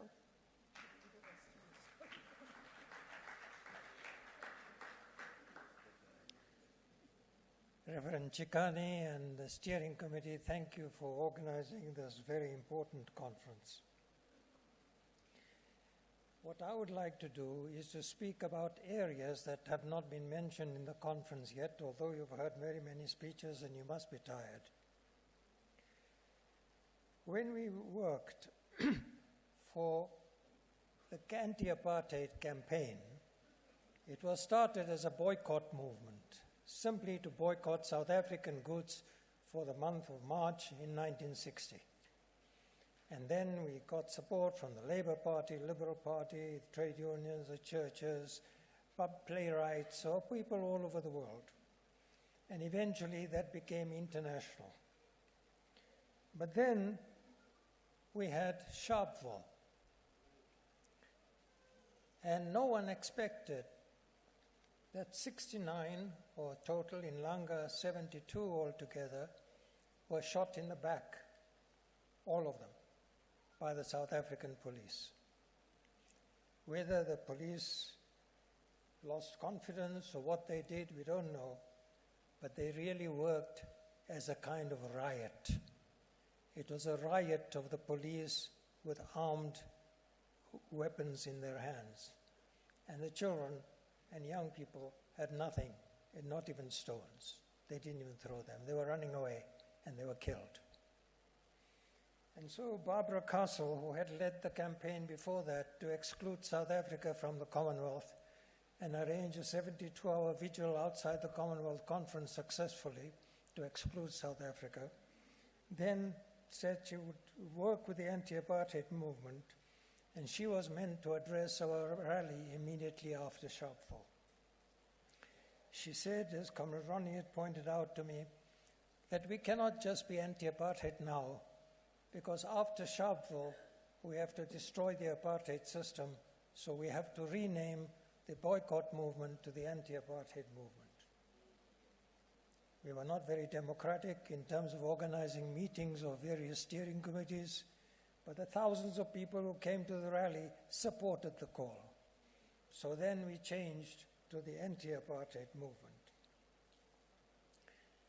Now, what is important to remember historically, because this gives us an idea as how to work in the future, is that there were systematic campaigns of genocide carried out by Israel in various means from 1948.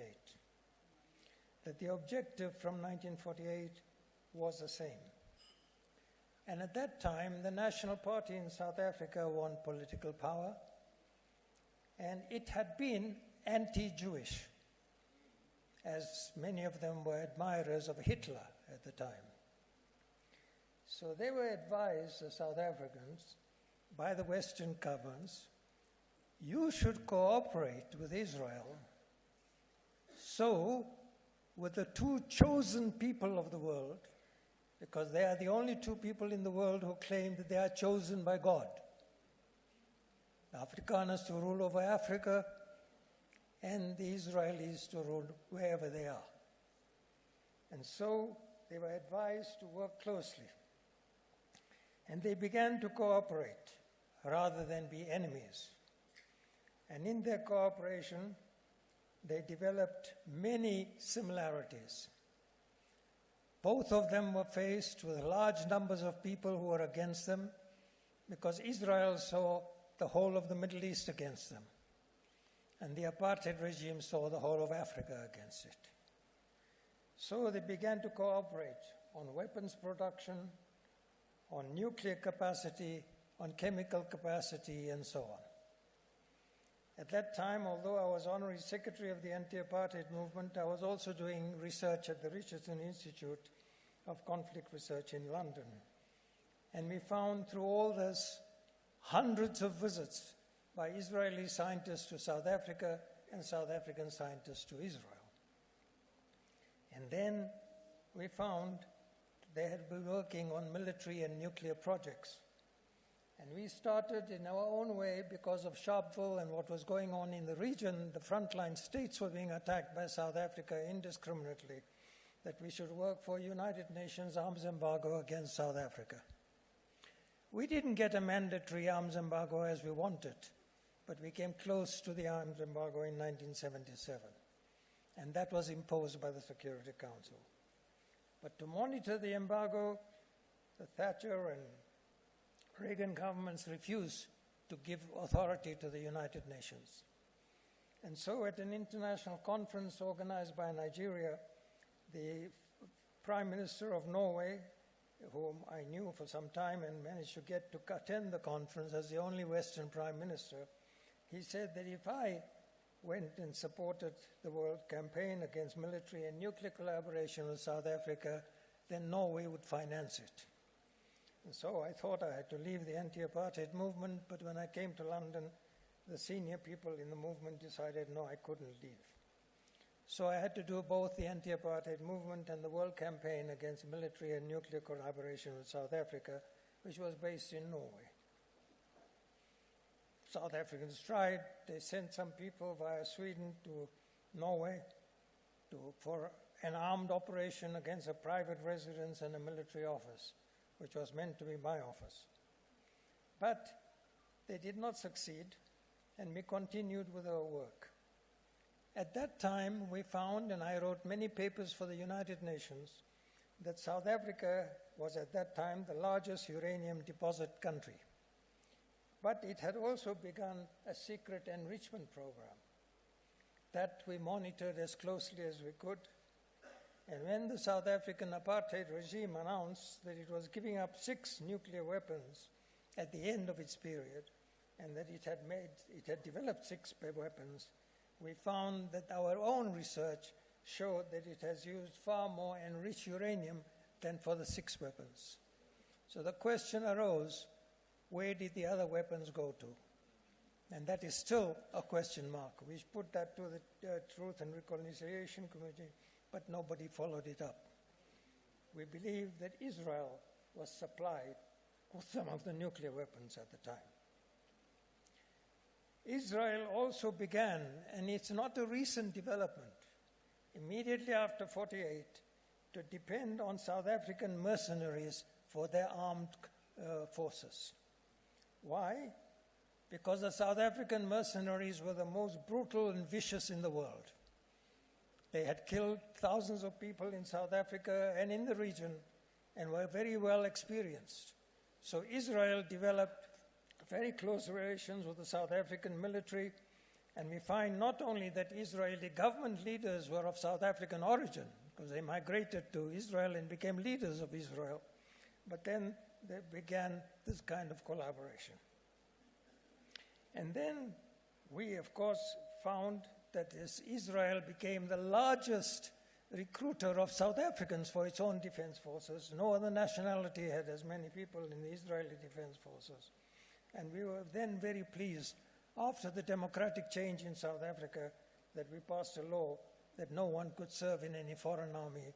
And recently the minister has taken stands to make sure that those who return will be prosecuted in South Africa if they continue to serve in the Israeli Defense Force.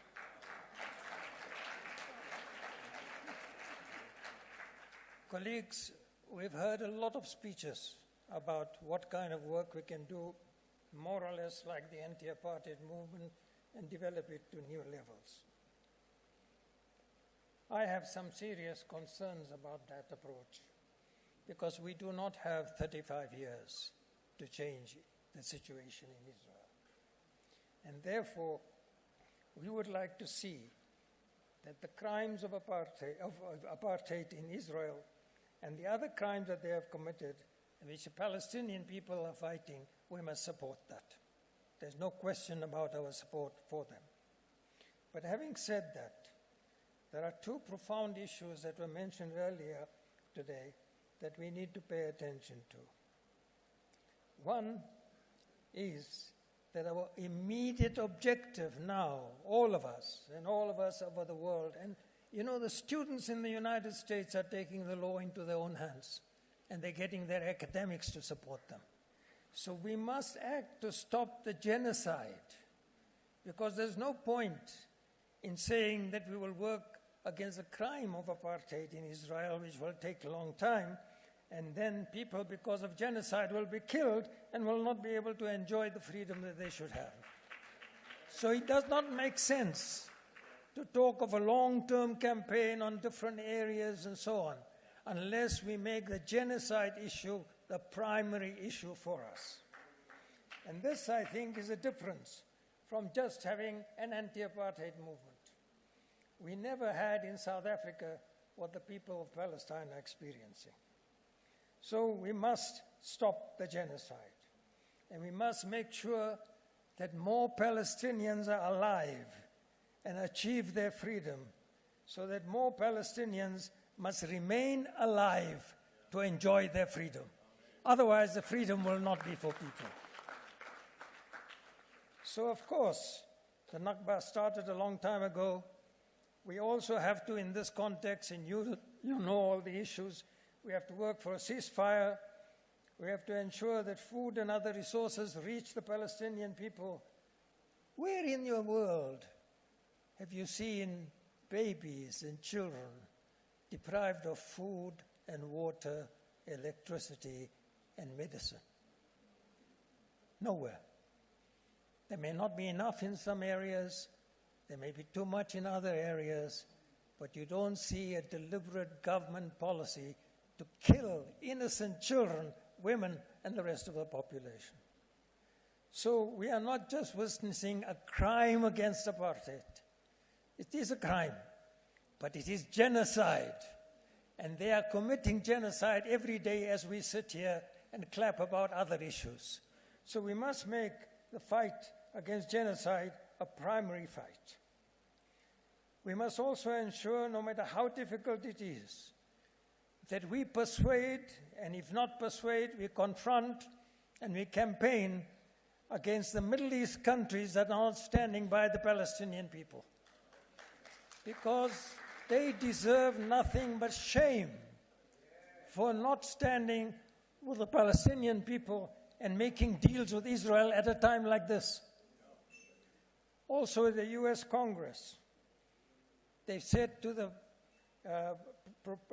prosecutor of the International Criminal Court that if he takes action against Netanyahu, then he will be prohibited from visiting the United States and his assistants. What is happening to international law? International law is disrespected and abused without any consequences at all. And we have to make sure that we stand by the International Criminal Court and the International Court of Justice. Friends, if you look objectively today, then Israel today stands as the greatest threat to world peace. The smallest miscalculation in that region can result in a disaster in that region which will put us all in great danger. So there should be no hesitation in us saying to the United Nations Security Council that here is a major nuclear threat to the world peace, and we have to take action against that through a Security Council resolution. Let's put that resolution forward and see who votes for it and who votes against it. Because Israel says it has no nuclear weapons, and then it threatens to use nuclear weapons in this conflict. So if it doesn't have it, what was it doing with South Africa? I'm reminded of a 1977 conference in Nigeria of the World Organization against the frontline states in South Africa, when the American satellite accidentally saw the South African nuclear test base. And it was revealed that South Africa has a nuclear test facility. The foreign minister of France sent an immediate report to South Africa, and the other Western countries followed it. We don't want you to detonate a nuclear weapon. I remember from that African country in Nigeria sending a cable to the foreign minister of France to say, how can they explode what they don't have? Because all these governments told us repeatedly that South Africa has no nuclear weapons. It has some nuclear research, but no nuclear weapons. Why were they now warning South Africa not to detonate a nuclear weapon? So remember that Israel has nuclear weapons. Now, the anti-apartheid movement was perhaps the biggest solidarity movement of its kind, and we didn't expect it to be that great, but it developed slowly and all over the world, and people supported us. And one of the things that we said at the time of Sharpeville, that we need to change the name, and we did that. And then one of the problems we had with the South African liberation movement resorting to armed struggle was, how do you in Britain tell people you are supporting racial struggle against the white population, because white people would get killed, and many people in Britain had kith and kin in South Africa. So it became a very difficult issue. But with the help of Oliver Tambo and others, we worked out a policy that those who resist have a right to determine their own future as to how they resist. So it's for nobody outside who's supporting them for solidarity to prescribe the conditions to those who are the victims of apartheid. And therefore, they are ultimately the people responsible for their struggle. And so that's how it became that we got engaged in the armed struggle and supported the liberation struggle against the apartheid regime. We should also recall that after the change in South Africa, there are now in South Africa a large number of people who support Israel. And this is because subconsciously they are still the supporters of apartheid. So they see, here comes the kind of threat that they saw, and they must side with Israel. And that is why we are finding some political parties and so on in Britain, in South Africa, that they are very clear about supporting Israel. They visit Israel, they celebrate Israel, they celebrate even other countries which are at war with the Soviet Union and so on, but say no word about Palestine. That tells us what kind of people they are. And they are not the kind of people that we should be supporting in any forum. Thank you very much for your attention. Thank you.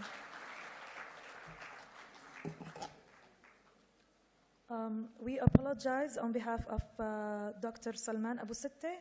He's not with us today, but he videotaped a speech that unfortunately seems to have some technical problems. So we apologize for that. We're now open to questions, noting that Professor Stephen, he has to leave us shortly in 10 minutes. In 10 minutes. So, questions, I'm going to give numbers. 1, over there, 2, 3, and 4. This is the first round, let's say. Go ahead, please. Stand up and your name, please.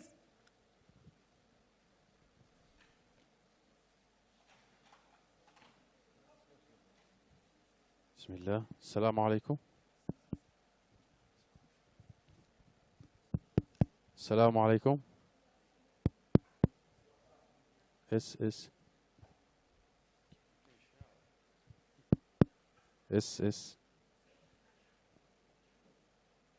It's on.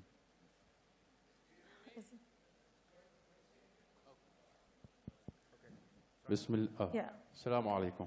Alaikum salam. Thank you for the speakers. Mr. Naim, you talked about that when some Palestinians talk about our cause, they would sound exclusive to the cause. And you mentioned that we have to listen to all Palestinian voices. So my name is Ahmed Mansour, and I left Gaza in 2015 because of the failure of our leadership and the divisions here and there, and I went to the US to unlearn what our leadership have done since 2006. So if you can speak more about moving forward, if a genocide is not uniting the Palestinian leadership, and for us, the millenniums, we started having the conversation across exile from the US, Europe, Australia, the Global South about shall we emerge in a way that we take or assume the role of leadership and then force the old leadership who are following in old styles to come to the table. Because it seems that if in these disparate times, if they're not really coming together, I don't know what will bring them together. Thank you.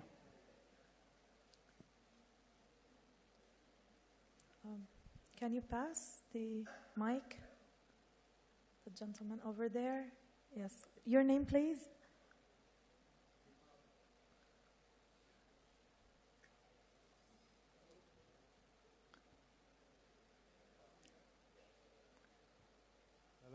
Hello. Yeah, it's Hi.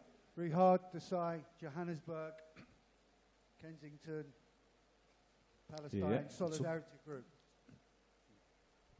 Rihad Desai, Johannesburg, Kensington, Palestinian Solidarity Group. I speak on my own, in my own capacity. I think we've got a great collection of activists in the room, and I certainly believe, you know, the collective brain is always the best brain we can ever have. But I do think we need to start getting very focused on some of the questions. You know, we need to produce a declaration, yes, but also we're faced after months of massive protests around the world involving millions of people, with a student movement which in many ways is the hard wedge of our movement at present. We are moving into a phase of civil disobedience, direct action, where the very questions, legitimacy around protest, what type of protest, and so on, is admissible.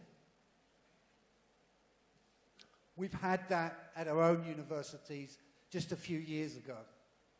And we need to engage and engage thoroughly. We also need, because I think, you know, while we've had, let's say, token action, where we protest every couple of weeks and we go out, now we're moving into away from the demonstrative action, where millions are onto the street, into a fighting action. And this presents a moment.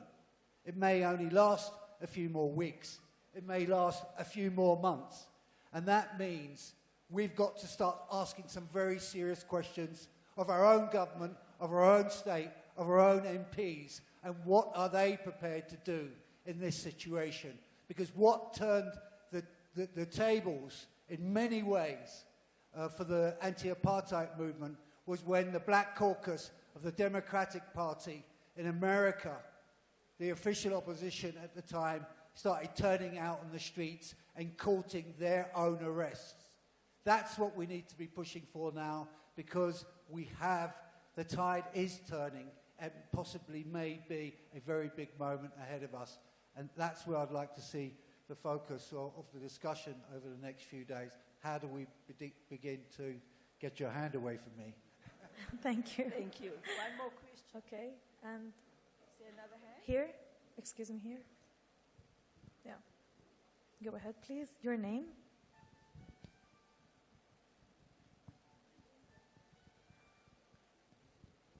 It is turned on.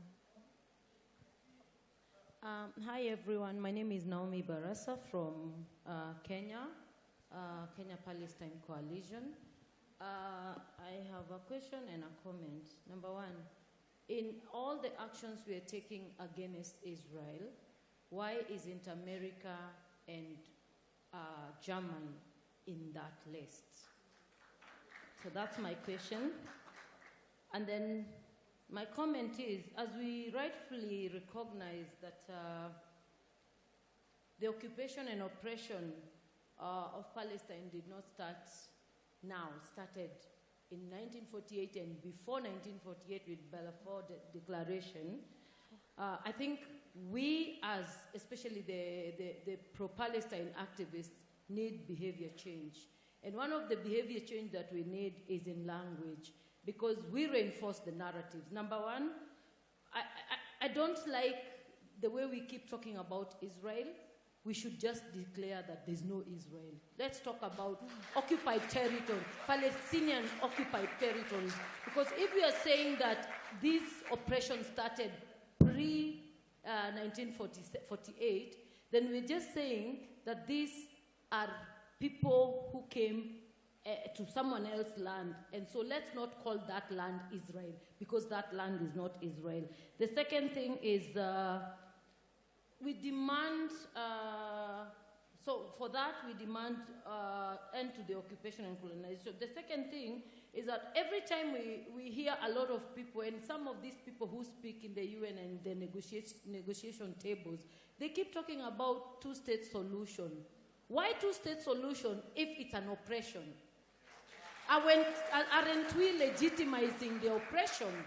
So my suggestion would be, if you ask me, I would say, can they just leave? Because even in Kenya, we had that, and the British left Kenya.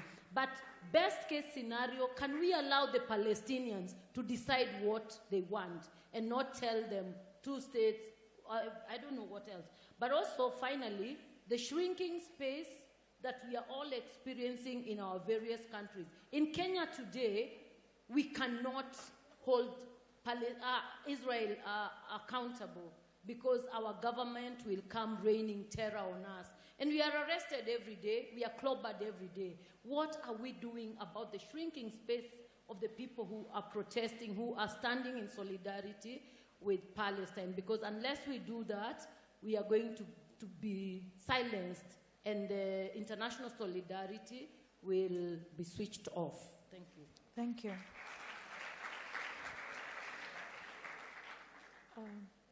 The fourth participant, okay, disappeared. Over there in the back, please. Yes, you.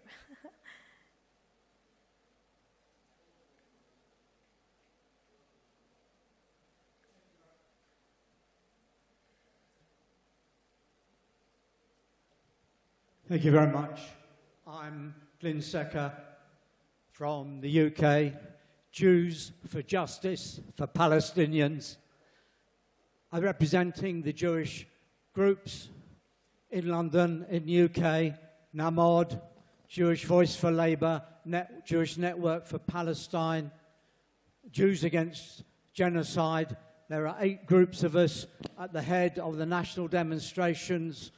We bring out about 800, 1,000 Jews. And I just want to look at 1 or 2 little bits of history. If we go back to 1905, 1917, at the period when there was a huge Jewish socialist working class organization in Eastern Europe. The Zionists had hardly started then, the Jewish Zionists.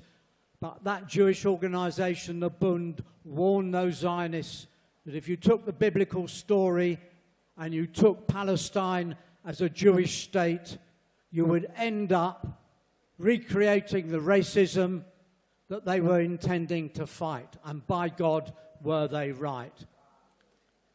It is now led by Zionists who have taken the narrative internationally.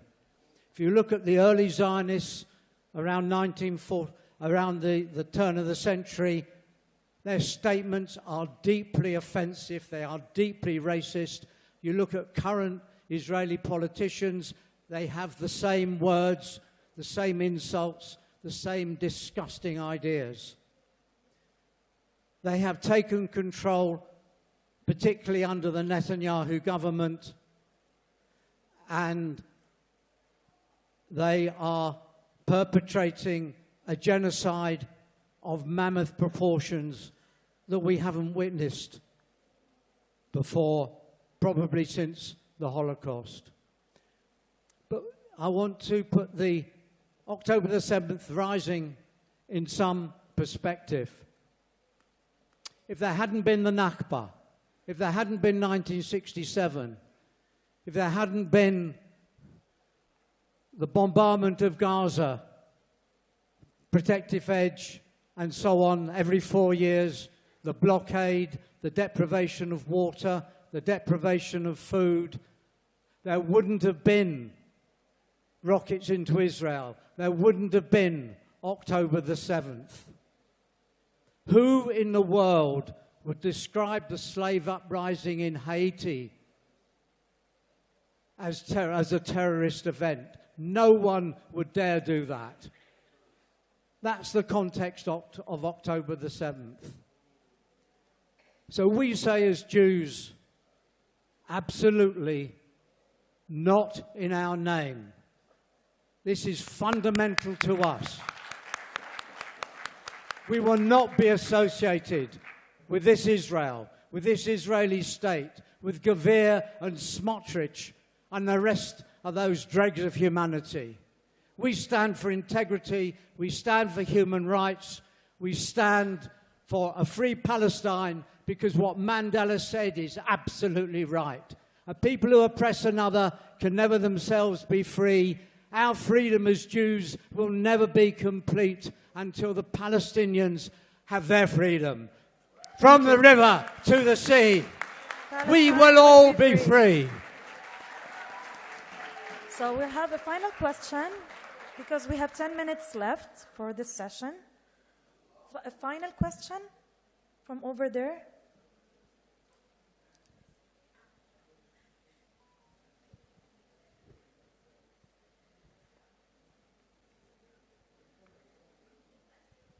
Thank you. Elias from Switzerland. Zionism is like an European problem. Historically, Zionism comes from an European anti-Semitic politic who take place in the 80, 90, and 20.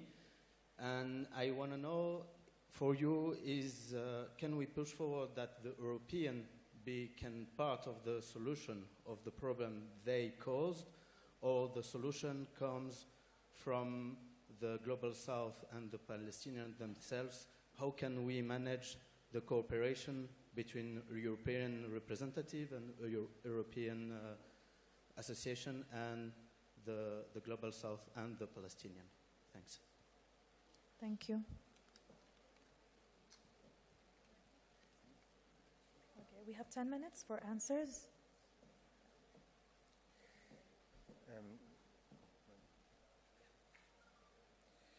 Thank you, Hind. Let me just say first that Professor Stephen Friedman preaches at a shul for Shabbat, and so that's why he had to leave to make it in time for that. A couple of quick responses to the questions. The one, Ahmed Mansour, firstly, see me later about your hotel room. Secondly, about the issue of the Palestinian leadership.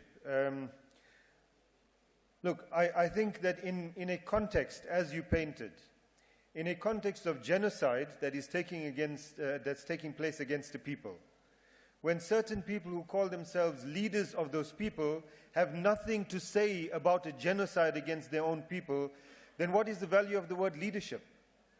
And should they continue to be regarded as leaders? I think this is a question that Palestinians should ask. So your question about how do we bring them around the table, I'm wondering who should be around that table. Whether it is those who determinedly will not speak against the genocide, or when they do, blame their fellow Palestinians for it. That is what has happened. Those are not leadership of the Palestinian people. Those are at best quislings and should be dealt with in such a way. What is the real leadership of the Palestinian people? Well, I think you're seeing it in Gaza, in the West Bank, in the refugee camps. You are seeing it. Those who are truly committed to liberation of the Palestinian people and are putting their lives and everything else that they have on the line for it. Those are the leaders. The young people in Jenin, in the refugee camps, those are the ones that are the leaders. Absolutely, Naomi, I think we cannot condemn Israel for its genocide and remain silent at the complicity of the United States and the genocides of Germany. This is now 2 genocides that they committed in the 20th century, and now in the 21st century supporting another one. We cannot remain silent against that.